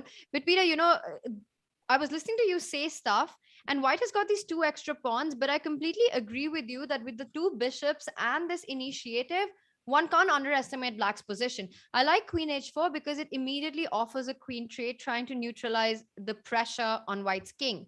I don't believe that black can afford to trade queens here. Yeah, definitely not. I mean, the very first move that comes to mind is just g7, g5, especially after rook a b6, because rook protects on h6, yeah, and it's a tempo move. Probably Levon, however, wants to provoke the move g5 in order to have the g file open, I mean, closed. Yeah, because after the move rook b6, there was maybe the dangerous threat of, you know, black going for g6 and then with the rook and targeting the g2 pawn. While if you force your opponent to go g5, then he will not have this plan anymore.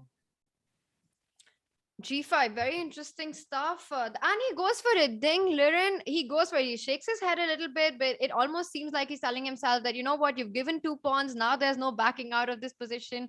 Let's do what needs to be done. Queen e4. Can Ding actually even go g4, or is white actually threatening to take on e5?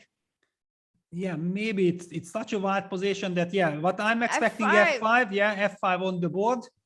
I mean, just kick this queen first. This is such a unique position. Black has given up two pawns. Take a look at the pawn structure, completely opening up his king position with this e5, f5, g5. Amazing stuff going on in this game, Peter. I think this is going to have our eye for a while. And let's just quickly go to the Jan board, because I see knight takes g7 on the board. Wow. So Alexander actually spent all the time and went queen a5. So she went for these complications, and Jan blitzed out knight takes g7. Immediately knight takes g7. He's got 16.5 minutes on the clock, more time than what he started with. So knight g7 takes control of the e8 square of the rook, which would have pinned the queen. And now after king takes g7, is he simply going to go short castle? Well, to be honest, I still don't know exactly what's really going on, because also the question, if I go rook e8 knight, it's not good, yeah. I'm just trying to understand the differences. That also, why did Alexandra put the queen exactly on a5? On b6 it looked a little bit more natural, avoiding any kind of short castles. Yeah, I think that's a very good point, that queen b6 would have stopped white from short castling. Let's take a look at this line with rook e8, Peter, because king g7 short castle looks like white would have things under control. So knight e8 you take, and does white go short castle anyway? You take on e8 first. No, I would probably prefer to take on e8, yeah, just to kick this knight even further away, yeah, from, and then maybe I can already take on c. No, but I don't want to give the bishop, but I also don't want knight d4 to happen. And for this reason, the knight on e8 is hanging. Okay. In any case, it's a super wide position. Alexander goes king takes g7, Jan goes bishop takes c6. Knight d4 was a threat because I think going immediately for short castle would have invited knight d4. And as you mentioned, he needs to spoil the pawn structure. Yeah, but now b takes c6 castles. This is exactly what you wanted to avoid. Yeah, this is the position that looks just wonderful for white. I think that the only justification was to keep on insisting on going for these two pieces versus, I mean, two rooks position with rook e8. There was no other justification. I mean, this position is very tricky because you start jumping with the knight, you threaten knight g4. I would be even worried for white, but Alexander missing this opportunity, taking b takes c6, and after castles, white is now super solid. You know, Peter, there was one question I wanted to ask you because I remember when we were in Dubai, this was a conversation that I had with some of the other grandmasters that were present there. When things went in the match, things were not going according to plan for Jan, and Magnus was winning games. Was there ever a moment that it was discussed that maybe it's time to try something out with the King's Gambit, or was that never a conversation? No, King's Gambit was never on the agenda. No. I think Jan doesn't mind me saying that because, okay, it's clear that no, I mean, okay, you know exactly that Magnus' team is ready for the King's Gambit, and okay, there is just no need to do this suicidal things. Besides, there is also the risk that suddenly Magnus shows how to deal with the King's Gambit, and then Jan will lose all this mystery. Yeah? Whenever he feels that this is the right moment to use the King's Gambit, then people are terrified. But if Magnus shows a very comfortable, confident way of dealing with it, then he spoils the fun for the other games. Yeah, it is tough to play this line against Magnus, but if your opponent is not Magnus Carlsen, King's Gambit is a very, very dangerous weapon, as you can see in this game that he's managed to get this advantage against Alexandra. We'll come back to this. Let's jump to Magnus's game, Peter. He's up against Pragg, and that's quite a different pawn structure from how the game started. What do you make of the position? Yeah, this is a very, very, very typical position for this structure. I mean, when I talked about this Anish Giri and Vidit games, I vaguely remember something similar. And I mean, it's very difficult to understand what is happening because structure-wise, it looks like white is putting pressure on the c6 pawn. White has this lovely rook on the third rank. Yeah, also rook b3 kicking the queen from b7. But usually when you are looking at these positions with the engine, then engines always say that black always has enough dynamics. Yeah, and also now we see the engine bar actually saying that, okay, there is just absolutely no worry for black. On the other hand, this is a rapid game. And I know exactly Magnus is super, super strong in this type of structures. Yeah, so if somehow he manages to stabilize, then it will be very difficult. So Pragg needs to act like a computer. And with limited time, it's not so easy. Yeah, he is down to 6.5 minutes on the clock, and it looks like with the c6 weakness, this might end up being a bit of a Magnus grind. Peter, exciting stuff going on in the Anish Lake Kwang Liam board. Should we take a quick look?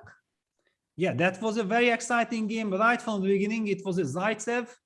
I mean, I haven't really seen Zaitsev in the Spanish Zaitsev for a very, very long time on the highest level. The main reason is that simply Marshall has such a good reputation and is doing so well, theoretically speaking, that simply black feels like there is simply no need to play something else. Yeah, but of course, Zaitsev is always a very nice fighting opening. However, looking at this position, it looks like now white got everything that he could have dreamed of in all these Spanishes.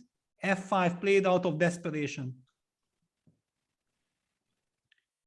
F5 played out of desperation. The structure is just so bad. Yeah, this whole pawn structure with this knight on c6, bishop on b7. Yeah, it's black needs completely different structure to fight this. All right, so white has to en passant in this position after f5. Well, it's the most natural move. I'm a little bit surprised that Anish is thinking it means that he has some very, very attractive other options as well. It again only speaks volume to his position that because ef6 looks like it's just a plus minus. Yeah, he takes f6, Black takes knight takes f6. You take on and f6. now you have to take with the bishop because queen f6 runs into bishop d5 stuff. Exactly. Queen f6 even runs into this bishop d5 tactics. You have to take bishop takes f6, and okay, with all this spin, with this awkward rook on c5, I mean, white has so many different plans of just trying to double on the e5 with rook e2, rook d1. Of course, you have to watch out for some timely d4, d3, but it looks, and it's on the board. Yeah, of course, Anish will try to keep it simple. No reason to complicate for him. So. Wow, and Levon Aronian Ding Liren game is absolutely wild. I mean, take a look at that pawn structure now, what's happened on the board, Peter. Black doesn't care, h5, g4, f5, e5, just going for it on the king side. Yeah, he wants to weaken the light squares, because after all, what is missing from white's position, the light square bishop, and this bishop on c8 is a very, very big jolly joker. Yeah, this is a big jolly joker, of course. Not luckily, but the whole fundament of white's position is the knight on c5, which stops black's bishop reaching the long diagonal. Yeah, because if bishop would be not on c8, it would be on a8. Yeah, then with this diagonal, it would be a devastating position. Like this, everything to play for both sides. And f4. Levon feels the need. Yeah, Levon feels the need to take drastic measures here. Yeah, because this construction with rook f1, knight g1, king h1 just feels so cramped, and it looks like things are getting very, very hard for white to go on with. So f4, trying to break free from the pressure that's there. How does black react to this? Because I think after g takes f3, knight f3, quite a bit of the pressure would ease off. Yes, you get time to play h3, but maybe that's fine for white. Exactly. I mean, okay, getting the knight out. Maybe after h3, even the strange little looking move g takes h3 is possible, because you are also opening up the g5 for yourself. The g5 square is there. Maybe some h4, knight g5 ideas are possible. Definitely something that black does not want to allow. On the other hand, after e takes f4, there are all kinds of positional exchange sacrifices of just taking on f4. For example, ef4. Okay, a move like knight e2 is possible, but then black has f4, f3, with creating counterplay, e takes f4 on the board. I would not be surprised if Levon just would sacrifice the exchange if he can. Can he just take bishop f4? Bishop f4 or knight e2, the two main options here. So bishop f4, let's take a look at the line. Let's take on f4. Let's grab the material. And bishop f4. Yeah, and then queen takes f4. Again, if this bishop would be on the long diagonal with h3, you would be winning immediately, but knight on c5 dominates. However, you go rook e8 and you are in time to, yeah, you are in time to get the initiative. The knight is not getting out. So Levon goes for knight e2. Knight e2, now eyeing the f4 pawn. And this line that you were mentioning with f3, let's take a look at that, because after f3, g takes f3, there are all these ideas with queen d6 eyeing the h2 pawn as well. I don't know if you start with queen d6 or you first take on f3.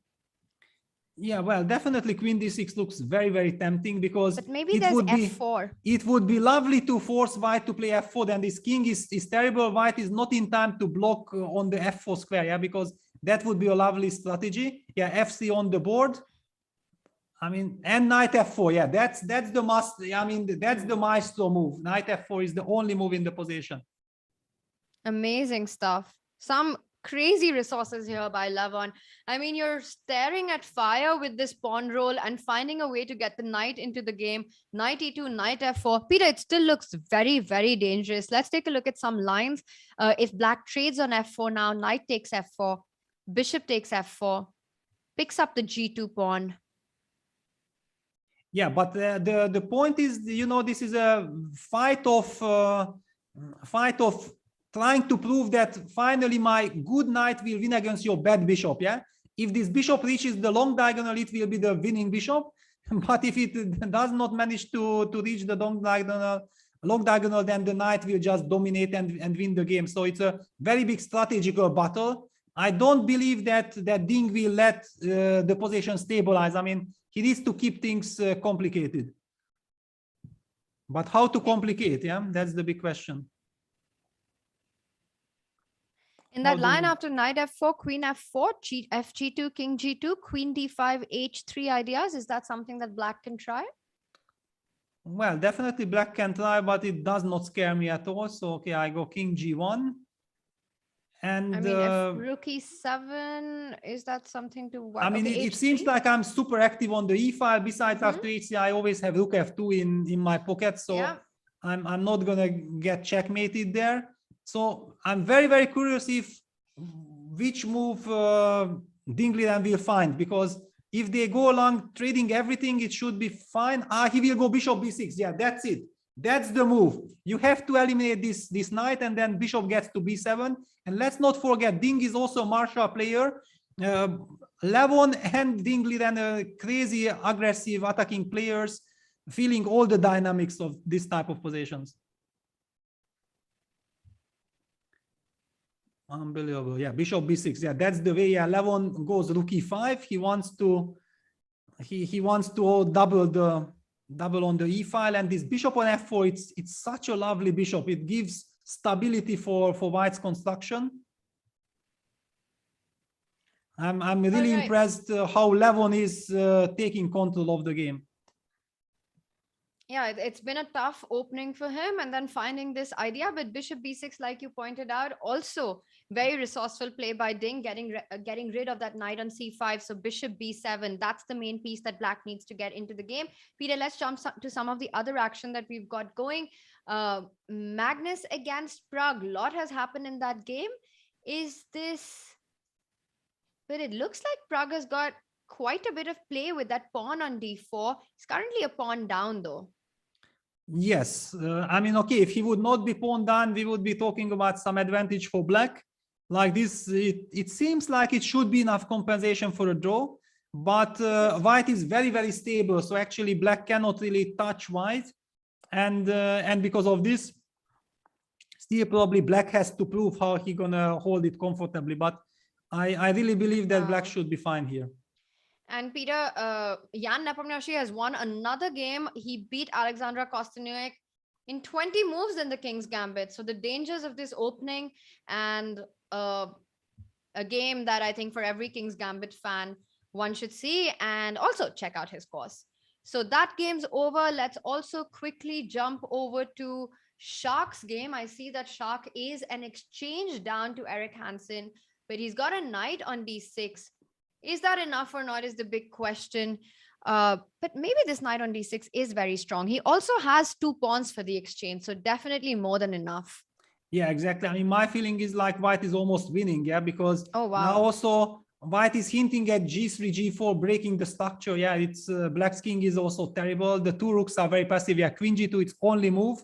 Basically, queen g2 is only move. You have to stop g4. But the position is so overwhelming. I mean, the rooks are just completely useless. White can even maybe just play rook c3, making sure that black will not even get rook to the c file, even though rook c7 might run into some knight takes f5 trick as well, and then at the end you are losing on d8 with a check. It's a winning position. I mean, believe me, there is no scenario possible that Shakira is not winning this. He opts for c3. Okay, so this is overwhelming for Shak. Let's take a look. I think the other overwhelming advantage that I see is on the Anish board. Anish against Lek Huang Liam. Anish has got 2 extra pawns. Yes, he's got a pin along the d file, but black can't continue adding pressure to that. And I think there has to be a way for White to get out of the pin, even just rook d2 and move away with the bishop. Exactly. I mean, it seems like a very, very easy way of dealing with this pin. And if you unpin yourself, game is automatically over. Besides, after rook d2, already bishop takes f6 will be a threat. So black will probably have to move the bishop, and then this bishop on d4 and with the long diagonal will be even a very dangerous piece. Yeah, looking very good. Looking very good. And Peter, some more good news for you. I think the other player who's looking very good is Vincent. Up against Esipenko, take a look at White's king and rook. It's not supposed to be that way. The rook has to be on the other side, and it's not coming into the game for a very, very long time. White has an extra pawn, but this looks with the two double bishops. Look at black's two rooks, c8, d7, controlling both the open diagonals. The knight on e4 is pinned. It looks like complete domination for that pawn that he sacrificed. Yeah, also now rook d2 is a deadly threat. Yeah, because using After the g4, pin. for example, if white goes g4, attacking the bishop and the e6 pawn, rook d2, gf5, and rook b2 is a mate. Yes, it's made. But of course, the point is that white nevertheless has a very nice solid construction with bishop bc knight e4. So there is some fundament for white as well.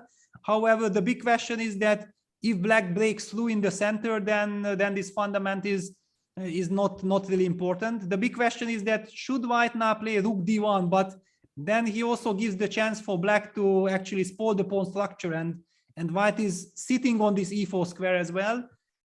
Definitely very dangerous position for white. And Very both dangerous. players down to 4.5 minutes. A very important game for both these players who want to make it to the knockout stages. Yes, absolutely. But hang on. I just spotted some incredible move by Abdusattorov. It might be not correct, but look at this in a position where he's pawn done. He came up with this rook b1 to b7 idea. Rook takes a5. Why not? You are expecting rook g8, taking back the bishop, but then your king will be active. And he plays g3, g4. It caught my attention because black's king is in kind of a mating net, and rook g8 is coming. I see the evaluation, but I'm not saying that this is so strong, but definitely it's incredible pictures. And it's crazy that even if you walk away from the pin after king h6, rook g8, the bishop is still trapped on g7. Yes. And you end up getting mated, actually. I mean, no matter if it's really good or not, it's just such a brilliant example also of the tactical sharpness and the talent of Abdusattorov, that he's spotting all these things brilliantly. He probably has to go, black has to go h5 or f5. h5 makes a lot of sense. It's what feels more natural, trying to break away from this, and after h3 trade and then try and get f5 in. Exactly. I mean, black needs to play h5, h3, ag, f5, but it already feels like white should be able to draw. And let's not forget that Abdusattorov was already kind of clearly worse in this game. So getting contra chances and getting a chance to save this game is a big success. Wow, I mean, g4 was a stunning resource. And let's see the updates on Magnus's game, because Magnus went pawn hunting with queen a5, queen takes a7. Whenever I see this from Magnus, I'm very jealous, because I always feel like, you should never have time to collect such poisonous pawns. But when Magnus does it, he gets away with it, and I don't know how he does it. This is really the shock, because all the solid moves that Magnus is making, also brilliant strategical moves, I understand perfectly. That's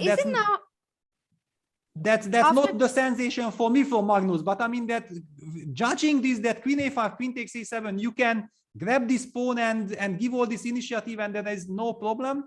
This is always what strikes me, that it's genius. But it's hard to imagine that black isn't creating problems here, because Peter, this construction with d4, knight d3, queen e3, it just looks like so much play. Now this move, queen e3, black wants to also, white has to constantly watch out for ideas like knight f4, knight e2. If after knight f4, you trade bishop f4, there is a threat of queen f4. And after knight f4, the d pawn is advancing. I have a feeling that Magnus has gotten a bit too greedy with this queen a7 move, because what is white's follow-up here? That knight on a4 is still at the corner of the board, not coming into play. And let's say, I don't know if knight e5 is an idea, but knight f4, knight e2 is very attractive for black here. Or knight c1, knight e2. Absolutely. I mean, that's exactly what I mean, that maybe here it will not work out and black has enough. But in general, if two, 3 moves ago, when I saw this position, that black has all this initiative, all what I would be thinking about how to stabilize the position, how to maybe change this knight, but then the position becomes very drawish. And Magnus somehow gets the courage. He has the confidence, to go pawn hunting. I mean, I would never ever think about it. And look at this. Maybe he's paying a price. Yeah, you mentioned nicely that the king is very safe. I mean, in danger. Now he opts for knight c3. Probably that's the move that he relied on as defense, but engine bar doesn't allow this, doesn't like this. So what happens with this idea? He wants to try and get knight d5 in. So knight f4 or knight c1. For example, after knight c1, probably white has got this move knight d5. Yes, yes. But I think you wanted to go knight f4, right? Knight f4. I'm wondering if after knight f4, do you go It's knight on the d1? board. It's on the board. Knight f4 on the He's board. gone for this idea. And after knight d1, what does he want? Well, then queen d2, no? Queen d2 is the square because you keep the f4 knight under control and you hit the d1 knight. Yeah, okay, of course, white has then some You have to go knight f2. blockade with knight f2, yeah, but it's getting very tricky because knight e2, queen e1 is coming in, Peter, with some checkmating ideas. yes, super scary. I mean, I don't know what Magnus was thinking about. I mean, it looks so dangerous, you know, but he's winning so many games because of this attitude. So, I mean, okay, here it might backfire, but in general, I wanted to say that he impresses me with this many times, that he grabs pawns that I would never even consider ever. He's starting to look a little worried on the camera. He goes for this. So is this the live position? Knight d1, queen d2 played? Yeah, queen d2. Yeah, this is the live position. Knight f2 and now knight e2 is not yet played, but we are expecting knight e2. Yeah, knight e2 on the board. On the board, because the queen and knight coordination and white's queen stuck on the corner. I think Magnus just got too greedy with that pawn on a7, and now there's a direct mate threat on g1. White will have the move h4, but then bishop f5, so that doesn't help either. Yeah, actually, we are about to witness a sensation here by Pragg, and we also know how dangerous Pragg is. Yeah, I mean, if he feels the chance, oh my God, then he will not be nervous. I mean, he will just mate Magnus. I just noticed the evaluation bar and it says that Magnus's position is busted. Yeah, it feels like the only defense I'm seeing is some knight h1 and then bishop f2 trying to cover the g1 square, but this is too Houdini-like. Yeah, that's okay. Knight h1, bishop f2 trying to hang in there, and then maybe the d pawn will just decide. Let's not forget that black has this incredible passer as well, which can decide the game. This is such a massive moment. If Pragg scores this big upset, that's going to be an absolute sensation here. Yeah, and it's, I don't know how Magnus will fight against this, because he's down to 2 minutes on the clock and he's thinking and he knows that he's in trouble. And the whole thing with having the knight at the corner of the board, taking that queen to a7, I think that was a little bit of a careless moment by Magnus. Yeah, absolutely. And he's gonna pay a big price for it. I mean, I don't know. This is, I mean, how do you defend? What is the move? I just don't see it, because everything is so incredibly solid from the black side. This queen e1, queen g1 checkmate is there. The move that and h4 played, h4 finally played. But as you mentioned, after h4, there will always be bishop f5. So it's not like white will run out with his king and it will give him safety. No, not at all. I mean, if you just insist on your play with queen e1, what happens? Queen e1, maybe he can... I don't know, because now the bishop on so the knight can never move anywhere. And knight e4, queen g1, king h3, bishop f5 is checkmate. Is checkmate. Yeah, let's just show this. This is the big problem. Queen e1 on the board, and Magnus is busted. Yeah, that's it. It's basically over. Yeah, queen d7 played to stop bishop f5. But feels like there has to be something here. Well, there is also queen g1 check, king h3, queen b1 threatening bishop f5. I mean, isn't it just winning on the spot? Oh, that's a nice maneuver. And I'm insisting, and if king h2, then first bishop f5, because queen f7, queen g1 checkmate. I mean, it looks deadly. And if you go up, Pragg goes knight takes g3. He goes for because king g3, there's queen e5. Yeah, just a simple win. Yeah, then no need for any fancy business. And Magnus goes queen takes d4. Okay, this is already over. And what was the win after king g3, queen e5? Okay, f4, queen e3 check wins. Yes, f4, queen e3. Yeah, knight f1 check. The only problem, yeah, but king g1 runs into knight e3 check, winning the knight. Yeah, that's very nice. So king and I think h3, King has to h3. be Also, you played. go knight e3 because the knight can't move. There's all this bishop f5, queen h1, queen g2 stuff. So he has to come back with the queen to b2. Yeah, and now, okay, bishop c2. Yeah, that's it. It seals the game. Amazing stuff. And Magnus looking like he's about to give up. Yeah, that is just no defense. King g3 runs into knight f1 check or knight f5 check, whatever. Queen g1 as well. That's it. The lesson is, no matter you are world champion or not, you can't get greedy. Resigns, yeah. What an amazing game and a turnaround by Pragg. Peter, he was down 2 pawns and eventually managed to create this play with the queen and knight. Magnus, one careless moment, and that has cost him a point and a massive win for Pragg. Absolutely. I mean, let's not forget, Pragg already beat Levon today, and he beats Magnus Carlsen. Superstar. Yes, sensational. I can understand what's happening now in India. I mean, everybody goes crazy, no? Yeah, it's absolutely amazing. It's not just about the tournament, it's about the fact that you beat Magnus. He's had a good day. He's in form today, and striking at such a moment is just such a big it's an opportunity and a historical moment for Pragg as well, to be able to win against Magnus in this manner with the black pieces. Absolutely. I mean, it's incredible, shocking, and also with the powerful performance. Yeah, it's not like a lucky win. And here there is another jinx, because you remember I told you that there is no way Mamedov will not win this winning position with the exchange sacrifice, and he went on to lose. The magic of Erik Hansen continues. I mean, I don't know what he's doing, what he ate or what he's taking, but definitely his opponents are just not feeling him at all. They are already super scared of Erik. It's unbelievable. Erik is on fire in this tournament, and in positions we feel that he's struggling, he's managing to convert them, and we see that he scores another point. Peter, Levon versus Ding, very interesting stuff. Let's jump to that. Yeah, so super sharp. I mean, suddenly I didn't know what to say, because I was wondering whose move is it.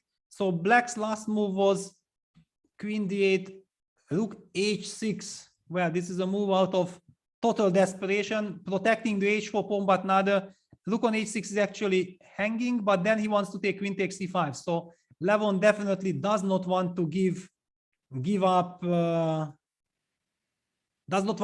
his bishop. So he will not take bishop h6. And we see engine bar saying that white is completely winning. Why is that? Why is that? Because if you just to show that, yeah, if white takes the rook, then black takes queen takes c5 check, and it does not feel like black is lost. Not at all. It looks like black is in the fight. So taking on h6 doesn't look like a move. Queen g5 was a move that caught my attention, like it would be very nice if this works. Peter, in that position after bishop at 6, queen c5, rook d4, I don't see a check for black. Yes, I knew, but somehow, I just feel like you can't play like this. I mean, there are threats of rook h8 as well, no? Here. But maybe you just win on the spot, yeah. But it will be very difficult for Levon. Okay, he has 3 minutes on the clock. If really this, and he goes for it. He's going for it. Because once you spot that there's no check with rook d4, then there's nothing stopping you from grabbing that rook. And rook h8 is a massive threat on the board. Rook d4 is really the only move. If you trade with the queens, then Peter, your point, and rook d4 on the board. Yeah. After king h6, is it just checkmate? Yeah, it's probably just checkmate. Yeah, I mean, king h6, rook h8. Yeah, you start with rook h8 because rook h7 runs into queen h4. So king and Peter, we've got man of the moment with us, Praggnanandhaa in Oslo. So let's go to the interview. Beat the world champion in a big game. Yeah, I'm definitely happy. Probably I was slightly worse in the middle game, but then I got this counterplay with knight f4, knight d3. Then I should be fine. Probably you overpush with queen a5, queen a7. If he goes knight b2, it's just a draw. Yeah, when I got this queen c1, queen e3, and it's not easy to play with white. Mm-hmm. And also, I didn't play so well yesterday, and it's good that I could win 2 games today. Definitely. What did you think in that moment when, we have been looking at it here, it seemed Magnus made an incorrect move or maybe a blunder? I don't know exactly where it made the mistake, but maybe this queen f5, queen a7 is already slightly bad, yeah, because my d4 pawn always gives counterplay and his king is just weak. And knight on a4 is also misplaced. Well, you seem very calm, Pragg, but it must be a big moment for you to win against Magnus. Yeah, definitely. It's I'm just very happy. And how would you rate your play so far in the tournament overall? I think yesterday wasn't so good, so yeah, today I think my play was much better. So I hope this continues in the next 2 days. And I was talking to your coach Ramesh in the Netherlands in Tata Steel, and he was talking about how COVID has been hard on you, of course, because you haven't been able to play. It maybe affects your self-esteem. What does it mean to you to be able now to play against the best players in the world and get these results? I think this tour is very good for me because, yeah, I qualified from the Challengers Chess Tour, and now I could play the whole season. And just to play against these guys every month is a huge opportunity for me, and I could learn a lot. And Pragg, what do you think of this format? You had a difficult day yesterday, but you still have plenty of chances to qualify now if you win some of the games in the next couple of days. Yeah, it's definitely an interesting format. I think it really avoids a lot of draws because if you make 2 draws and it's not same as if you win one and lose the other one. So I think it really shortens the draw. And as David mentioned, you had a difficult day yesterday. Did you shake up your morning routine today? I didn't do much. I just tried to take rest and prepare a little bit. I didn't do anything differently, but I think yesterday my second game was pretty crucial because after that I just collapsed in the third and fourth game. So I also mentally said to myself that, yeah, if I lose, I just try to forget the game. Now, I guess it's quite late for you in India right now. How are you enjoying playing quite late at night? Yeah, I tried to sleep late for the past 10 days just to get to this routine and get to this timing, yeah. And I think it really helped because now I'm a little bit fresh. Still tired, but yeah, it's fine, I think. All right. Now, obviously, it must be a big day for you beating the world champion. Will you sort of have a nice dinner, celebrate it all, or is it just about going to bed now and get ready for day 3? I think it's about just going to the bed because I don't think I will have dinner at 2:30 in the morning. Sounds like a very good plan. Pragg, congratulations so much on your big win and best of luck in tomorrow's games. Yeah, thank you. Thanks for joining us. And we're joined by another player who's had a very good day, Erik Hansen. Hey, how are you? Hello. Hi. 16-year-old Praggnanandhaa with a sensational win against Magnus Carlsen. A difficult opening, a difficult start, but he kept the complications going, and Magnus, getting too greedy with the pawns, had to pay the price. And very precise play by Pragg. But as he said, it's time to go to bed and get ready for tomorrow's games. Peter, meanwhile, lots of things have happened in our games. Yeah, definitely. I mean, one of the things that Vincent lost control. I mean, he was trying to win, and he got careless, and now he's basically lost once he got very low on the clock. But the position is still tricky. White needs to find the precise way because Black is trying to escape into some rook versus rook bishop position. But it just feels like, what, b takes a6 is possible? Can he really take? Because rook takes a6, bishop b7, king d8. This maybe saves the day for Vincent. Some incredible dramas here. I mean, it looked like he is losing, but he had this last trick with a6. And in fact, maybe there was a computer win, but it wasn't trivial. Now Vincent should hold this unpleasant endgame, but it should be holdable. Meanwhile, Levon Aronian did manage to win that game. Peter, do you want to have a quick look at that endgame that we had after rook d4? It wasn't the endgame, but the end of the game. And eventually, there was nothing that Black could do. King 8-6 was losing on the spot. Instead, he went for f4. Yeah, he went for f4, and okay, this case he is just rook done, and there is nothing. Levon forces the trade of queens, and all the rest is clearly a very simple task. G3, rook e8 check, bishop takes f4, king f4, rook d4, wins the game because the bishop is pinned. So a very, very big victory for Levon. He also stops Ding, and he needed this win. Yeah, I mean, Levon was a bit shaky today. He needed this big win. He did, and this is Ding's first loss in the event as well. So Levon, as you mentioned, has had a tough one so far, but ends the day on a high. Anish Giri does the same with a win against Lei Kwang Liam. And the only game remaining, Peter, is Vincent. And you mentioned, yeah, this just looks like it's going to end in a draw. Yeah, there was also this incredible game between Abdusatov and Hans Niemann that Abdusatov went on to win. Yeah, after this G4 that created him chances, he actually went on to win that game. So quite a big win for Abdusatov, a great comeback there. And we are getting this theoretical position in Andrei Esipenko, Vincent Keymer. Yeah, this is the Cochrane position from the Dvoretsky books as well. We know that this is the best defensive setup. I think Vincent recently had in the Grand Prix this position against Daniel Dubov, and Daniel Dubov was exactly defending the same way against Vincent.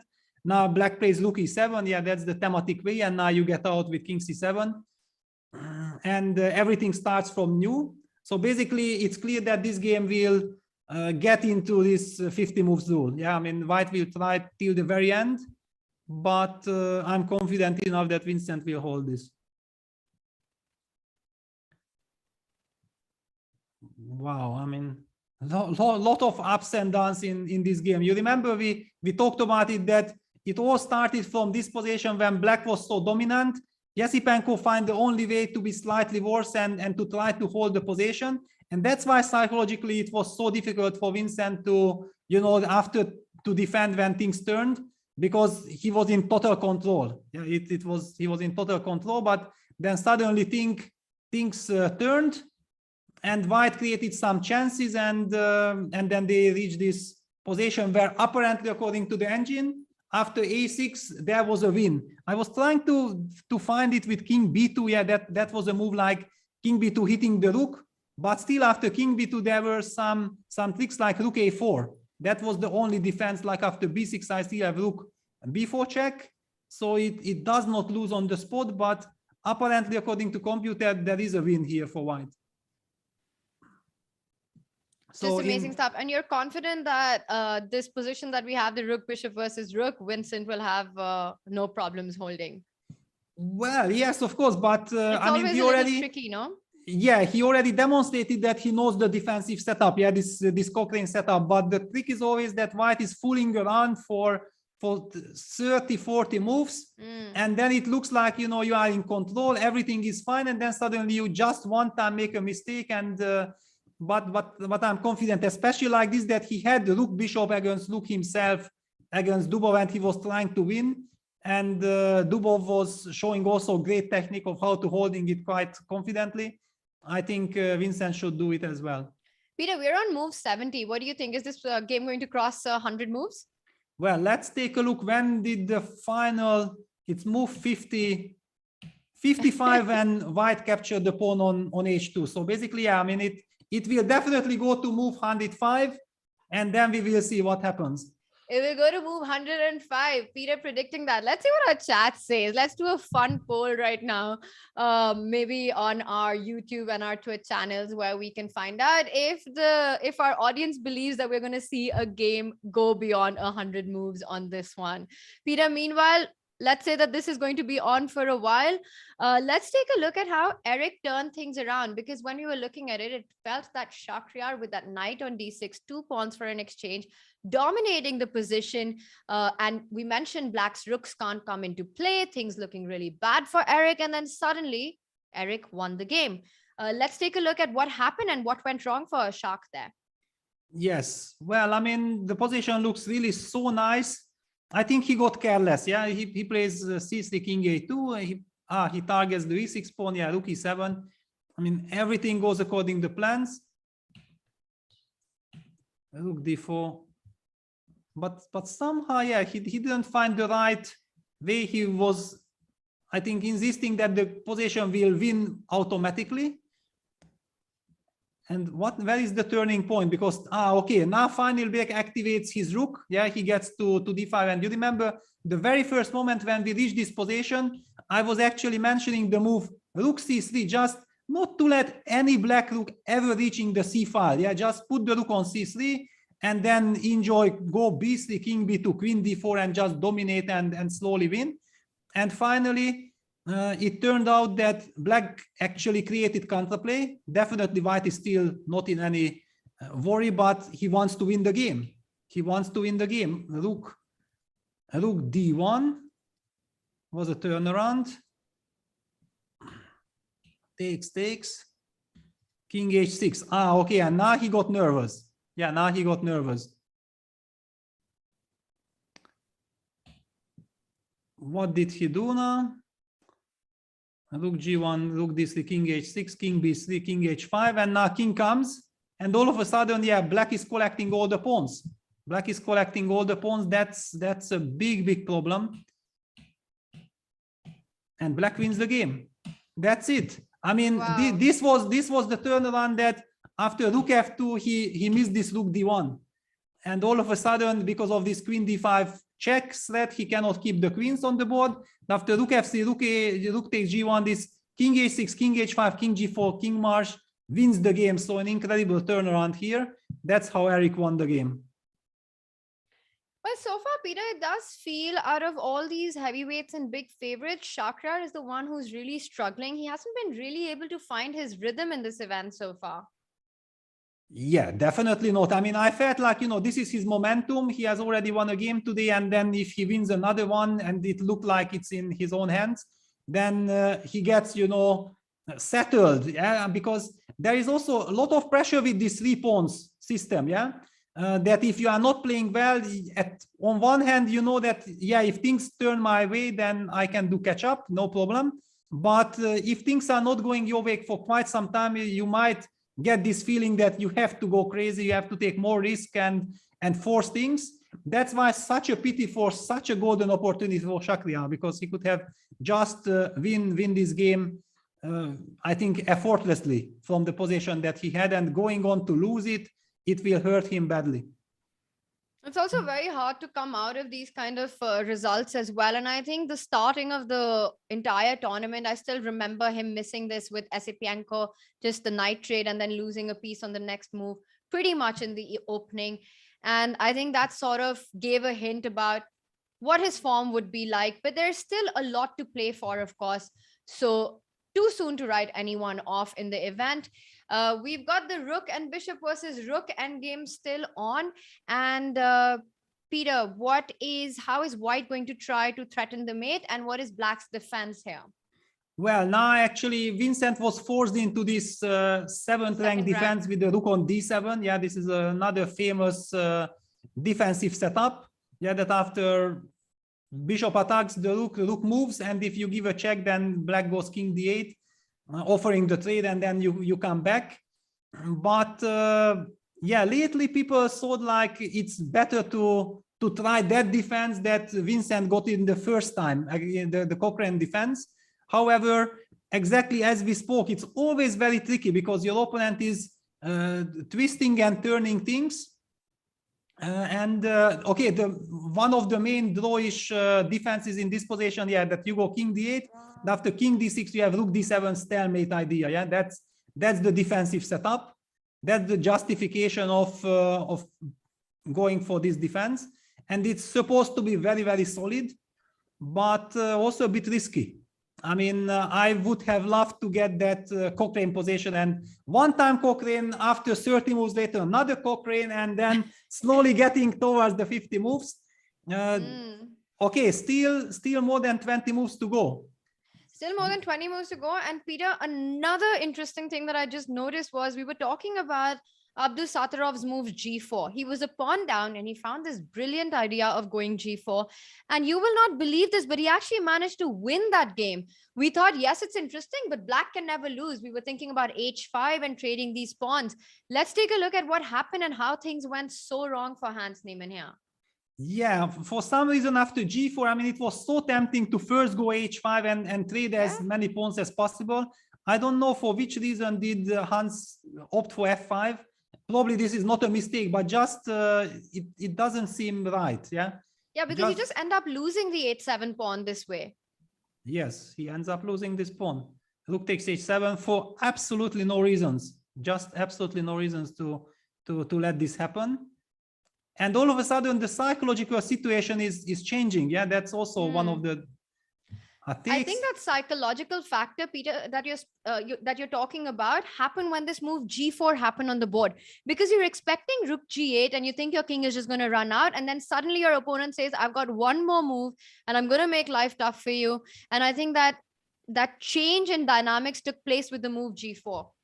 Yes, absolutely. And okay, this one also looks like it should be a dead draw, but already because of all this nervousness, and you are very, very angry that why on earth am I ending up in a pawn down rook endgame. We know that H and F pawns are theoretical draw even without the pawn on D4, right? But there is all this psychological aspect. You also don't want to give up the D4 pawn too early. Hans played King F6, H4, King E5, so he wants to go active. King G2, and all of a sudden, I don't know what happened. King F5, Rook G8. He did not even manage to. What? Rook D3? No, I can't believe Rook D3. It's what? Rook D3, and then the pawn. No, this is some kind of a mouse slip. I think this is a tragic mouse slip because okay, position is still a dead draw, and Rook. He wanted to go D4, D3, I guess. And suddenly his mouse went Rook C3 to D3. Okay, now we know why he lost. Yeah, because Rook D3 is the last square you'll place your rook. It comes on the way of the pawn and has no future of going back into defense either. So Rook D3 can definitely not be an intentional move. Yeah, and his last move had been Rook D3 to C3, opening up, freeing his rook, saying like enough is enough. I'm going to push my D pawn and trade it for the H pawn, and we are getting this theoretical draw position. But a mouse slip ended the game. So tragic loss for Hans. Unfortunately, such things do happen in online chess. Whenever it happens, we are very unhappy, of course. And after Rook D3, H6, there's no saving it. And the point was that after D3, if you go D3, you distract White's rook and the king can come to defend as well. Yeah, I mean, you just bring the rook back, yeah, and okay, you will force White's rook to go after the D pawn, and you take the H pawn, and it should be elementary draw. So yes, it's very, very unfortunate. Very, very unfortunate for Hans. But now we are also getting closer and closer to move 105. We are move 93. Those are actually the most. We're moved 93, yeah. And 71% of the chat agrees with you, Peter, that it's going to definitely cross 100 moves. And like you said, we reached the 50 move rule at 105. So the players are going to play until then. And it comes down to if White is able to either win a rook or to give checkmate before move 105. Yes, but also the trick is, however, in the defensive side, I noticed this, that sometimes when you feel like, okay, you are already defending for 35, 40 moves, that's the next 5 moves are very, very dangerous, because you are thinking like, okay, I only have to survive 10 more moves and then I can claim a draw. Yeah, the temptation of getting rid of this position at the move 25, you are not thinking about this yet. Yeah, you are only focusing on the position. So that's the danger, that you are defending, you are doing a good job, and then one mistake and you can end up losing just on move 100, just on the move 45, 45th, and that would hurt badly. Rook G8 on the board, so the pressure is still on. Vincent needs to make it to another 11 moves. And King B7 played. So is Andrei Esipenko now going to fall back with the rook to G1 or G2 and try and give a check from the B file? He goes for rook G1. Yeah, he goes for rook G1. And now also a little scary situation for Vincent, because before he was comfortable with 1 minute on the clock. Now he's down to 10 seconds. And this is a little bit tricky. He's also now giving up his defense. And look at this. Yeah, king b8, losing move, now loses because bishop c6 wins. Oh, Bishop wow. c6 wins. Yeah, this is the tragic situation that can happen. Yeah, just 10 moves before the end, you are running into this. All right, Peter, you say bishop c6 wins. Can you just explain to us why is this lost now? Well, this is now the Philidor position. Yeah, look, I mean, it's always tricky with little amount of time, but this is exactly the things that how you lose. Hang on, I mean, Check rook given, g8, king has to go to a7. a7. So rook a8, there's still king b6. Yes, and then bishop d. Yeah, king c5. Yeah, this is it. Yeah, and rook h5, bishop d5. And Oh there's my no- God. Oh my God. Yeah, this is it. And you can't fight against rook a8 mate. This is just over. King a6, the only way to intercept it with rook a7. And now do you just come back rook g1? Well, I mean, I'm so, yeah, you of course come back with Rook rook g1, g1 but on the board, so my rook my h- brain basically stopped because of the stress. Yeah, that okay. Yeah, this is. Yeah, now just rook a1 check, rook a8, and then wins the rook. Game is over. Rook 8, rook Yeah. a7, picking up the h7 rook. And that's it. Yeah, this is very, very unfortunate. And look at this 100 move 103.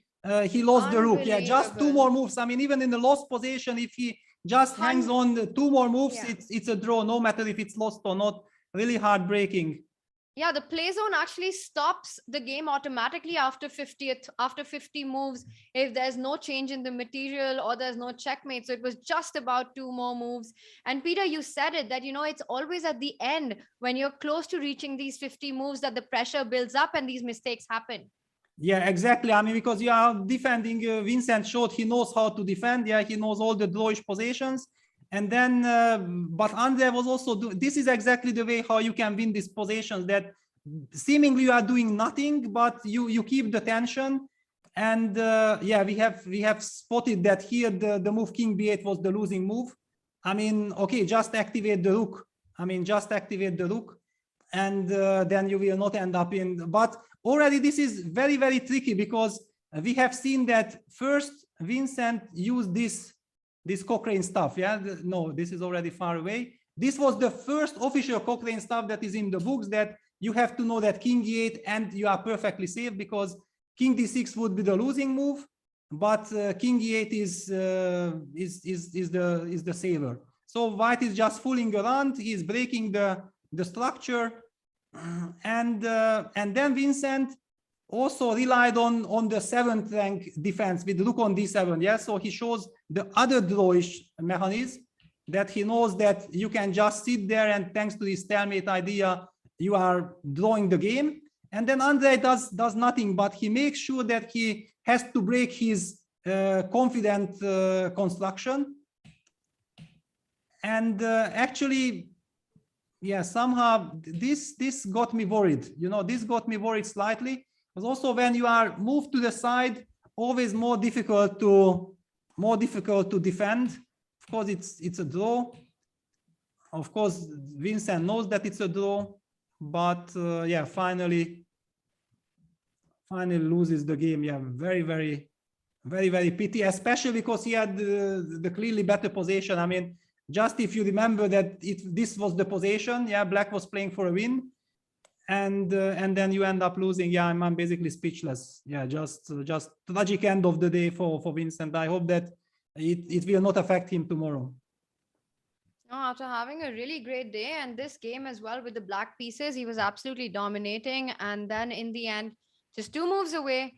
But Esipenko kept fighting and managed to find the mate when it was his moment. Peter, with this, it's a wrap for our day 2. We've had 7 out of 8 decisive games one more time in our final round. It's just tremendous combative play in this tournament. The format just is so demanding on the players, with 3 points for a win and only 1 for a draw. And these were our results in the final round. The only draw, Artemiev against Jan-Krzysztof Duda. Usually in the Champions Chess Tour, we've always seen before we've got We've got Vincent with us in the studio, so let's head over to Oslo. That this endgame we got with Rook Bishop against Rook, it was not the main standard position I got somewhere. And then, of course, it's hard. Yeah, as long as you just know what the moves are, you can defend. But as long as you have to think yourself with this little time, you can make mistakes very easily. But still, even if this was a loss, you are in 6th place in the tournament. You've had some fantastic results. How are you feeling about your performance overall? Yeah, of course, the result is fantastic for me. I wouldn't have expected to perform so good. But of course, according to the games, I could have made even probably much more points. So that's something I should work on. But overall, of course, I'm satisfied with the result. How does it suit you, the format in this tournament, where 3 points for a win and sort of incentives to play fighting chess? Yeah, I like the format. I mean, you always get really fighting games. Everyone wants to win, and this can also help you, just to find some chances. Always, no one plays just more or less for a draw. They always want to fight, and that's also a good thing. And then in Rapid, everything can happen, and you just play a game. And Vincent, it's been a really busy time for you. You played in the Grand Prix. You're playing another Grand Prix event. How are you managing your energy? How are you preparing for the events and keeping kind of a balanced routine? Yeah, I think till now I thought a good balance of just preparing more or less as much as I can and then finding the time to relax. As at least till now it worked. I mean, of course, I don't know how it will continue, but for now I think I can still prepare quite a lot and have no problems in terms of energy. And 2 more days of preliminaries, as mentioned. You are inside top 8 to qualify for knockouts right now. What would that mean to you, and how will that affect you on the 2 last days of preliminaries? Yeah, I mean, we are only halfway through, so of course still a lot can happen. But yeah, getting to the top 8 would be absolutely fantastic, that's for sure. We wish you the best of luck on the final days of preliminaries. Thank you so much for joining us. Thank you. Bye. Vincent Keymer, he lost the last game today, but he is doing very well in the tournament. It's going to be fun to see if he qualifies for the knockout stage. It's always tough, as Vincent mentioned, when you're down to seconds to defend these positions. But there's still a lot going for Vincent, Peter, with the way he's been playing, and he's still in top 8. So a big day coming up. Let's quickly take a look at our standings, finishing day 2. And here we've got Jan Nepomniachtchi with a big lead, 19 points and 4 points ahead of Dingleren and Erik Hansen. Peter, Erik, he just continues to be on fire in this event. I mean, just absolutely spectacular play. But it looks like he's also managed to get out of these difficult positions and these difficult games. Somehow the players are not able to convert against him. He's kept the clock under control. So things are working and aligning for Erik in this one. Andrei Esipenko surviving a last round scare against Vincent, a terrible position out of the opening, but he managed to create chances, and in the end, 2 moves away from the system saying 50-move roll is over. Vincent's defense collapses and Esipenko finishes the day with a win.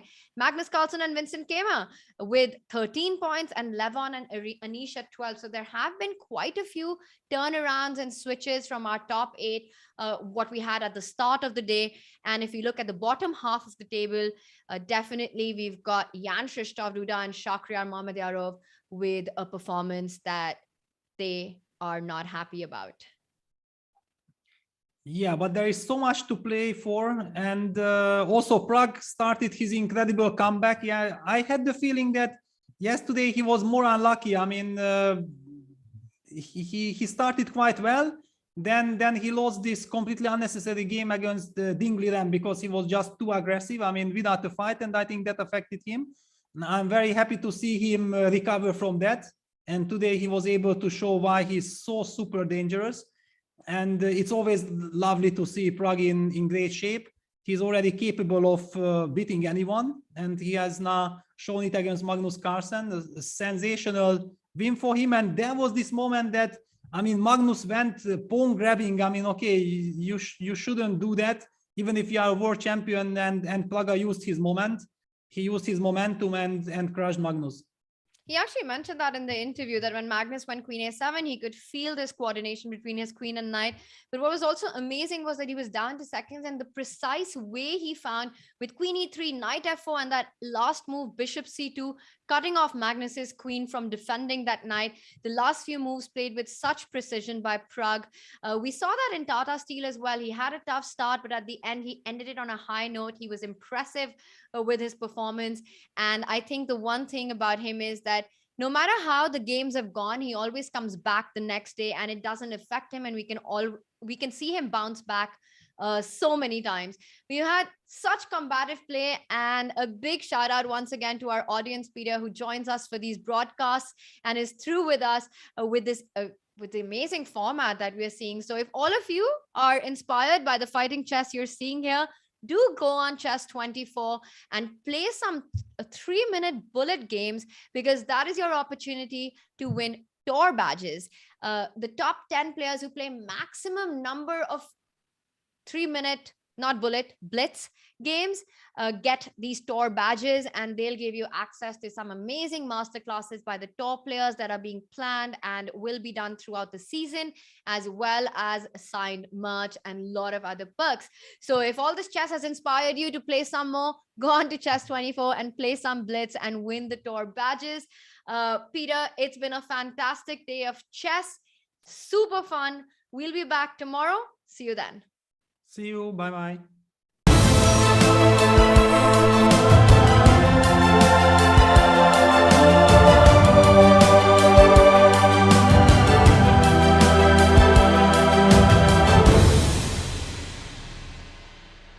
Air quality isn't the first thing that comes to mind when you think about chess and esports, but it affects our focus, decision-making, health, sleep, and more. What's in the air you breathe? Find out with Airthings.